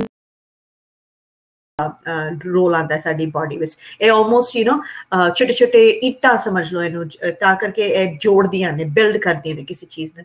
ਤੇ ਦਾਲਾਂ ਇੰਪੋਰਟੈਂਟ ਨੇ, ਨਟਸ ਇੰਪੋਰਟੈਂਟ ਨੇ। ਜੇ ਤੁਸੀਂ ਅੰਡਾ ਖਾਂਦੇ ਹੋ, ਅੰਡਾ ਇੰਪੋਰਟੈਂਟ ਹੈ। ਐਂਡ ਅਗੇਨ ਦਾਲਾਂ ਵਿੱਚ, ਨਟਸ ਵਿੱਚ, ਅੰਡੇ ਵਿੱਚ ਵੀ ਕੈਲਸ਼ੀਅਮ ਪਾਇਆ ਜਾਂਦਾ ਹੈ। ਐਂਡ ਮੈਂ ਉਹ ਐਗਜ਼ਾਮਪਲਸ ਅੱਗੇ ਚੱਲ ਕੇ ਦੱਸਾਂਗੀ। ਤੇ ਅਸੀਂ ਫੋਕਸ ਕਰਨਾ ਕੈਲਸ਼ੀਅਮ, ਵਿਟਾਮਿਨ ਡੀ ਤੇ ਥੋੜਾ ਬਹੁਤ ਪ੍ਰੋਟੀਨ ਤੇ। Next slide please. ਹੁਣ ਕਿੰਨਾ ਚਾਹੀਦਾ? ਗੱਲ ਤਾਂ ਕਾਫੀ ਸਾਰੀ ਕਰ ਲਈ ਕਿ ਚਾਹੀਦਾ ਕੈਲਸ਼ੀਅਮ, ਪਰ ਚਾਹੀਦਾ ਕਿੰਨਾ ਹੈ ਉਹਦੀ ਗੱਲ ਕਰੀਏ। ਤੇ ਜਿਨ ਔਰਤਾਂ ਦੀ ਉਮਰ 50 ਇਅਰਸ ਤੋਂ ਘੱਟ ਹੈ, ਉਹਨਾਂ ਨੂੰ 1000 ਮਿਲੀਗ੍ਰਾਮ ਕੈਲਸ਼ੀਅਮ ਚਾਹੀਦਾ ਦਿਨ ਦਾ। ਤੇ ਜਿਨ੍ਹਾਂ ਦੀ 50 ਤੋਂ ਵੱਧ ਹੈ, ਉਹਨਾਂ ਨੂੰ 1200 ਮਿਲੀਗ੍ਰਾਮ ਚਾਹੀਦਾ ਹੈ। ਸੇਮ ਥਿੰਗ ਆਦਮੀਆਂ ਵਿੱਚ ਨੀਡਸ ਥੋੜੀ ਜਿਹੀ ਘੱਟ ਨੇ ਜਾਂ ਉਮਰ ਵਧਣ ਤੋਂ ਬਾਅਦ ਵੱਧਦੀਆਂ ਨੇ। ਸੋ 71 ਇਅਰਸ ਤੱਕ ਦੀ ਉਮਰ ਵਿੱਚ ਆਦਮੀਆਂ ਵਿੱਚ 1000 ਮਿਲੀਗ੍ਰਾਮ ਕੈਲਸ਼ੀਅਮ ਚਾਹੀਦਾ ਹੈ, ਤੇ 71 ਤੋਂ ਵੱਧ ਉਮਰ ਹੋਣ ਤੇ ਬਾਅਦ 1200 ਚਾਹੀਦਾ ਹੈ। ਨਾਲ ਦੇ ਨਾਲ ਵਿਟਾਮਿਨ ਡੀ, ਜਿਵੇਂ ਡਾਕਟਰ ਜੇਨ ਪਹਿਲਾਂ ਦੱਸਦੇ ਪਈ ਸੀ, ਅਬਾਊਟ 50 ਇਅਰਸ ਦੀ ਉਮਰ ਵਿੱਚ 800 ਤੋਂ 2000 ਇੰਟਰਨੈਸ਼ਨਲ ਯੂਨਿਟ, ਜਿਹੜੀ ਉਹਦੀ ਯੂਨਿਟ ਹੈ, ਉਹਨਾਂ ਚਾਹੀਦਾ ਹੁੰਦਾ ਹੈ ਦਿਨ ਵਿੱਚ। Next slide please. ਹੁਣ ਕੈਲਸ਼ੀਅਮ ਮਿਲਦਾ ਕਿੱਥੋਂ ਹੈ? ਮੈਂ ਕਈ ਵਾਰੀ ਆਪਣੀ ਪ੍ਰੈਜੈਂਟੇਸ਼ਨਸ ਵਿੱਚ ਇਹ ਗੱਲ ਕਰਦੀ ਹਾਂ, ਐਂਡ ਆਈ ਥਿੰਕ ਇਹ ਸਾਰਿਆਂ ਨੂੰ ਸਾਡੀ ਕਮਿਊਨਿਟੀ ਵਿੱਚ ਇੱਕ ਮੰਤਰਾ ਲੈ ਕੇ ਚੱਲਣਾ ਚਾਹੀਦਾ ਹੈ। ਸਾਡੀ ਜਿਹੜੀ ਨਈ ਜਨਰੇਸ਼ਨ ਹੈ ਹਮੇਸ਼ਾ ਕਹਿੰਦੀ ਹੈ ਉਹ ਇੰਡੀਅਨ ਖਾਣਾ ਨਹੀਂ ਖਾਣਾ, ਜਾਂ ਉਹ ਦੇਸੀ ਖਾਣਾ ਹੈ, ਉਹ ਨਹੀਂ ਹੈ ਐਵੇਂ। But I think desi food practices ਵਿੱਚ ਜਿਹੜੀ ਸਾਡੇ ਗ੍ਰੈਂਡ ਪੇਰੈਂਟਸ, ਐਂਸੈਸਟਰਸ ਫੋਲੋ ਕਰਦੇ ਸੀ, ਉਹਦੇ ਵਿੱਚ ਇੰਨਾ ਵਿਜ਼ਡਮ ਹੈਗਾ ਕਿ ਆਪਾਂ ਉਹਨੂੰ ਜੇ ਬਹਿ ਕੇ ਇੱਕ ਵਾਰੀ ਸੋਚ ਕੇ ਸਮਝ ਕੇ ਅੱਗੇ ਉਹਨੂੰ ਪ੍ਰੈਕਟਿਸ ਕਰੀਏ ਤੇ ਸਾਡੀ ਕੋਈ ਹੈਲਥੀ ਪ੍ਰੋਬਲਮ ਅਸੀਂ ਸੋਲਵ ਨਾ ਕਰ ਸਕੀਏ, ਐਵੇਂ ਪੋਸੀਬਲ ਹੀ ਨਹੀਂ ਹੈ। ਹਮੇਸ਼ਾ ਅਸੀਂ ਸੁਣਦੇ ਸੀ ਦੁੱਧ ਪੀਓ, ਦਹੀਂ ਖਾਓ, ਦੁੱਧ ਪੀਓ, ਦਹੀਂ ਖਾਓ, ਲੱਸੀ ਪੀਓ, ਰਾਈਟ, ਕਿਉਂਕਿ ਇਹ ਸਾਰੇ ਕੈਲਸ਼ੀਅਮ ਤੋਂ ਭਰਪੂਰ ਸੋਰਸਿਸ ਨੇ, ਰਾਈਟ। ਹੁਣ ਦੁੱਧ ਦੀ ਗੱਲ ਕਰੀਏ, ਇੱਥੇ ਮੈਂ ਐਗਜ਼ਾਮਪਲ ਦੱਸਿਆ ਹੈ ਕਿ ਇੱਕ ਕੱਪ ਜਿਹੜਾ ਦੁੱਧ ਹੈ 250 ml ਜਿਹਨੂੰ ਆਪਾਂ ਕਹਿੰਦੇ ਇੰਨਾ ਕੁ ਕੱਪ ਹੁੰਦਾ ਹੈ, ਉਹਦੇ ਵਿੱਚ 300 ਮਿਲੀਗ੍ਰਾਮ 300 ਮਿਲੀਗ੍ਰਾਮ ਕੈਲਸ਼ੀਅਮ ਹੁੰਦਾ ਹੈ। ਹੁਣ ਇਹਦੇ ਨਾਲ ਆਪਾਂ ਥੋੜਾ ਜਿਹਾ ਮੈਥ ਜਾਂ ਹਿਸਾਬ ਲਗਾਈਏ ਤੇ ਦਿਨ ਵਿੱਚ ਘੱਟੋ ਘੱਟ 4 ਕੱਪ ਦੁੱਧ ਤੁਹਾਨੂੰ ਪੀਣਾ ਪੈਣਾ ਹੈ 1200 ਮਿਲੀਗ੍ਰਾਮ ਕੈਲਸ਼ੀਅਮ ਮਿਲਣ ਦੇ ਲਈ। ਸਿਰਫ ਇਹੋ 4 ਕੱਪ ਦੁੱਧ ਪੀ ਲੈਣ ਦੇ ਬਾਅਦ ਹੋਰ ਕੁਝ ਖਾਣ ਦੀ ਕੈਪੈਸਿਟੀ ਘੱਟ ਹੋ ਜਾਂਦੀ ਹੈ। ਸੋ ਇਟਸ ਪ੍ਰੈਕਟੀਕਲ ਗੱਲ ਨਹੀਂ ਹੈ ਕਿ ਦਿਨ ਵਿੱਚ ਆਪਾਂ 4 ਕੱਪ ਦੁੱਧ ਪੀ ਲਈਏ, right. But this is just a visual ਕਿ ਆਪਾਂ ਸਮਝ ਸਕੀਏ ਕਿ ਇੰਨਾ ਪੀਣ ਤੋਂ ਬਾਅਦ ਹੀ ਇਨਫ ਕੈਲਸ਼ੀਅਮ ਮਿਲਣਾ ਹੈ, ਰਾਈਟ। ਐਂਡ ਅੱਗੇ ਚੱਲ ਕੇ ਮੈਂ ਇੱਕ ਹੋਰ ਐਗਜ਼ਾਮਪਲ ਦਾਂਗੀ ਕਿ ਦਿਨ ਵਿੱਚ ਕਿਵੇਂ ਤੁਸੀਂ 1200 ਮਿਲੀਗ੍ਰਾਮ ਕੈਲਸ਼ੀਅਮ ਫਿਟ ਕਰ ਸਕਦੇ ਹੋ। ਪਰ milk is a very good source ਜਿੱਥੋਂ ਆਪਾਂ ਕੈਲਸ਼ੀਅਮ ਅਵੇਲ ਕਰ ਸਕਦੇ ਹਾਂ। ਹੁਣ ਸਕਿਮ ਮਿਲਕ ਹੋ ਗਿਆ, 1% ਹੋ ਗਿਆ, 2% ਹੋ ਗਿਆ, ਹੋਮੋ ਹੋ ਗਿਆ, ਸਾਰਿਆਂ ਵਿੱਚ ਸੇਮ ਕੈਲਸ਼ੀਅਮ ਪਾਇਆ ਜਾਂਦਾ ਹੈ। ਮੈਂ ਪਰਸਨਲੀ ਰეკਮੈਂਡ ਕਰਦੀ ਹਾਂ ਕਿ ਸਕਿਮ ਮਿਲਕ ਜਾਂ ਤਾਂ 1% ਦਾ ਦੁੱਧ ਯੂਜ਼ ਕਰੋ, ਪਰ ਆਈ ਨੋ ਕਾਫੀ ਲੋਕ ਹੋਮੋ ਪਸੰਦ ਕਰਦੇ ਨੇ ਸਵਾਦ ਦੇ ਲਈ, ਪਰ ਉਹਦੇ ਅੰਦਰ ਕਾਫੀ ਜ਼ਿਆਦਾ ਫੈਟ ਪਾਇਆ ਜਾਂਦਾ ਹੈ। फैट की गल किसी होर दिन करांगे, पर इन्ना कहना जरूरी है कि जिथे तक हो सके स्किम मिल्क जिहड़ा है या फिर 1% दा मिल्क यूज करने की कोशिश करो तो it's a good source of calcium. दूजा सोर्स हो गया दही। साडी कम्यूनिटी विच वैसे भी दही ते रायता काफ़ी खाया जाता है, ਤੇ ਮੈਂ ਤੇ ਰეკਮੈਂਡ ਕਰਾਂਗੀ ਬਾਹਰੋਂ ਫਲੇਵਰਡ ਵਾਲਾ ਦਹੀਂ ਖਰੀਦਣ ਤੋਂ ਅੱਛਾ ਘਰੇ ਦਹੀਂ ਜਮਾਓ, ਜਿਵੇਂ ਪਹਿਲੇ ਆਪਾਂ ਹਮੇਸ਼ਾ ਜਮਾਇਆ ਕਰਦੇ ਸੀ, ਸਾਡੇ ਪੇਰੈਂਟਸ ਗ੍ਰੈਂਡ ਪੇਰੈਂਟਸ। ਘਰੇ ਦਹੀਂ ਜਮਾਓ, ਪਲੇਨ ਦਹੀਂ ਰੋਜ਼ ਦੇ ਰੋਜ਼ ਜਮਾਓ, ਹਫਤੇ ਦਾ ਜਮਾਓ, ਡਜ਼ਨਟ ਮੈਟਰ, ਪਰ ਘਰ ਦਾ ਬਣਿਆ ਹੋਇਆ ਦਹੀਂ ਉਹਦੇ ਨਾਲ ਵਧੀਆ ਕੋਈ ਚੀਜ਼ ਹੋ ਹੀ ਨਹੀਂ ਸਕਦੀ, ਰਾਈਟ। ਹੁਣ ਇੱਕ ਕੋਲੀ 250 ml ਦਹੀਂ ਦੀ ਹੋਵੇ, ਉਹਦੇ ਅੰਦਰ 332 ਅੰਦਾਜ਼ਾ ਹੈ 350 ਮਿਲੀਗ੍ਰਾਮ ਕੈਲਸ਼ੀਅਮ ਦਾ ਮਿਲਦਾ ਹੈ। 3.5 ਕਟੋਰੀਆਂ ਜੇ ਖਾਓਗੇ ਦਿਨ ਵਿੱਚ ਤਾਂ ਸਾਰੇ ਦਿਨ ਦਾ ਕੈਲਸ਼ੀਅਮ ਤੁਹਾਨੂੰ ਮਿਲੇਗਾ, ਰਾਈਟ। ਸਿਰਫ ਇਹ ਅੰਦਾਜ਼ਾ ਹੈ। ਨਾਓ ਜਾਂ ਮੈਂ ਕਹਿੰਦੀ ਪਈ ਹਾਂ ਘਰੇ ਦਹੀਂ ਜਮਾਓ, ਪਰ ਜੇ ਬਾਹਰ ਦਾ ਵੀ ਲੈ ਕੇ ਖਾਂਦੇ ਹੋ that is absolutely okay too. ਜ਼ਰੂਰੀ ਨਹੀਂ ਹੈ ਦੁੱਧ ਜਾਂ ਦਹੀਂ ਨੂੰ ਸਿਰਫ ਦੁੱਧ ਹੀ ਪੀਣਾ ਜਾਂ ਸਿਰਫ ਦਹੀਂ ਖਾਣਾ, ਇਹਨਾਂ ਨੂੰ ਤੁਸੀਂ ਆਪਣੀ ਰੈਸਪੀਜ਼ ਵਿੱਚ ਵੀ ਇਨਕਲੂਡ ਕਰ ਸਕਦੇ ਹੋ, ਜਿਵੇਂ ਦੁੱਧ ਜਾਂ ਦਹੀਂ ਵਾਲਾ ਆਟਾ ਗੁੰਨ ਲਓ, ਜਾਂ ਜੇ ਤੁਸੀਂ ਕੋਈ ਸਬਜ਼ੀ ਬਣਾਈ ਹੈ ਉਹਦੇ ਅੰਦਰ 3-4 ਵੱਡੇ ਚਮਚ ਦਹੀਂ ਦੇ ਪਾ ਦਿਓ, ਉਹਦੇ ਨਾਲ ਗ੍ਰੇਵੀ ਵੀ ਹੋਰ ਥੋੜੀ ਕਰੀਮੀ ਹੋ ਜਾਏਗੀ ਤੇ ਦਹੀਂ ਵੀ ਅੰਦਰ ਮਿਕਸ ਹੋ ਗਿਆ। ਸੋ ਸਾਰੀ ਜਿਹੜੇ ਇਨਗਰੀਡੀਐਂਟਸ ਮੈਂ ਦੱਸਦੀ ਪਈ ਹਾਂ, ਜਿਹੜੇ ਫੂਡਸ ਮੈਂ ਦੱਸਦੀ ਪਈ ਹਾਂ ਜਿਨ੍ਹਾਂ ਦੇ ਅੰਦਰ ਕੈਲਸ਼ੀਅਮ ਹੈ, ਇਹਨਾਂ ਨੂੰ ਅਕੇਲੇ ਖਾਣਾ ਜ਼ਰੂਰੀ ਨਹੀਂ ਹੈ ਪਰ ਖਾਣਾ ਜ਼ਰੂਰੀ ਹੈ, ਰਾਈਟ। ਸੋ ਹੋਰ ਰੈਸਪੀ ਵਿੱਚ ਵੀ ਤੁਸੀਂ ਇਨਕਲੂਡ ਕਰ ਸਕਦੇ ਹੋ। ਤੀਜੀ ਚੀਜ਼ ਮੈਂ ਜੇ ਇੱਥੇ ਬਤਾਈ ਉਹ ਹੈ ਬਟਰ ਮਿਲਕ, ਰਾਈਟ। ਹੁਣ ਬਟਰ ਮਿਲਕ ਵੀ ਕਈ ਤਰੀਕੇ ਦੇ ਹੁੰਦੇ ਨੇ। ਇੱਥੇ ਮੈਂ ਕਹਾਂਗੀ ਸਟੋਰ ਬੌਟ ਜਿਹੜਾ ਹੁੰਦਾ ਪੈਕੇਟ, ਉਹਦੀ ਹੀ ਮੈਂ ਗੱਲ ਕੀਤੀ ਹੈ ਕਿ ਉਹ 1 ਕੱਪ ਪੀਣ ਤੋਂ 250 ਮਿਲੀਗ੍ਰਾਮ ਕੈਲਸ਼ੀਅਮ ਮਿਲਦਾ ਹੈ ਤੇ ਕਾਫੀ ਸਾਰਾ ਪੀਣਾ ਪੈਣਾ ਦਿਨ ਵਿੱਚ। ਨਾ ਕਿਉਂ ਮੈਂ ਸਟੋਰ ਬੌਟ ਦੀ ਗੱਲ ਕੀਤੀ ਹੈ, ਕਿਉਂਕਿ ਘਰੇ ਜਦੋਂ ਅਸੀਂ ਬਟਰ ਮਿਲਕ ਜਾਂ ਲੱਸੀ ਬਣਾਉਂਦੇ ਹਾਂ ਉਹ ਕਈ ਤਰੀਕੇ ਦੀ ਬਣਦੀ ਹੈ। ਕਈ ਲੋਕ ਮਿੱਠਾ ਪਾ ਕੇ ਬਣਾਉਂਦੇ ਨੇ, ਕਈ ਲੋਕ ਬੜੀ ਪਾਣੀ ਵਾਲੀ ਬਣਾਉਂਦੇ ਨੇ। ਜਿਵੇਂ ਮੇਰੀ ਮੰਮੀ ਹੈ, ਗਰਮੀਆਂ ਸ਼ੁਰੂ ਹੋਈ ਨਹੀਂ ਕਿ ਉਹਨਾਂ ਨੇ 1 ਵੱਡਾ ਚਮਚ ਦਹੀਂ ਦਾ ਲੈਣਾ ਹੈ, ਪਾਣੀ ਪਾ ਕੇ ਮਿਲਾ ਲੈਣਾ ਤੇ ਲੱਸੀ ਬਣ ਗਈ, ਰਾਈਟ। ਹੁਣ ਉਹ ਨਹੀਂ ਕੰਮ ਕਰਨੀ ਹੈ ਇੱਥੇ, ਰਾਈਟ। ਤੇ ਇਹਦੇ ਅੰਦਰ ਜਿਹੜੀ ਸਟੋਰ ਬੌਟ ਹੈ ਉਹਦੇ ਅੰਦਰ ਸਾਨੂੰ ਪਤਾ ਹੈ ਕਿੰਨਾ ਕੁ ਦਹੀਂ ਗਿਆ ਹੈ ਤੇ ਕਿੰਨਾ ਕੈਲਸ਼ੀਅਮ ਪਾਇਆ ਜਾਂਦਾ ਹੈ, ਤਾਂ ਕਰਕੇ ਮੈਂ ਸਿਰਫ ਸਟੋਰ ਬੌਟ ਵਾਲੇ ਦੀ ਗੱਲ ਕੀਤੀ ਹੈ। Next slide please. ਹੋਰ ਗੱਲ ਕਰੀਏ, ਕਈ ਲੋਕਾਂ ਨੂੰ ਦੁੱਧ ਪੀ ਕੇ ਗੈਸ ਜੀ ਹੁੰਦੀ ਹੈ ਜਾਂ ਪੀੜ ਉੱਠਦੀ ਹੈ ਢਿੱਡ ਵਿੱਚ, ਬੇਸਿਕਲੀ ਲੋਅਰ ਐਬਡੋਮਨ ਵਿੱਚ, ਤੇ ਕਈ ਵਾਰੀ ਲੂਜ਼ ਮੋਸ਼ਨਸ ਵੀ ਹੁੰਦੀਆਂ ਨੇ। ਸੋ ਉਹਨੂੰ ਆਪਾਂ ਲੈਕਟੋਜ਼ ਇੰਟੋਲਰੈਂਸ ਕਹਿੰਦੇ ਨੇ ਕਈ ਲੋਕੀ, ਰਾਈਟ। ਨਾਓ ਉਹਦੇ ਅੰਦਰ ਹੁੰਦਾ ਹੈ ਕਿ ਤੁਹਾਡਾ ਢਿੱਡ ਪ੍ਰੋਪਰਲੀ ਦੁੱਧ ਨੂੰ ਪਚਾ ਨਹੀਂ ਸਕਦਾ, ਰਾਈਟ। ਦਹੀਂ ਸ਼ੁੱਡ ਬੀ ਓਕੇ, ਦਹੀਂ ਦੇ ਨਾਲ ਕੋਈ ਪ੍ਰੋਬਲਮ ਨਹੀਂ ਹੁੰਦੀ, ਪਰ ਦੁੱਧ ਪਰਟੀਕੂਲਰਲੀ ਜੇ ਤੁਸੀਂ ਕੱਪ ਭਰ ਕੇ ਪੀ ਲਓ ਤੇ ਨਹੀਂ ਸੂਟ ਕਰਦਾ ਕਈਆਂ ਨੂੰ। ਉਹ ਲੋਕੀ ਸੋਏ ਮਿਲਕ ਜਾਂ ਸੋਏ ਬੈਵਰੇਜ ਯੂਜ਼ ਕਰਦੇ ਨੇ, ਉਹਦੇ ਅੰਦਰ ਵੀ ਕੈਲਸ਼ੀਅਮ ਪਾਇਆ ਜਾਂਦਾ ਹੈ। ਸੋ ਜੇ ਤੁਸੀਂ ਉਹ ਯੂਜ਼ ਕਰਦੇ ਹੋ ਤੇ that is okay too. Same ਚੀਜ਼ ਕੇਫੀਰ ਅੱਜ ਕੱਲ੍ਹ ਸਟੋਰਸ ਵਿੱਚ ਕਾਫੀ ਉਹਨੂੰ ਹਿਪ ਪ੍ਰੋਡਕਟ ਗਿਣਿਆ ਜਾਂਦਾ ਪਿਆ। Kefir again very good source of calcium. ਨਾਲ ਦੇ ਨਾਲ ਕੇਫੀਰ ਵਿੱਚ ਉਹ ਬੈਕਟੀਰੀਆ ਪਾਇਆ ਜਾਂਦਾ ਜਿਹੜਾ ਦਹੀਂ ਵਿੱਚ ਪਾਇਆ ਜਾਂਦਾ ਹੈ, ਪਰ ਬਹੁਤ ਜ਼ਿਆਦਾ ਅਮਾਊਂਟਸ ਵਿੱਚ। ਤੇ ਇਹ ਸਾਡੀ ਗਟ ਹੈਲਥ ਵਿੱਚ, ਸਾਡੀ ਟਮੀ ਦੀ ਜਿਹੜੇ ਗੁੱਡ ਬੈਕਟੀਰੀਆ ਹੁੰਦੇ ਨੇ ਉਹਦੇ ਲਈ ਬਹੁਤ ਅੱਛਾ ਹੈ।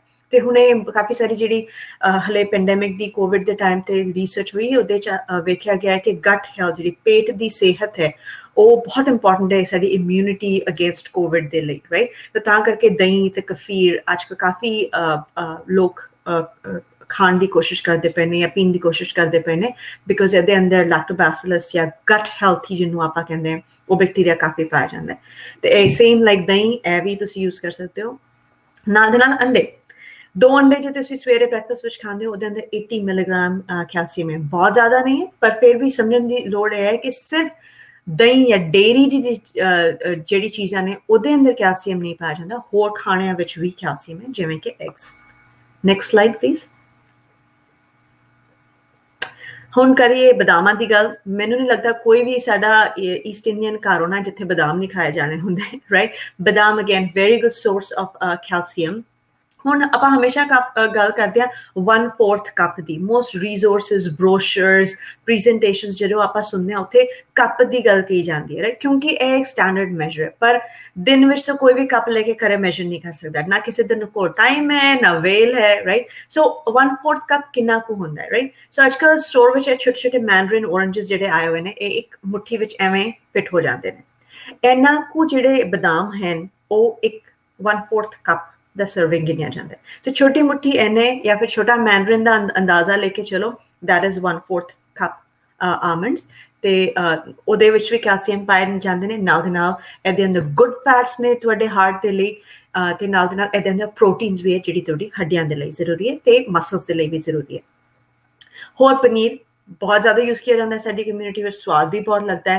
ਹੁਣ ਤੁਸੀਂ ਘਰੇ ਫੈਟ ਫਰੀ ਮਿਲਕ ਦਾ ਪਨੀਰ ਬਣਾਓ ਜਾਂ ਬਾਹਰੋਂ ਸਟੋਰ ਤੋਂ ਖਰੀਦ ਕੇ ਪਨੀਰ ਖਾਓ, ਡਜ਼ਨਟ ਮੈਟਰ। ਕੈਲਸ਼ੀਅਮ ਦੇ ਲਈ ਡਜ਼ਨਟ ਮੈਟਰ ਬਿਕੋਜ਼ ਸਾਰਿਆਂ ਵਿੱਚ ਇਕੁਅਲ ਅਮਾਊਂਟ ਆਫ ਕੈਲਸ਼ੀਅਮ ਹੈ। ਅਗੇਨ ਸਟੋਰ ਬॉट ਵਿੱਚ ਫੈਟ ਜ਼ਿਆਦਾ ਹੈ ਤਾਂ ਥੋੜਾ ਪਰਹੇਜ਼ ਦੇ ਨਾਲ ਖਾਣਾ ਹੈ, ਬਟ ਕੈਲਸ਼ੀਅਮ ਦੇ ਲਈ it is a good source. Last ਜਿਹੜਾ ਮੈਂ ਇੱਥੇ ਇਸ ਸਲਾਈਡ ਤੇ ਦਿਖਾਇਆ ਉਹ ਹੈ ਚੀਜ਼, ਜਿਹੜਾ ਨਾਰਮਲ ਮੋਜ਼ਰੇਲਾ ਜਾਂ ਚੈਡਰ ਜਾਂ ਸਵਿਸ ਚੀਜ਼, ਇਹ ਸਾਰੇ ਚੀਜ਼ ਦੀ ਗੱਲ ਕੀਤੀ ਹੈ ਮੈਂ।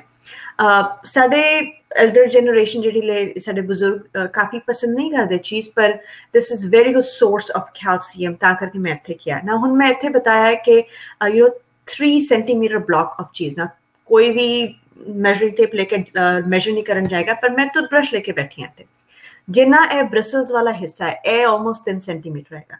ਤਾਂ ਇੰਨਾ ਕੁ ਬਲੌਕ ਜੇ ਚੀਜ਼ ਦਾ ਤੁਸੀਂ ਖਾਂਦੇ ਹੋ, ਆਲਮੋਸਟ ਤੁਹਾਨੂੰ 1 ਕੱਪ ਦਹੀਂ ਜਿੰਨਾ ਕੈਲਸ਼ੀਅਮ ਇੰਨੇ ਜਿਹੀ ਚੀਜ਼ ਵਿੱਚੋਂ ਮਿਲ ਜਾਣਾ ਹੈ। ਤੇ ਜੇ ਤੁਸੀਂ 1 ਕੱਪ ਦਹੀਂ ਨਹੀਂ ਖਾ ਪਾਇਓ ਤੇ ਇੰਨਾ ਕੁ ਬਲੌਕ ਤੁਸੀਂ ਚੀਜ਼ ਦਾ ਖਾ ਲਓ, ਇੰਨਾ ਕੁ ਬਿਲਕੁਲ ਬ੍ਰਿਸਲਸ ਜਿੰਨਾ, ਐਂਡ ਉਹ ਸੇਮ ਅਮਾਊਂਟ ਆਫ ਕੈਲਸ਼ੀਅਮ ਤੁਹਾਨੂੰ ਦੇਗਾ। Next slide please. ਹੁਣ ਗੱਲ ਕਰੀਏ ਇੱਕ ਦਿਨ ਵਿੱਚ 1200 ਮਿਲੀਗ੍ਰਾਮ ਕੈਲਸ਼ੀਅਮ ਕਿੱਦਾਂ ਆਪਾਂ ਫਿਟ ਕਰਨਾ ਹੈ, ਰਾਈਟ। ਤੇ ਇੱਥੇ ਮੈਂ ਦਿਖਾਇਆ ਕਿ 2 ਕੱਪ ਦੁੱਧ ਦੇ ਵਿੱਚ ਮੈਂ ਦਿਖਾਏ ਨੇ ਵਿਚ ਗਿਵਸ 600 ਮਿਲੀਗ੍ਰਾਮ ਕੈਲਸ਼ੀਅਮ। ਨਾ ਜਿਵੇਂ ਮੈਂ ਪਹਿਲਾਂ ਕਹਿੰਦੀ ਪਈ ਸੀ, ਤੁਸੀਂ ਚਾਹੇ ਦੁੱਧ ਦੇ ਨਾਲ ਆਟਾ ਗੁੰਨ ਲਓ, ਚਾਹ ਬਣਾ ਲਓ, ਕਾਫੀ ਚ ਪਾ ਲਓ, ਜਾਂ ਦੁੱਧ ਐਵੇਂ ਕਾੜ ਕੇ ਪੀ ਲਓ, ਡਜ਼ਨਟ ਮੈਟਰ, ਪਰ 2 ਕੱਪ ਦੁੱਧ ਦਿਨ ਦੇ ਨਾਲ ਦੇ ਨਾਲ 1 ਕੱਪ ਦਹੀਂ ਮੈਂ ਇੱਥੇ ਰੱਖਿਆ, 1/4 ਕਟੋਰੀ ਜਿੰਨੇ ਮੈਂ ਕਿਹਾ ਸੀ ਛੋਟੇ ਮੈਂਡਰਿਨ ਜਿੰਨਾ ਬਦਾਮ ਦੇ, 1 ਅੰਡੇ ਦਾ ਮੈਂ ਬ੍ਰੇਕਫਾਸਟ ਗਿਣਿਆ ਇੱਥੇ, ਸੋ ਮੈਂ ਇੱਥੇ 1 ਅੰਡਾ ਲਿਖਿਆ ਨਾਲ ਦੇ ਨਾਲ 1 ਬਲੌਕ ਚੀਜ਼। ਇੰਨਾ ਕੁ ਜੇ ਤੁਸੀਂ ਆਪਣੇ ਦਿਨ ਵਿੱਚ ਖਾ ਸਕਦੇ ਹੋ ਜਸਟ ਫॉर ਕੈਲਸ਼ੀਅਮ, ਸੋ ਤੁਹਾਡਾ ਕੈਲਸ਼ੀਅਮ ਦੀ ਨੀਡ ਮੀਟ ਹੋ ਜਾਣੇ ਨਾ। ਮੈਨੂੰ ਪਤਾ ਕਈ ਲੋਕੀ ਅੰਡਾ ਨਹੀਂ ਵੀ ਖਾਂਦੇ, ਤੇ ਜੇ ਤੁਸੀਂ ਅੰਡਾ ਕੱਢ ਵੀ ਦੋਗੇ ਇਹਦੇ ਵਿੱਚੋਂ ਤਾਂ ਵੀ ਤੁਸੀਂ 12 ਮਿੰਟੇ ਤੁਹਾਡਾ ਮੀਟ ਹੋ ਜਾਣਾ, ਰਾਈਟ। ਸੋ ਇਹ ਇੱਕ ਸਿਰਫ ਐਗਜ਼ਾਮਪਲ ਹੈ ਕਿ ਆਪਾਂ ਕਹਿੰਦੇ ਉਹ 1200 ਮਿਲੀਗ੍ਰਾਮ ਕੈਲਸ਼ੀਅਮ ਕਿੱਦਾਂ ਖਾਵਾਂਗੇ ਦਿਨ ਵਿੱਚ। ਇਟਸ ਨਾਟ ਸੋ ਹਾਰਡ ਕਿ ਤੁਸੀਂ ਇਹ ਦਿਨ ਵਿੱਚ ਇਨਕਲੂਡ ਕਰ ਸਕਦੇ ਹੋ। Next slide please. ਹੁਣ ਮੈਂ ਇੱਥੇ ਕੁਐਸਚਨ ਪੁੱਛਾਂਗੀ, 50 ਸਾਲਾਂ ਤੋਂ ਜ਼ਿਆਦਾ ਉਮਰ ਵਾਲੀ ਔਰਤਾਂ ਦੇ ਲਈ ਦਿਨ ਵਿੱਚ ਕਿੰਨਾ ਕੈਲਸ਼ੀਅਮ ਜ਼ਰੂਰੀ ਹੈ?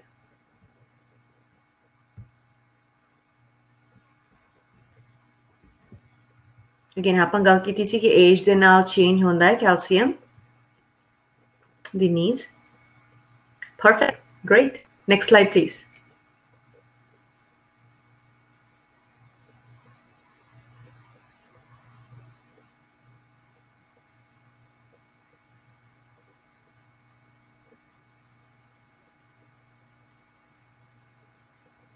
ਆਲਰਾਈਟ, ਸੋ ਹੁਣ ਗੱਲ ਕਰੀਏ ਵਿਟਾਮਿਨ ਡੀ ਦੀ, ਕਿਉਂਕਿ ਕੈਲਸ਼ੀਅਮ ਕਿੱਥੋਂ ਮਿਲਣਾ ਹੈ ਉਹ ਤੇ ਆਪਾਂ ਗੱਲ ਕਰ ਲਈ। ਕਈ ਖਾਣਿਆਂ ਵਿੱਚ ਵਿਟਾਮਿਨ ਡੀ ਹੁੰਦਾ ਹੈ, ਸਾਡੇ ਸਰੀਰ ਵਿੱਚ ਨੈਚੁਰਲੀ ਵੀ ਵਿਟਾਮਿਨ ਡੀ ਬਣਾਉਂਦਾ ਹੈ ਸਾਡਾ ਸਰੀਰ, but main source vitamin D ਬਣਾਉਣ ਦਾ ਸਾਡੇ ਸਰੀਰ ਵਿੱਚ ਹੈ ਧੁੱਪ ਦੇ ਥਰੂ, ਰਾਈਟ। ਸਕਿਨ ਦੇ ਥੱਲੇ ਬਣਦਾ ਹੈ ਐਂਡ ਉਹਦੇ ਲਈ ਧੁੱਪ ਬਹੁਤ ਇੰਪੋਰਟੈਂਟ ਹੈ। ਜਿਵੇਂ ਪਲਾਂਟਸ ਦੇ ਲਈ ਧੁੱਪ ਇੰਪੋਰਟੈਂਟ ਹੈ ਆਪਣਾ ਖਾਣਾ ਬਣਾਉਣ ਦੇ ਲਈ, ਸੇਮ ਲਈ ਸਾਡੇ ਬਾਡੀ ਦੇ ਲਈ ਵਿਟਾਮਿਨ ਡੀ ਬਣਾਉਣ ਦੇ ਲਈ ਧੁੱਪ ਦੀ ਜ਼ਰੂਰਤ ਹੈ। ਹੁਣ ਸਾਨੂੰ ਇੱਥੇ ਇਨਫ ਧੁੱਪ ਮਿਲਦੀ ਨਹੀਂ, ਨਾਲ ਦੇ ਨਾਲ ਆਪਾਂ ਸਨਸਕ੍ਰੀਨ ਵੀ ਲਗਾਉਂਦੇ ਹਾਂ, ਆਪਾਂ ਸਰੀਰ ਢੱਕ ਕੇ ਵੀ ਰੱਖਦੇ ਹਾਂ, ਚੁੰਨੀ ਵੀ ਸਿਰ ਤੇ ਕਰਕੇ ਰੱਖਦੇ ਹਾਂ, ਫॉर ਮਲਟੀਪਲ ਰੀਜ਼ਨ ਸਾਨੂੰ ਇਨਫ ਵਿਟਾਮਿਨ ਡੀ ਧੁੱਪ ਦੇ ਥਰੂ ਤੋਂ ਮਿਲਣਾ ਨਹੀਂ, ਰਾਈਟ। ਤੇ ਫੂਡ ਸੋਰਸਿਸ ਦੇ ਥਰੂ ਵੀ ਇਨਫ ਨਹੀਂ ਮਿਲ ਪਾਏਗਾ to meet the needs. So easiest ਤਰੀਕਾ ਇਹੋ ਹੈ ਰეკਮੈਂਡਡ ਜਿਹੜਾ ਕੀਤਾ ਜਾਣਾ ਕਿ ਤੁਸੀਂ ਵਿਟਾਮਿਨ ਡੀ ਦੀ ਸਪਲੀਮੈਂਟ ਲਓ। ਆਪਣੇ ਫੈਮਿਲੀ ਡਾਕਟਰ ਦੇ ਨਾਲ ਗੱਲ ਕਰੋ and it is very easy. ਰੋਜ਼ ਦੀ 1 ਪਿਲ ਲੈ ਲਓ ਜਾਂ ਹਫਤੇ ਦੀ 1 ਪਿਲ ਲੈ ਲਓ, whatever combination works, but supplementation एक गोली लेना जरूरी है विटामिन डी ਦਾ। Next slide please. ਹੁਣ ਕਈ ਚੀਜ਼ਾਂ ਖਾਣੇ ਵਿੱਚ ਇਹੋ ਜਿਹੀਆਂ ਵੀ ਨੇ ਜਿਹੜੀ ਸਾਡੇ ਕੈਲਸ਼ੀਅਮ ਚਾਹੇ ਤੁਸੀਂ ਕਿੰਨਾ ਵੀ ਖਾ ਲਓ ਐਬਜ਼ੌਰਬ ਕਰਨ ਤੋਂ ਰੋਕਦੀਆਂ ਨੇ, ਰਾਈਟ। ਤਾਂ ਉਹਨੂੰ ਜਿਵੇਂ ਆਪਾਂ ਇਨਹਿਬਿਟਰਸ ਕਹਿੰਦੇ ਆ ਇੰਗਲਿਸ਼ ਵਿੱਚ, ਉਹਦੀ ਖੁਰੀ ਗੱਲ ਕਰੀਏ। ਸੋ ਕੈਫੀਨ ਇੱਕ ਹੋ ਗਿਆ, ਜਿਵੇਂ ਮੈਂ ਕਹਿੰਦੀ ਪਈ ਸੀ ਤੁਸੀਂ ਚਾਹ ਚਾਹੇ ਆਪਣਾ ਦੁੱਧ ਪਾ ਕੇ ਪੀ ਲਓ, ਪਰ ਦੁੱਧ ਪੀਣਾ ਜ਼ਰੂਰੀ ਹੈ। ਹੁਣ ਇਹਦਾ ਮਤਲਬ ਇਹ ਨਹੀਂ ਹੈ ਕਿ ਇਹ ਕੰਟਰਾਇੰਡੀਕੇਸ਼ਨ ਹੈ ਜੇ ਐਕਸੈਸ ਕੈਫੀਨ ਇਨਟੇਕ ਹੋਗਾ ਜਿਵੇਂ ਚਾਹ ਵਿੱਚ ਰਿਲੇਟਿਵਲੀ ਘੱਟ ਅਮਾਉਂਟ ਆਫ ਕੈਫੀਨ ਹੁੰਦਾ ਹੈ ਪਰ ਸਟਰੋਂਗਰ ਕਾਫੀਜ਼ ਵਿੱਚ ਜ਼ਿਆਦਾ ਕੈਫੀਨ ਪਾਇਆ ਜਾਂਦਾ ਹੈ ਜੇ ਤੁਹਾਡਾ ਓਵਰਆਲ ਕੈਫੀਨ ਇਨਟੇਕ ਬਹੁਤ ਜ਼ਿਆਦਾ ਹੋਗਾ ਦਿਨ ਵਿੱਚ ਤੇ ਤੁਹਾਡਾ ਜਿਹੜਾ ਤੁਸੀਂ ਕੈਲਸ਼ੀਅਮ ਖਾਂਦੇ ਪਏ ਹੋ ਉਹ ਪ੍ਰੋਪਰਲੀ ਐਬਜ਼ੌਰਬ ਨਹੀਂ ਹੋ ਪਾਏਗਾ ਰਾਈਟ ਜਿਹੜੇ ਲੋਕ ਦਿਨ ਵਿੱਚ 2 ਕੱਪ ਚਾਹ ਪੀਂਦੇ ਨੇ ਉਹਨਾਂ ਨੂੰ ਚਿੰਤਾ ਕਰਨ ਦੀ ਲੋੜ ਨਹੀਂ ਹੈ ਪਰ ਜਿਹੜੇ 7-8 ਕੱਪ ਚਾਹ ਪੀਂਦੇ ਨੇ ਜਾਂ ਸਟਰੋਂਗਰ ਕਾਫੀ ਪੀਂਦੇ ਨੇ ਉਹਨਾਂ ਦੇ ਲਈ ਚਿੰਤਾ ਕਰਨ ਦੀ ਗੱਲ ਹੈ ਨਾਲ ਦੇ ਨਾਲ ਲੂਣ ਜਿਹੜੇ ਲੋਕ ਨਮਕ ਬਹੁਤ ਜ਼ਿਆਦਾ ਖਾਂਦੇ ਨੇ ਹੁਣ ਇਹ ਸਾਡੀ ਕਮਿਊਨਿਟੀ ਵਿੱਚ ਕਾਫੀ ਪ੍ਰੋਬਲਮ ਪਾਈ ਜਾਂਦੀ ਹੈ ਕਿ ਅਚਾਰਾਂ ਵਿੱਚ ਲੂਣ ਸਬਜ਼ੀਆਂ 'ਚ ਵੱਧ ਲੂਣ ਚਟਨੀਆਂ 'ਚ ਲੂਣ ਹਰ ਚੀਜ਼ ਵਿੱਚ ਅਸੀਂ ਲੂਣ ਪਾਉਂਦੇ ਹਾਂ ਚਾਹ ਦੇ ਨਾਲ ਬਿਸਕੁਟ ਖਾਣਾ ਉਹਦੇ ਅੰਦਰ ਲੂਣ ਨਮਕੀਨ ਦਾ ਪੈਕਟ ਖੋਲ ਲਿਆ ਉਹਦੇ ਅੰਦਰ ਲੂਣ ਹਰ ਚੀਜ਼ ਵਿੱਚ ਲੂਣ ਹੁੰਦਾ ਹੈ ਰਾਈਟ ਤੇ ਜਿੰਨਾ ਜ਼ਿਆਦਾ ਆਪਾਂ ਨਮਕ ਖਾਵਾਂਗੇ ਉਹ ਬਲੱਡ ਪ੍ਰੈਸ਼ਰ ਦੇ ਲਈ ਵੀ ਵਧਿਆ ਨਹੀਂ ਤੇ ਨਾਲ ਦੇ ਨਾਲ ਕੈਫੀਨ ਤੇ ਹੱਡੀਆਂ ਦੇ ਲਈ ਵੀ ਚੰਗਾ ਨਹੀਂ ਐਲਕੋਹਲ ਜਿਹੜੇ ਲੋਕ ਡਰਿੰਕਸ ਲੈਂਦੇ ਨੇ ਉਹਨਾਂ ਦੇ ਲਈ ਇਹ ਬਿਲਕੁਲ ਹੈਲਪ ਨਹੀਂ ਕਰਦਾ ਕਿਉਂਕਿ ਜਿਹੜਾ ਫਾਸਫੇਟ ਹੈ ਇਹਦੇ ਅੰਦਰ ਉਹ ਸਾਡੇ ਕੈਲਸ਼ੀਅਮ ਨੂੰ ਡਿਪੋਜ਼ਿਟ ਨਹੀਂ ਹੋਣ ਦਿੰਦਾ say alcohol is not a good idea ਨਾਲ ਦੇ ਨਾਲ ਪੌਪ ਜਿਹੜੇ ਸਾਡੇ ਘਰ ਵਿੱਚ ਯੰਗਰ ਜਨਰੇਸ਼ਨ ਜਾਂ ਬੱਚੇ ਜਿਨ੍ਹਾਂ ਦੀ ਬੋਨਸ ਹੁਣ ਬਣਦੀਆਂ ਪਈਆਂ ਨੇ ਉਹ ਪੌਪ ਪੀਂਦੇ ਨੇ ਉਹ ਡਸਨਟ ਹੈਲਪ ਟੂ ਜਿਹੜਾ ਸਾਡਾ ਕੈਲਸ਼ੀਅਮ ਹੈ ਉਹਨੂੰ ਡਿਪੋਜ਼ਿਟ ਹੋਣ ਦੇ ਲਈ next slide please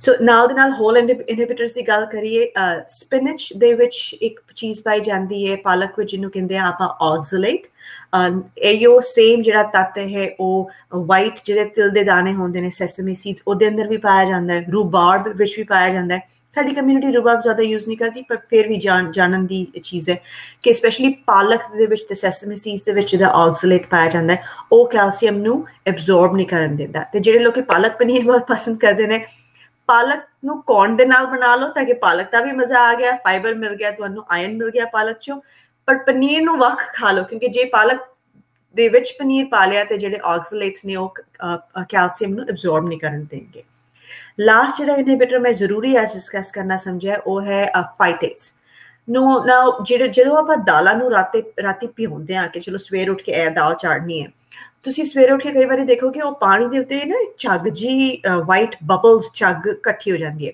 that is ਫਾਈਟੇਟਸ ਉਹ ਜਿਹੜੇ ਨੇ ਉਹ ਸਾਡੇ ਕੈਲਸ਼ੀਅਮ ਨੂੰ ਪ੍ਰੋਪਰਲੀ ਐਬਜ਼ੌਰਬ ਨਹੀਂ ਹੋਣ ਦਿੰਦੇ ਤਾਂ ਕਰਕੇ ਜ਼ਰੂਰੀ ਉਹ ਜਿਹੜਾ ਪਾਣੀ ਸੀ ਜਿਹਦੇ ਅੰਦਰ ਤੁਸੀਂ ਦਾਲ ਭਿਉਂਦੇ ਹੋ ਉਹਨੂੰ ਸਿੱਟ ਕੇ 1-2 ਵਾਰੀ ਚੰਗੀ ਤਰ੍ਹਾਂ ਖੁੱਲੇ ਪਾਣੀ 'ਚ ਦਾਲਾਂ ਨੂੰ ਧੋ ਕੇ ਫੇਰ ਬਣਾਓ ਦਾਲ ਤਾਂ ਕਿ ਜਿਹੜੀ ਤੁਹਾਡਾ ਕੈਲਸ਼ੀਅਮ ਜਿਹੜਾ ਦਾਲਾਂ ਤੋਂ ਮਿਲਦਾ ਪਿਆ ਉਹ ਤੁਸੀਂ ਪ੍ਰੋਪਰਲੀ ਐਬਜ਼ੌਰਬ ਕਰ ਸਕੋ ਨੈਕਸਟ ਸਲਾਈਡ ਪਲੀਜ਼ ਹੁਣ ਇੱਕ ਹੋਰ ਸਵਾਲ ਹੈ ਤੁਹਾਡੇ ਲਈ ਜਿਹੜਾ ਪੌਪ ਜਾਂ ਸ਼ੂਗਰੀ ਬੈਵਰੇਜ ਨੇ ਇਹ ਸਾਡੇ ਹੱਡੀਆਂ ਦੇ ਲਈ ਚੰਗੇ ਨੇ ਜਾਂ ਨਹੀਂ ਨੇ ਜਾਂ ਹੱਡੀਆਂ ਨੂੰ ਕੋਈ ਫਰਕ ਨਹੀਂ ਪੈਂਦਾ ਬੈਵਰੇਜ ਬਾਰੇ ਅਸੀਂ ਗੱਲ ਕੀਤੀ ਸੀ ਐਂਡ ਸਪੈਸ਼ਲੀ ਬੱਚਿਆਂ ਦੇ ਲਈ ਤੇ ਯੰਗਰ ਜਨਰੇਸ਼ਨ ਦੇ ਲਈ ਇਹ ਮੈਨੇਜ ਕਰਨਾ ਜਾਂ ਇਹਦੇ ਬਾਰੇ ਧਿਆਨ ਦੇਣਾ ਜ਼ਰੂਰੀ ਹੈ ਓਲਡਰ ਪਾਪੂਲੇਸ਼ਨ ਸਾਡੀ ਜਿਹੜੇ ਬਜ਼ੁਰਗ ਨੇ ਉਹ ਘੱਟ ਪੀਂਦੇ ਨੇ ਬੈਵਰੇਜ ਪਰ ਜਿਹੜੇ ਸਪੈਸ਼ਲੀ ਜਿਹੜੇ ਯੰਗ ਨੇ ਉਹਨਾਂ ਦੇ ਲਈ it is important to know good next slide please okay ਹੁਣ ਮੈਂ ਇੱਥੇ ਇੱਕ ਵੈਬਸਾਈਟ ਤੋਂ ਲੈ ਕੇ ਆਸਟੀਓਪੋਰੋਸਿਸ ਕੈਨੇਡਾ ਦੀ ਜਿਹੜੀ ਵੈਬਸਾਈਟ ਹੈ ਉੱਥੋਂ ਲੈ ਕੇ ਇੱਕ ਚੀਜ਼ ਸ਼ੇਅਰ ਕੀਤੀ ਹੈ ਉਹਨਾਂ ਦੀ ਵੈਬਸਾਈਟ ਤੇ ਕੈਲਸ਼ੀਅਮ ਕੈਲਕੂਲੇਟਰ ਹੈ ਤੇ ਜਦੋਂ ਵੀ ਤੁਹਾਨੂੰ ਲੱਗੇ ਕਿ ਪਤਾ ਨਹੀਂ ਜਾਂ ਨਹੀਂ ਉਹ ਤੁਸੀਂ ਇੱਥੇ ਜਾ ਕੇ ਆਪਣੇ ਦਿਨ ਵਿੱਚ ਤੁਸੀਂ ਕੀ ਖਾਦਾ ਹੈ ਉਹ ਐਂਟਰ ਕਰਕੇ ਅੰਦਾਜ਼ਾ ਲਗਾ ਸਕਦੇ ਹੋ ਕਿ ਕਿੰਨਾ ਕੁ ਕੈਲਸ਼ੀਅਮ ਤੁਸੀਂ ਦਿਨ ਵਿੱਚ ਕੰਜ਼ਿਊਮ ਕੀਤਾ ਹੈ ਨੈਕਸਟ ਸਲਾਈਡ ਪਲੀਜ਼ ਇੱਕ ਹੋਰ ਕੁਐਸਚਨ ਪ੍ਰੋਟੀਨ ਸਾਡੀ ਹੱਡੀਆਂ ਦੇ ਲਈ ਜ਼ਰੂਰੀ ਹੈਗਾ ਹਾਂਜੀ ਸਵਾਲ ਦਾ ਜਵਾਬ ਹੈ ਹਾਂਜੀ ਨਹੀਂ ਸਿਰਫ ਐਨੀਮਲ ਦਾ ਪ੍ਰੋਟੀਨ ਜਿਵੇਂ ਕਿ ਮੀਟ ਜਾਂ ਅੰਡੇ ਜ਼ਰੂਰੀ ਨੇ ਜਾਂ ਪਤਾ ਨਹੀਂ ਪ੍ਰੋਟੀਨ ਜਿਵੇਂ ਆਪਾਂ ਗੱਲ ਕੀਤੀ ਸੀ ਕਿ ਇਹ ਆਲਮੋਸਟ ਬ੍ਰਿਕਸ ਦੀ ਤਰ੍ਹਾਂ ਹੁੰਦੇ ਨੇ ਜਾਂ ਇੱਟਾਂ ਦੀ ਤਰ੍ਹਾਂ ਹੁੰਦੇ ਨੇ ਤੇ ਕਿਸੇ ਵੀ ਚੀਜ਼ ਨੂੰ ਬਿਲਡ ਕਰਨ ਦੇ ਲਈ ਹੈਲਪ ਕਰਦੇ ਨੇ perfect next slide please Thank you. Well, thank you very much, Preeti. ਹਮੇਸ਼ਾ ਦੀ ਤਰ੍ਹਾਂ ਅੱਜ ਵੀ ਤੁਹਾਡੀ ਪ੍ਰੈਜੈਂਟੇਸ਼ਨ ਬੜੀ ਟੌਪ ਦੀ ਹੈ ਸਾਰੀਆਂ ਗੱਲਾਂ ਸਮਝਣ ਵਾਲੀਆਂ ਨੇ ਕਿਉਂਕਿ ਫਿਰ ਮੈਂ ਐਮਫਸਾਈਜ਼ ਕਰਾਂਗਾ ਸਾਡੀ ਕਮਿਊਨਿਟੀ ਵਿੱਚ ਬੜਾ ਵੱਡਾ ਹਮੇਸ਼ਾ ਧਿਆਨ ਰਹਿੰਦਾ ਵੀ ਸਿਰਫ ਡਾਕਟਰ ਹੀ ਇਹ ਪ੍ਰੋਬਲਮ ਸੋਲਵ ਕਰ ਸਕਦੇ ਨੇ ਸਾਨੂੰ ਚਾਹੀਦਾ ਵੀ ਜਿਹੜੇ ਹੈਲਥ ਕੇਅਰ ਪ੍ਰੋਫੈਸ਼ਨਲਸ ਨੇ ਉਹਨਾਂ ਦੀ ਹੈਲਪ ਲੈ ਕੇ ਤੇ ਖਾਸ ਕਰਕੇ ਜਿਹੜਾ ਅੱਜ ਦਾ ਟੌਪਿਕ ਉਹਦੇ ਵਾਸਤੇ ਹਰ ਇੱਕ ਜਿਹੜਾ ਇਨਸਾਨ ਹੈ ਹਰ ਇੱਕ ਜਿਹੜਾ ਪ੍ਰੋਫੈਸ਼ਨਲ ਉਹਦਾ ਰੋਲ ਬੜਾ ਇੰਪੋਰਟੈਂਟ ਹੈ ਸੋ ਜਿਹੜਾ ਨੈਕਸਟ ਆਪਾਂ ਗੱਲ ਕਰਨੀ ਹੈ ਕਿ ਕੁਐਸਚਨਸ ਦਾ ਆਨਸਰ ਮੈਂ ਸਾਨੂੰ ਕਾਫੀ ਸਵਾਲ ਆ ਰਹੇ ਨੇ ਤੇ ਉਹਦੇ ਸਵਾਲ ਦੇ ਵਿੱਚ ਇੱਕ ਦੋ ਸਵਾਲ ਇਹੋ ਜਿਹੇ ਨੇ ਵੀ ਜਿਹੜੇ ਹੋ ਸਕਦਾ ਕਿ ਉਹ ਅਸੀਂ ਅੱਜ ਨਾ ਆਨਸਰ ਕਰ ਸਕੀਏ ਕਿਉਂਕਿ ਉਹ ਜਿਹੜਾ ਨੈਕਸਟ ਵੀਕ ਦਾ ਟੌਪਿਕ ਹੈ ਆਸਟੀਓਆਰਥਰਾਈਟਿਸ ਉਹਦੇ ਨਾਲ ਨੇ ਕਨੈਕਟਡ, ਬਟ ਟਰਾਈ ਕਰਾਂਗੇ ਪੂਰਾ ਵੀ ਤੁਹਾਡਾ ਉਹਦੇ ਆਨਸਰ ਕਰ ਸਕੀਏ। ਸੋ ਹੁਣ ਮੈਂ ਨਾ ਨੈਕਸਟ ਮੈਂ ਜੇ ਨੂੰ ਕਹਿਣਾ ਕਿ ਹੀ ਸ਼ੁੱਡ ਉਹਨੂੰ ਚਾਹੀਦਾ ਵੀ ਅਗਲਾ ਜਿਹੜਾ ਨਾ ਉਹ ਲੋਕ ਐਕਸਪਲੇਨ ਕਰਨ ਸਾਰਿਆਂ ਨੂੰ ਵੀ ਆਪਣਾ ਨੈਕਸਟ ਕਿਸ ਤਰ੍ਹਾਂ ਅਸੀਂ ਫੋਲੋ ਅਪ ਕਰਨਾ, ਕਿਉਂਕਿ ਸਵਾਲ ਐਂਡ ਜਵਾਬ ਕੋਲ ਸਾਡੇ ਕੋਲ 20-25 ਹੈਗੇ ਨੇ ਮਿੰਟ ਤੇ ਸਵਾਲ ਜਵਾਬ ਦੇ ਵਿੱਚ ਸਾਰੇ ਡਾਕਟਰ ਲੀਨਾ ਜੈਨ, ਗੁਰਦੀਪ ਗਿੱਲ, ਪ੍ਰੀਤੀ ਸੂਰੀ ਤੇ ਡਾਕਟਰ ਪ੍ਰਗਟ ਸਿੰਘ ਬੁੱਜੀ ਵੀ ਸਾਨੂੰ ਜੁਆਇਨ ਕਰਨਗੇ। ਮੈਂ ਡਾਕਟਰ ਬਾਕੀਆਂ ਨੂੰ ਤੁਸੀਂ ਵੇਖ ਲਿਆ, ਉਹਨਾਂ ਬਾਰੇ ਸੁਣ ਲਿਆ, ਡਾਕਟਰ ਬੁੱਜੀ ਨੂੰ ਤੁਸੀਂ ਹਮੇਸ਼ਾ ਸੁਣਦੇ ਹੋ, ਵੇਖਦੇ ਵੀ ਹੋ, ਉਹ ਸਾਡੀ ਕਮਿਊਨਿਟੀ ਦੇ ਬੱਚਿਆਂ ਦੇ ਸਪੈਸ਼ਲਿਸਟ ਨੇ ਤੇ ਸਾਡੇ ਪ੍ਰੋਗਰਾਮ ਦਾ ਬੜਾ ਇੱਕ ਇੰਪੋਰਟੈਂਟ ਹਿੱਸਾ ਨੇ। ਸੋ ਜੇ ਤੁਸੀਂ ਕਰੋ ਗੱਲ, ਫਿਰ ਉਸ ਤੋਂ ਬਾਅਦ ਫਿਰ ਆਪਾਂ ਸਵਾਲ ਐਂਡ ਜਵਾਬ ਸ਼ੁਰੂ ਕਰਨੇ।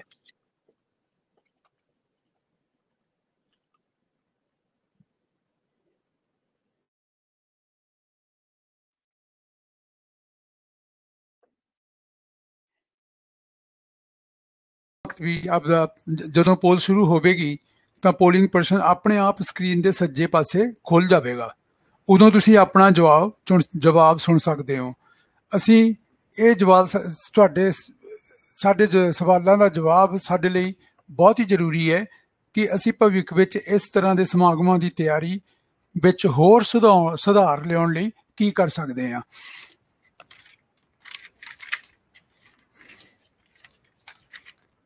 ਤੇ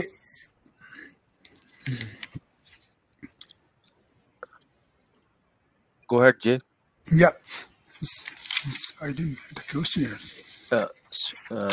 Sorry. ਪਹਿਲਾ ਸਵਾਲ ਤੁਸੀਂ ਜਿਹੜੇ 3 ਸਵਾਲ ਦਿੱਤੇ ਗਏ ਨੇ ਐਕਚੁਅਲੀ, ਤੇ ਅਸੀਂ ਚਾਹੁੰਦੇ ਹਾਂ ਕਿ ਤੁਸੀਂ ਇਹਨਾਂ ਸਵਾਲਾਂ ਦਾ ਜਵਾਬ ਦਿਓ ਜਿਹੜਾ ਕਿ ਅਸੀਂ ਹੋਰ ਸੁਧਾਰ ਲਿਆ ਸਕੀਏ। ਪਹਿਲਾ ਹੈ, ਕਿਹੜੀ ਉਮਰ ਵਿੱਚ ਸਾਡੀ ਹੱਡੀਆਂ ਦਾ ਪੁੰਜ ਅਧਿਕਤਮ ਹੁੰਦਾ ਹੈ? At what age is our bone mass maximum? ਇਹਨਾਂ ਦੇ ਆਨਸਰ ਦਿੱਤੇ ਗਏ ਨੇ 0% ਐਟ ਜਦੋਂ ਆਪਣੀ ਉਮਰ 10 ਤੋਂ 15 ਸਾਲਾਂ ਦੇ ਉਮਰ ਵਿੱਚ ਹੁੰਦੇ ਆ ਉਦੋਂ 0%, 89% ਜਦੋਂ ਉਮਰ 20 ਤੋਂ 30 ਸਾਲਾਂ ਦੀ ਹੁੰਦੀ ਹੈ, 11% ਜਦੋਂ ਕਿ ਉਮਰ 50 ਤੋਂ 65 ਸਾਲ ਦੀ ਹੁੰਦੀ ਹੈ, ਤੇ 0% ਜਦੋਂ ਆਪਣੀ ਉਮਰ 75 ਸਾਲ ਤੇ ਉਸ ਤੋਂ ਵੱਧ ਹੁੰਦੀ ਹੈ। ਪ੍ਰਸ਼ਨ ਨੰਬਰ ਦੂਜਾ, ਜੇ ਤੁਸੀਂ ਵੱਡੀ ਉਮਰ ਦੇ ਵਿਅਕਤੀ ਹੋ ਅਤੇ ਤੁਸੀਂ ਆਸਟੀਓਪੋਰੋਸਿਸ ਭੋਜਨ ਨੂੰ ਰੋਕਣਾ ਚਾਹੋ ਤਾਂ ਤੁਹਾਨੂੰ ਪਹਿਲਾ ਕੁਐਸਚਨ ਸਹੀ ਕੈਲਸ਼ੀਅਮ ਅਤੇ ਵਿਟਾਮਿਨ ਦੀ ਦੇਖਭਾਲ, ਦੂਜਾ ਪ੍ਰਸ਼ਨ 0% ਸ਼ਰਾਬ ਦੀ ਵਰਤੋਂ ਨੂੰ ਰੋਕੋ, 17% ਨਿਯਮਿਤ ਕਸਰਤ ਕਰੋ, 33% ਡਾਕਟਰ ਨਾਲ ਹੱਡੀ ਦੀ ਘਟਨਾ ਸੰਬੰਧ ਬਾਰੇ ਗੱਲ ਕਰੋ। ਤੀਜਾ ਕੁਐਸਚਨ ਹੈ, ਕੀ ਉਮਰ ਦੇ ਨਾਲ ਪਿੱਠ ਵਿੱਚ ਕੁੱਬ ਹੋਣਾ ਆਮ ਗੱਲ ਹੈ? ਪਹਿਲਾ ਆਨਸਰ ਹੈ ਹਾਂ, ਦੂਜਾ ਹੈ ਨਹੀਂ। ਅਸੀਂ ਸਾਰੇ ਸਿਹਤ ਮਾਹਰਾਂ ਦਾ ਬਹੁਤ ਹੀ ਅਸੀਂ ਧੰਨਵਾਦ ਕਰਦੇ ਹਾਂ ਤੇ ਅਸੀਂ ਤੁਹਾਡੇ ਕੋਲੋਂ ਸੁਣਨਾ ਚਾਹੁੰਦੇ ਹਾਂ ਕਿ ਜਿਹੜੀ ਇਹ ਜਾਣਕਾਰੀ ਦਿੱਤੀ ਗਈ ਸੀ ਤੁਹਾਡੇ ਲਈ ਕਿੰਨੀ ਸਹਾਇਕ ਹੈ। ਇਹ ਜਾਣਨ ਲਈ ਅਸੀਂ ਜਿਹੜੇ ਸਵਾਲ ਪੁੱਛੇ ਨੇ ਤੇ ਤੁਹਾਡੇ ਜਵਾਬ ਅਸੀਂ ਚਾਹੁੰਦੇ ਹਾਂ ਕਿ ਤੁਸੀਂ ਇਹਨਾਂ ਜਵਾਬਾਂ ਦਾ ਆਨਸਰ ਦੇਵੋਗੇ ਜੋ ਕਿ ਸਾਡੇ ਲਈ ਭਵਿੱਖ ਵਿੱਚ ਇਸ ਤਰ੍ਹਾਂ ਦੇ ਸਮਾਗਮ ਦੀ ਤਿਆਰੀ ਲਈ ਮਹੱਤਵਪੂਰਨ ਹੋਣਗੇ। ਤੇ ਇਹ ਸਾਰੇ ਸਵਾਲ ਵਗੈਰਾ ਜਿਹੜੇ ਤੁਸੀਂ ਪੁੱਛੋਗੇ ਸਾਡੇ ਸਿਹਤ ਮਾਹਰ ਉਹ ਤੁਹਾਡੇ ਪ੍ਰਸ਼ਨਾਂ ਦਾ ਉੱਤਰ ਦੇਣਗੇ। ਹੁਣ ਮੈਂ ਡਾਕਟਰ ਚੀਮਾ ਸਾਹਿਬ ਨੂੰ ਕਹਿ ਰਿਹਾ, ਮੈਂ ਸੱਦਾ ਦੇਵਾਂਗਾ ਕਿ ਇਸ ਦਾ ਜੇ ਸਭ ਤੋਂ ਪਹਿਲਾਂ ਨਾ ਸਾਨੂੰ 5-6 ਸਵਾਲ ਆਏ ਨੇ ਤੇ ਆਨਲਾਈਨ, ਕਿਉਂਕਿ ਡਾਕਟਰ ਜੈਨ ਨੇ ਅਗਲੇ ਹਫਤੇ ਨਹੀਂ ਸਾਡੇ ਨਾਲ ਹੋਣਾ। ਸੋ ਪਹਿਲਾ ਸਵਾਲ ਇਹਨਾਂ ਵਾਸਤੇ ਕਿ ਜੇ ਫੈਮਿਲੀ ਵਿੱਚ ਕਿਸੇ ਨੂੰ ਆਸਟੀਓਪੋਰੋਸਿਸ ਹੈਗਾ, ਇੱਕ ਆਦਮੀ ਨੂੰ, ਇੱਕ ਕਿਸੇ ਵੀ ਇਨਸਾਨ ਨੂੰ, ਉਸ ਫੈਮਿਲੀ ਵਿੱਚ ਜ਼ਿਆਦਾ ਚਾਂਸਸ ਨੇ ਹੁੰਦੇ ਕਿ ਨਹੀਂ? ਜਦੋਂ ਸਟੱਡੀਜ਼ ਕੀਤੀਆਂ ਤਾਂ ਉਹਨਾਂ ਨੇ ਇਹ ਦੇਖਿਆ ਹੈ ਕਿ ਜੇ ਕਿਸੇ ਦੇ parents, either of the parent had osteoporosis, ਤਾਂ ਅੱਗੇ ਬੱਚਿਆਂ ਨੂੰ ਰਿਸਕ ਜ਼ਿਆਦਾ ਹੈ। ਤਾਂ ਇਹ ਦੇਖਿਆ ਗਿਆ ਹੈ, ਬਟ ਇਹ ਜੈਨੇਟਿਕ ਫੈਕਟਰ ਜਿਹਨੂੰ ਅਸੀਂ ਮੋਡੀਫਾਈ ਨਹੀਂ ਕਰ ਸਕਦੇ, ਪਰ ਇਹਦੇ ਉੱਤੇ ਜੇ ਅਸੀਂ ਮੋਡੀਫਾਈਬਲ ਫੈਕਟਰਸ ਜਿੱਦਾਂ ਕੈਲਸ਼ੀਅਮ, ਵਿਟਾਮਿਨ ਡੀ ਇਨਟੇਕ ਤੇ ਆਪਣਾ ਜਿਹੜੀ ਦਵਾਈਆਂ ਪਹਿਲਾਂ ਲੈਣਾ ਸ਼ੁਰੂ ਕਰ ਦਈਏ ਤਾਂ ਪ੍ਰੀਵੈਂਟ ਹੋ ਸਕਦੀ ਹੈ। ਨੈਕਸਟ ਕੁਐਸਚਨ ਹੈ ਪ੍ਰੀਤੀ ਵਾਸਤੇ ਕਿ ਜੇ ਕਿਸੇ ਨੂੰ ਲੈਕਟੋਜ਼ ਇੰਟੋਲਰੈਂਸ ਹੈ ਤੇ ਉਹਨਾਂ ਨੇ ਮਿਲਕ ਨਹੀਂ ਲਿਆ 1 ਸਾਲ ਵਾਸਤੇ ਤੇ ਉਹਨਾਂ ਵਾਸਤੇ ਫਿਰ ਕੀ ਹੈ ਪ੍ਰੋਟੀਨ ਦਾ ਸੋਰਸ? ਬਿਲਕੁਲ ਡਾਕਟਰ ਸ਼ੀਮਾ, ਜਿਨ੍ਹਾਂ ਨੂੰ ਲੈਕਟੋਜ਼ ਇੰਟੋਲਰੈਂਸ ਹੈ ਉਹਨਾਂ ਦੇ ਲਈ ਜਿਹੜੇ ਅਦਰ ਸਬਸਟੀਟਿਊਟ ਡਰਿੰਕਸ ਨੇ ਜਿਵੇਂ ਸੋਇਆ ਮਿਲਕ ਹੋ ਗਿਆ ਜਾਂ ਆਲਮੰਡ ਮਿਲਕ ਹੋ ਗਿਆ, ਉਹ ਦੁੱਧ ਦੇ ਡਾਇਰੈਕਟ ਸਬਸਟੀਟਿਊਟ ਹੋਣਗੇ ਤੇ ਉਹ ਕੈਲਸ਼ੀਅਮ ਦੇ ਸੋਰਸ ਗਿਣੇ ਜਾ ਸਕਦੇ ਨੇ। ਤੇ ਨਾਲ ਦੇ ਨਾਲ ਪ੍ਰੋਟੀਨ ਦੇ ਲਈ ਦੁੱਧ ਦੇ ਇਲਾਵਾ ਦਹੀਂ ਉਹ ਖਾ ਸਕਦੇ ਨੇ ਜਿਨ੍ਹਾਂ ਨੂੰ ਲੈਕਟੋਜ਼ ਇੰਟੋਲਰੈਂਸ ਨੇ। ਉਹ ਨਟਸ ਐਂਡ ਦਾਲਾਂ is another big source for protein for them। Okay, so ਅਗਲਾ ਸਵਾਲ ਹੈ ਡਾਕਟਰ ਜੈਨ ਵਾਸਤੇ ਫਿਰ ਕਿ ਸਵਾਲ ਵਾਲਿਆਂ ਨੇ ਕਿਹਾ ਕਿ ਮੈਨੂੰ ਜਿਹੜੀ ਪੇਨ ਹੈ ਨਾ ਜੁਆਇੰਟ ਹਿਪ ਦੇ ਵਿੱਚ ਹੈਗੀ ਹੈ, ਇਹ ਮੇਰੀ ਜਿਹੜੀ ਦਰਦ ਹੈ ਇਹ ਆਸਟੀਓਪਰੋਸਿਸ ਕਰਕੇ ਹੈ ਕਿ ਹੋਰ ਕਿਸੇ ਗੱਲ ਕਰਕੇ? ਆਮ ਤੌਰ ਤੇ ਮੈਨੂੰ ਇਹ ਨਹੀਂ ਪਤਾ ਤੁਹਾਡੀ ਏਜ ਕਿੰਨੀ ਹੈ, ਬਟ ਆਮ ਤੌਰ ਤੇ ਹਿਪ ਦੀ ਪੇਨ ਆਰਥਰਾਈਟਿਸ ਦੇ ਨਾਲ ਰਿਲੇਟਡ ਹੁੰਦੀ ਹੈ। ਲੇਕਿਨ ਜਿੱਦਾਂ ਮੈਂ ਤੁਹਾਨੂੰ ਮੈਂਸ਼ਨ ਕੀਤਾ ਕਿ ਆਸਟੀਓਪਰੋਸਿਸ ਸਾਇਲੈਂਟ ਡਿਜ਼ੀਜ਼ ਹੈ, ਪਤਾ ਵੀ ਨਹੀਂ ਚੱਲਦਾ। ਕਈ ਵਾਰ ਦਰਦਾਂ ਉਹਦੇ ਕਾਰਨ ਵੀ ਹੁੰਦੀ ਹੈ, ਜੇ ਆਪਾਂ ਵਿਟਾਮਿਨ ਡੀ ਕੈਲਸ਼ੀਅਮ ਲੈਣਾ ਸ਼ੁਰੂ ਕਰ ਦਈਏ ਤਾਂ ਕਾਫੀ ਲੋਕਾਂ ਦੀ ਪੇਨਸ ਘੱਟ ਹੋ ਜਾਂਦੀ ਹੈ। ਤਾਂ ਇੰਪੋਰਟੈਂਟ ਇਹ ਹੈ ਕਿ ਆਪਣਾ ਤੁਸੀਂ ਬੋਨ ਡੈਂਸਿਟੀ ਸਕੈਨ ਕਰਾਓ ਆਪਣੀ ਫੈਮਿਲੀ ਡਾਕਟਰ ਦੇ ਨਾਲ ਕੰਸਲਟ ਕਰਕੇ, ਤੇ ਉਹ ਸਹੀ ਜਵਾਬ ਦੇਗਾ ਕਿ ਤੁਹਾਡੀ ਬੋਨਸ ਕਿੰਨੀ ਵੀਕ ਹੈ। ਅੱਛਾ, ਅਗਲਾ ਸਵਾਲ ਹੈ ਡਾਕਟਰ ਬੁਰਜੀ ਵਾਸਤੇ ਕਿ ਆਪਾਂ ਅਡਲਟਸ ਦੀ ਗੱਲ ਕੀਤੀ ਹੈ, ਓਲਡਰ ਲੋਕਾਂ ਦੀ ਗੱਲ ਕੀਤੀ, ਜਿਹੜੇ ਬੱਚਿਆਂ ਦੇ ਵਿੱਚ ਉਹ ਦੱਸੋ ਵੀ ਕਿਹੜੀਆਂ ਗੱਲਾਂ ਉਹ ਧਿਆਨ ਰੱਖਣ ਕਿ ਉਹਨਾਂ ਦਾ ਜਿਹੜਾ ਸੋਰਸ ਆਫ ਕੈਲਸ਼ੀਅਮ ਹੈ ਜਾਂ ਉਹਨਾਂ ਦੀ ਬਾਡੀ ਦੀ ਜਦੋਂ ਹੱਡੀਆਂ ਬਣਦੀਆਂ ਪਈਆਂ ਨੇ ਤੇ ਉਹ ਕਿਹੜਾ ਕੰਮ ਜਿਹੜੇ ਪੇਰੈਂਟਸ ਉਹ ਕਿਸ ਤਰੀਕੇ ਨਾਲ ਆਪਣੇ ਬੱਚਿਆਂ ਨੂੰ ਮੋਨੀਟਰ ਕਰਨ?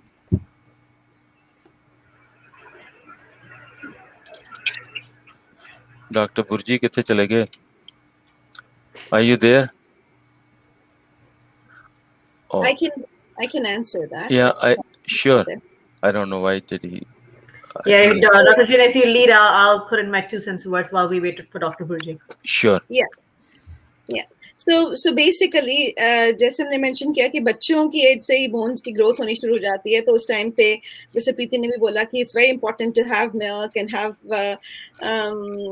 Calcium, have adequate amount of vitamin D. तो बच्चों की एज से ही इनटेक कैल्शियम विटामिन डी की करनी जरूरी है, एक्सरसाइज करनी जरूरी है, क्योंकि वहीं पे बोन की मैसेस, क्योंकि जो बोन बनती है एक सैल्स होंगे जो बोन बनाते हैं, एक सैल्स होंगे जो बोन नू खत्म करते हैं। तो ਜਿਹੜੇ ਬਣਾਉਂਦੇ ਆ ਉਹਨਾਂ ਨੂੰ ਅਸੀਂ ਪੁਸ਼ ਕਰਨਾ ਹੈ, ਖਤਮ ਕਰਨ ਵਾਲਿਆਂ ਨੂੰ ਰੋਕਣਾ ਹੈ।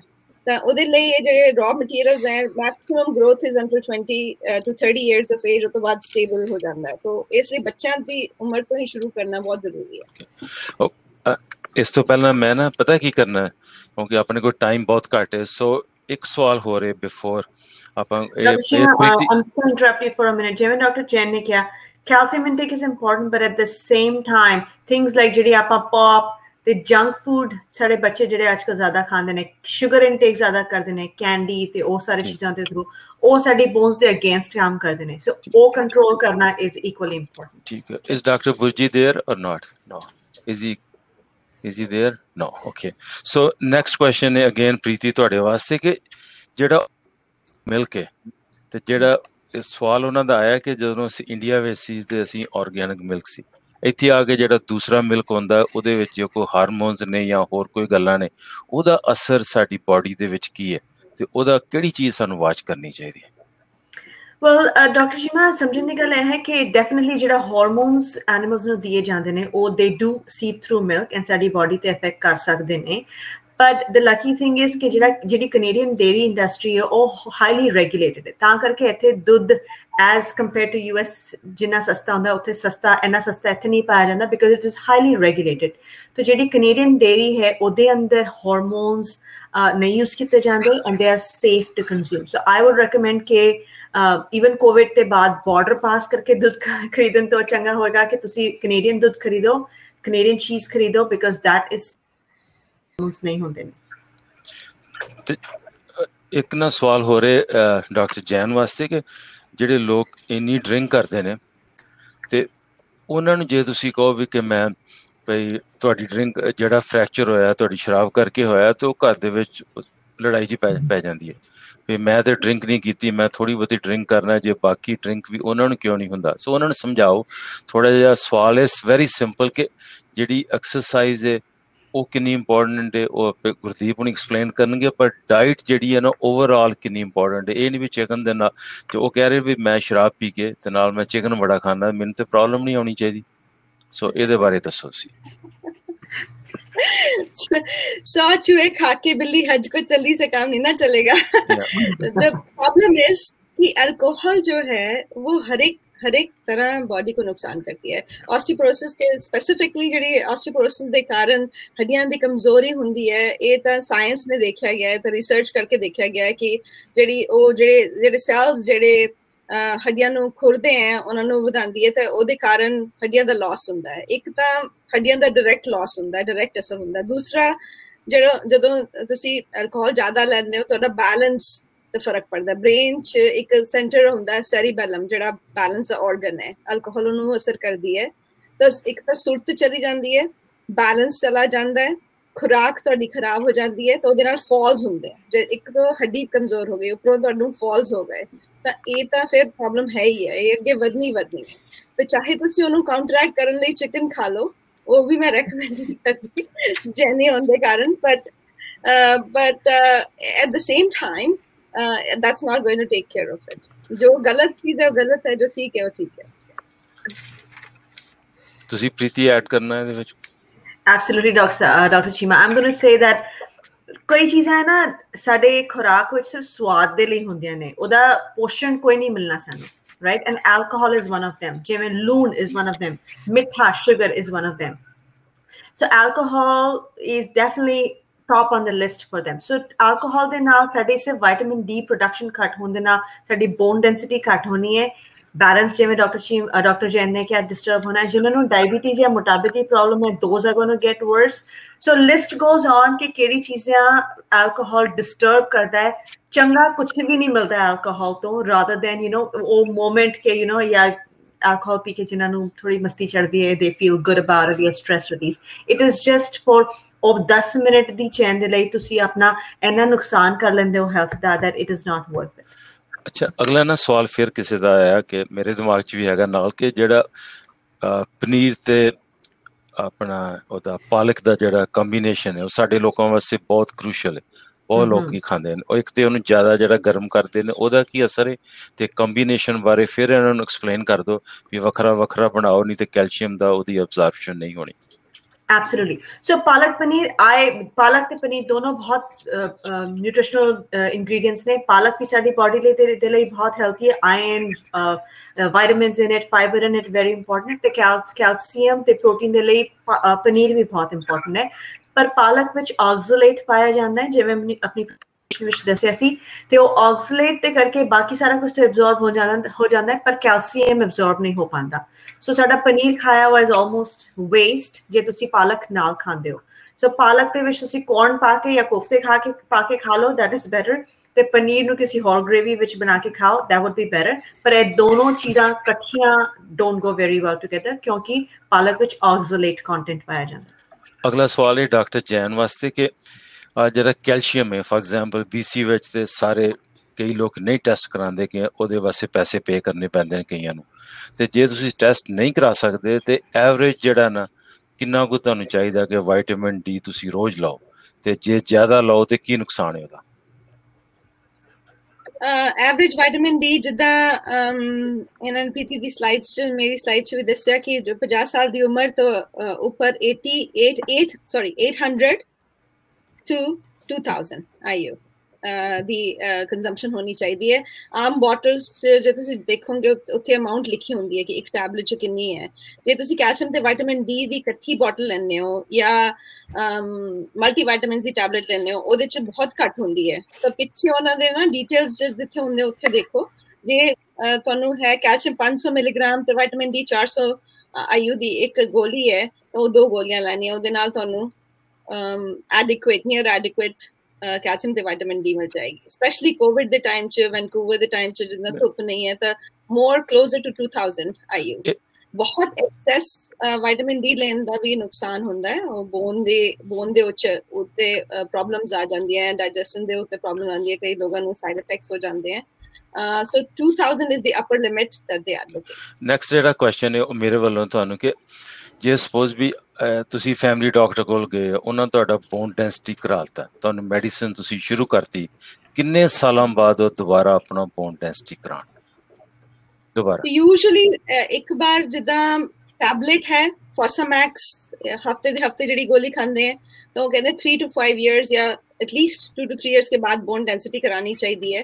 ਜਿਹੜੀ ਫੋਸਮਾਕਸ ਦੀ ਹਫਤੇ ਦੀ ਗੋਲੀਆਂ ਉਹ 3 ਤੋਂ 5 ਸਾਲ ਦੇ ਬਾਅਦ ਤੁਸੀਂ ਥੋੜਾ ਬ੍ਰੇਕ ਦੇ ਸਕਦੇ ਹੋ ਜਾਂ ਵਿੰਡੋ ਦੇ ਸਕਦੇ ਹੋ। तो कुछ साल के बाद 2 साल बंद करने तो बाद दोबारा चेक करा सकते हो बोन डेंसिटी। लेकिन ਜਿਹੜਾ इंजेक्शन है ਜਿਹੜਾ हर 6 महीने लगता है ਉਹਨੂੰ ਡੈਨਿਸੋਮੈਬ ਕਹਿੰਦੇ ਆ, ਪ੍ਰੋਲੀਆ ਇੰਜੈਕਸ਼ਨ ਕਹਿੰਦੇ ਆ, ਉਹ ਸਿਰਫ ਸਾਲ 'ਚ 2 ਲੱਗਦੇ ਆ। ਉਹਨੂੰ ਬੰਦ ਕਰਨ ਤੋਂ ਪਹਿਲਾਂ ਜਦ ਦੇਖਿਆ ਗਿਆ ਕਿ ਜੇ ਉਹ ਇੰਜੈਕਸ਼ਨ ਬੰਦ ਕਰੋ, ਇੱਕਦਮ ਨਹੀਂ ਬੰਦ ਕਰਨੇ ਚਾਹੀਦੇ, ਉਹਦੇ ਨਾਲ ਥੋੜਾ ਫੋਸਮਾਕਸ ਚਲਾਣੀ ਚਾਹੀਦੀ ਹੈ, ਨਹੀਂ ਤਾਂ ਇੱਕਦਮ ਬੰਦ ਕਰਨ ਨਾਲ ਇੱਕਦਮ ਬੋਨ ਲਾਸ ਹੁੰਦਾ ਹੈ। ਤਾਂ ਇਸ ਲਈ ਆਪਣੇ ਜਿਹੜੇ ਡਾਕਟਰ ਹੈ, ਜੈਸੇ ਫੈਮਿਲੀ ਡਾਕਟਰ ਚੀਮਾ ਹੈ, ਉਹਨਾਂ ਨਾਲ ਸਲਾਹ ਕਰਕੇ ਕਿ ਕਿਹੜੀ ਤੁਹਾਡੇ ਲਈ ਬੈਟਰ ਰਹੇਗੀ, ਉਹ ਦਵਾਈਆਂ ਇਸਤੇਮਾਲ ਕਰਨੀ ਪੈਂਦੀਆਂ। ਜਿਹੜੀ ਗੋਲੀਆਂ ਹੈ ਬਿਸਫੋਸਫੋਨੇਟ ਜਾਂ ਫੋਸਮਾਕਸ, ਉਹਨੂੰ ਬੜੇ ਤਰੀਕੇ ਨਾਲ ਖਾਣੀ ਪੈਂਦੀ ਹੈ, ਤੇ ਜਿਨ੍ਹਾਂ ਨੂੰ ਅਲਸਰ ਦੀ ਪ੍ਰੋਬਲਮ ਹੈ ਜਾਂ ਡਾਈਜੈਸ਼ਨ ਦੀ ਪ੍ਰੋਬਲਮ ਹੈ, ਉਹਨਾਂ ਲਈ ਬੈਟਰ ਹੈ ਇੰਜੈਕਸ਼ਨ ਲੈਣਾ। Thank you. ਹੁਣ ਸਾਡਾ ਕਿਉਂਕਿ 155 ਹੋ ਗਏ ਨੇ, ਸਿਰਫ 5 ਮਿੰਟਸ ਨੇ ਮੋਰ, ਤੇ ਹੁਣ ਕੁਐਸਚਨਸ ਆਨਸਰ ਦਾ ਸੈਸ਼ਨ ਤੇ ਆਪਾਂ ਨੂੰ ਬੰਦ ਕਰਨਾ ਪੈਣਾ। ਤੇ ਮੈਂ ਤੁਹਾਡਾ ਸਾਰਿਆਂ ਦਾ ਬਹੁਤ ਧੰਨਵਾਦ ਕਰਨਾ ਕਿ ਤੁਸੀਂ ਟਾਈਮ ਦਿੱਤਾ, ਐਕਸਪਲੇਨ ਕੀਤਾ ਪੰਜਾਬੀ, ਸ਼ੁੱਧ ਪੰਜਾਬੀ 'ਚ, ਤੇ ਨਾਲ ਹਿੰਦੀ 'ਚ ਟਰਾਂਸਲੇਸ਼ਨ ਹੋਈ ਹੈ। ਇਹ ਜਿਹੜੇ ਸਾਰੀਆਂ ਗੱਲਾਂ ਨੇ 2-3 ਦਿਨਾਂ ਦੇ ਵਿੱਚ ਅਸੀਂ ਪੋਸਟ ਕਰ ਦੇਣੀ ਆ ਔਨਲਾਈਨ। ਜਿਹੜਾ ਸਾਡਾ ਆਈਕਨ ਦੇ ਪ੍ਰੋਜੈਕਟ ਦੇ ਮੈਨੇਜਰ ਨੇ ਸੋਫੀਆ ਖਾਨ ਤੇ ਉਹਨਾਂ ਦੀ ਟੀਮ, ਤੇ ਜਿਹੜਾ ਸੀ ਟੂ ਸਕਾਈ ਵਾਲੇ ਜਿਹੜਾ ਸਾਡੀ ਹੈਲਪ ਕਰਦੇ ਪਏ ਨੇ ਅੱਜ, ਉਹਨਾਂ ਦਾ ਵੀ, ਉਹ ਵੀ ਇਸ ਵਿੱਚ ਸਾਡੀ ਹੈਲਪ ਕਰਨਗੇ। ਤੇ ਇਹਦੇ ਵਿੱਚੋਂ ਨੈਕਸਟ ਜਿਹੜਾ ਨਾ ਮੈਂ ਦੇ ਦੇਣਾ ਤੁਹਾਨੂੰ, ਵੈਬਸਾਈਟ ਸਾਡੀ ਹੈਗੀ ਹੈ www.iconproject.org। ਤੇ ਜਿਹੜਾ ਨੈਕਸਟ ਸੈਸ਼ਨ ਅਸੀਂ ਕਰਾਉਣਾ ਮਾਰਚ 20 ਨੂੰ 12 ਤੋਂ 2 ਵਜੇ ਤੱਕ, ਉਹ ਹੈਗਾ ਆਸਟੀਓਆਰਥਰਾਈਟਿਸ। ਤੇ ਆਪਾਂ ਉਹਦੀ ਅੱਜ ਗੱਲ ਤਾਂ ਨਹੀਂ ਕੀਤੀ ਕਿਉਂਕਿ ਕਨਫਿਊਜ਼ਨ ਨਹੀਂ ਸੀ ਕਰਨਾ। ਸੋ ਆਪਾਂ ਅਗਲੇ ਹਫਤੇ ਫਿਰ ਮਿਲਣਾ। ਸਿਰਫ ਡਾਕਟਰ, ਮੇਰੇ ਖਿਆਲ ਡਾਕਟਰ ਜੈਨ ਨੇ ਨਹੀਂ ਆਉਣਾ ਅਗਲੇ ਹਫਤੇ, ਬਾਕੀ ਤੇ ਸਾਰੇ ਆਉਣਗੇ। ਸੋ ਹੁਣ ਜਿਹੜਾ ਨਾ ਅੱਗੋਂ ਜੇ ਪਲੀਜ਼ ਟੇਕ ਓਵਰ ਐਂਡ ਜਿਹੜੇ ਸਵਾਲ ਨੇ ਉਹਨਾਂ ਬਾਰੇ ਕਰੋ। ਤੇ ਜਿਹੜੇ ਆਡੀਅנס ਨੇ, ਜਿੰਨੇ ਤੁਹਾਡੇ ਸਵਾਲ ਆ ਰਹੇ ਨੇ, ਉਹਨਾਂ ਸਾਰਿਆਂ ਦਾ ਅਸੀਂ ਸਵਾਲ ਜਵਾਬ ਦਿਆਂਗੇ, ਉਹਨਾਂ ਦਾ ਵੈਬਸਾਈਟ 'ਤੇ ਵੀ ਜਵਾਬ ਦਿਆਂਗੇ। ਉਸ ਤੋਂ ਬਾਅਦ ਅਗਲੇ ਹਫਤੇ ਜੇ ਟਾਈਮ ਹੋਰ ਹੋਇਆ ਤੁਹਾਡਾ ਜਵਾਬ ਦਿਆਂਗੇ। ਸੋ ਮੈਂ ਸਮਝਣਾ ਵੀ ਬੜਾ ਚੰਗਾ ਐਕਸਪੈਰੀਮੈਂਟ ਸੀ ਇਹ, ਵਰਕਡ ਆਊਟ ਵੈਰੀ ਵੈਲ। ਤੇ ਤੁਸੀਂ ਸੋ ਜੇ ਹੁਣ ਤੁਸੀਂ ਆਪਣਾ ਜਿਹੜਾ ਸਾਡੇ ਸਪਾਂਸਰ ਨੇ ਜਾਂ ਬਾਕੀ ਸਾਰਿਆਂ ਦਾ ਧੰਨਵਾਦ ਕਰੋ। ਹਾਂਜੀ, ਥੈਂਕ ਯੂ ਡਾਕਟਰ ਚੀਮਾ ਜੀ।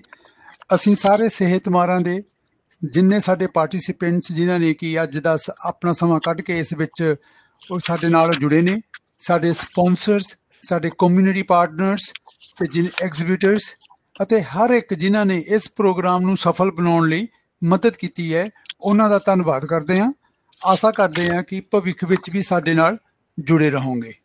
ਇਸ ਤੁਹਾਡਾ ਜੁੜੇ ਰਹਿਣਾ ਸਾਡੇ ਨਾਲ ਬਹੁਤ ਹੀ ਜ਼ਰੂਰੀ ਹੈ, ਕਿਉਂਕਿ ਤੁਹਾਡੇ ਤੋਂ ਜਾਣਕਾਰੀ ਜਿਹੜੀ ਸਾਨੂੰ ਮਿਲਦੀ ਹੈ, ਉਹ ਜਾਣਕਾਰੀ ਸਾਡੇ ਲਈ ਬਹੁਤ ਹੀ ਹੈਲਪਫੁਲ ਹੋਵੇਗੀ ਕਿ ਆਉਣ ਵਾਲੇ ਅਗਲੇ ਪ੍ਰੋਗਰਾਮਾਂ 'ਚ ਅਸੀਂ ਤੁਹਾਡੇ ਸੁਝਾਅ ਉਹਨਾਂ ਜੋੜ ਸਕੀਏ ਤੇ ਇਹਨੂੰ ਹੋਰ ਬਿਹਤਰ ਬਣਾ ਸਕੀਏ। ਜੇ ਹੁਣ ਤੁਸੀਂ, I think we are done. Yes, ਹਾਂਜੀ, ਸਾਰਿਆਂ ਦਾ ਬਹੁਤ ਧੰਨਵਾਦ ਫਿਰ, ਤੇ ਸਪੈਸ਼ਲੀ ਮਿਨਿਸਟਰੀ ਆਫ ਹੈਲਥ ਤੇ ਜਿਹੜੇ ਸਾਡੇ ਜਿਹੜੇ ਪ੍ਰੋਗਰਾਮ ਨੂੰ ਫੰਡ ਕਰਦੇ ਨੇ, ਉਹਨਾਂ ਦਾ ਬਹੁਤ ਧੰਨਵਾਦ। ਪਰ ਮੋਸਟ ਇੰਪੋਰਟੈਂਟਲੀ ਜਿਹੜੇ ਸਾਡੇ ਡਾਕਟਰ ਨੇ, ਜਿਹੜੇ ਸਾਡੇ ਨਾਲ 11 ਸਾਲਾਂ ਤੋਂ ਜੁੜੇ ਨੇ, ਤੇ ਪਲੱਸ ਡਾਈਟੀਸ਼ੀਅਨ ਪ੍ਰੀਤੀ ਸੂਰੀ ਤੇ ਆਪਣੇ ਗੁਰਦੀਪ ਗਿੱਲ, ਜਿਨ੍ਹਾਂ ਨੇ ਹਮੇਸ਼ਾ ਦੀ ਤਰ੍ਹਾਂ ਇਸ ਵਾਰੀ ਵੀ ਬੜੇ ਸੋਹਣੇ ਤਰੀਕੇ ਨਾਲ ਐਕਸਪਲੇਨ ਕੀਤਾ। ਇਹਨਾਂ ਦੇ ਵੀਡੀਓ ਵੀ ਅਸੀਂ ਪੋਸਟ ਕਰ ਦੇਣੇ ਨੇ, ਤੇ ਪ੍ਰੀਤੀ ਸੂਰੀ ਹੁਣਾਂ ਤੇ ਬੁੱਕ ਵੀ ਇਹਨਾਂ ਨੇ ਮੇਰੇ ਖਿਆਲ 'ਚ ਇਹ ਕੀਤੀ ਹੈ ਪਬਲਿਸ਼। ਮੈਂ ਅਗਲੀ ਵਾਰੀ ਇਹਨਾਂ ਦੀ ਬੁੱਕ ਬਾਰੇ ਵੀ ਕਰਾਂਗੇ ਗੱਲ, ਪਰ ਅੱਜ ਸਾਰਿਆਂ ਦਾ ਬਹੁਤ ਧੰਨਵਾਦ। Thank you so much and we'll see you next week। 20 ਤਰੀਕ ਨੂੰ 20 ਮਾਰਚ ਨੂੰ 12 ਵਜੇ ਆਸਟੀਓਆਰਥਰਾਈਟਿਸ ਦੀ ਗੱਲ ਕਰਨੀ ਹੈ ਤੇ ਉਹ ਫਿਰ ਉਸ ਟਾਈਮ ਤੇ ਦੋਨਾਂ ਗੱਲਾਂ ਨੂੰ ਅਸੀਂ ਟਰਾਈ ਕਰਾਂਗੇ ਐਕਸਪਲੇਨ ਕਰ ਸਕੀਏ। ਨਾਲ ਤੁਸੀਂ ਆਪਣੇ ਸੁਝਾਅ ਦਿਓ, ਈਮੇਲ ਸਾਨੂੰ ਕਰ ਦਿਓ, ਇਨਫੋਰਮੇਸ਼ਨ ਜਿਹੜੀ ਵੀ ਤੁਹਾਨੂੰ ਕੋਈ ਗੱਲ ਚੰਗੀ ਨਹੀਂ ਲੱਗੀ ਜਾਂ ਸਮਝਦੇ ਵੀ ਅਸੀਂ ਉਹਨੂੰ ਮੋਡੀਫਾਈ ਕਰੀਏ, ਤੁਹਾਡੇ ਸੁਝਾਅ ਸਾਡੇ ਵਾਸਤੇ ਬਹੁਤ ਇੰਪੋਰਟੈਂਟ ਨੇ, ਬੜੇ ਕ੍ਰੂਸ਼ੀਅਲ ਨੇ। ਤੁਹਾਡੇ ਵਾਸਤੇ ਪ੍ਰੋਗਰਾਮ ਹੈ, ਕਮਿਊਨਿਟੀ ਵਾਸਤੇ ਪ੍ਰੋਗਰਾਮ ਹੈ, ਅਸੀਂ ਪ੍ਰੋਵਿੰਸ ਵਾਸਤੇ ਸਾਰੇ ਵਲੰਟੀਅਰ ਹਾਂ। So thank you so much. Thank you ਜੀ, ਥੈਂਕ ਯੂ ਸਭ ਦਾ।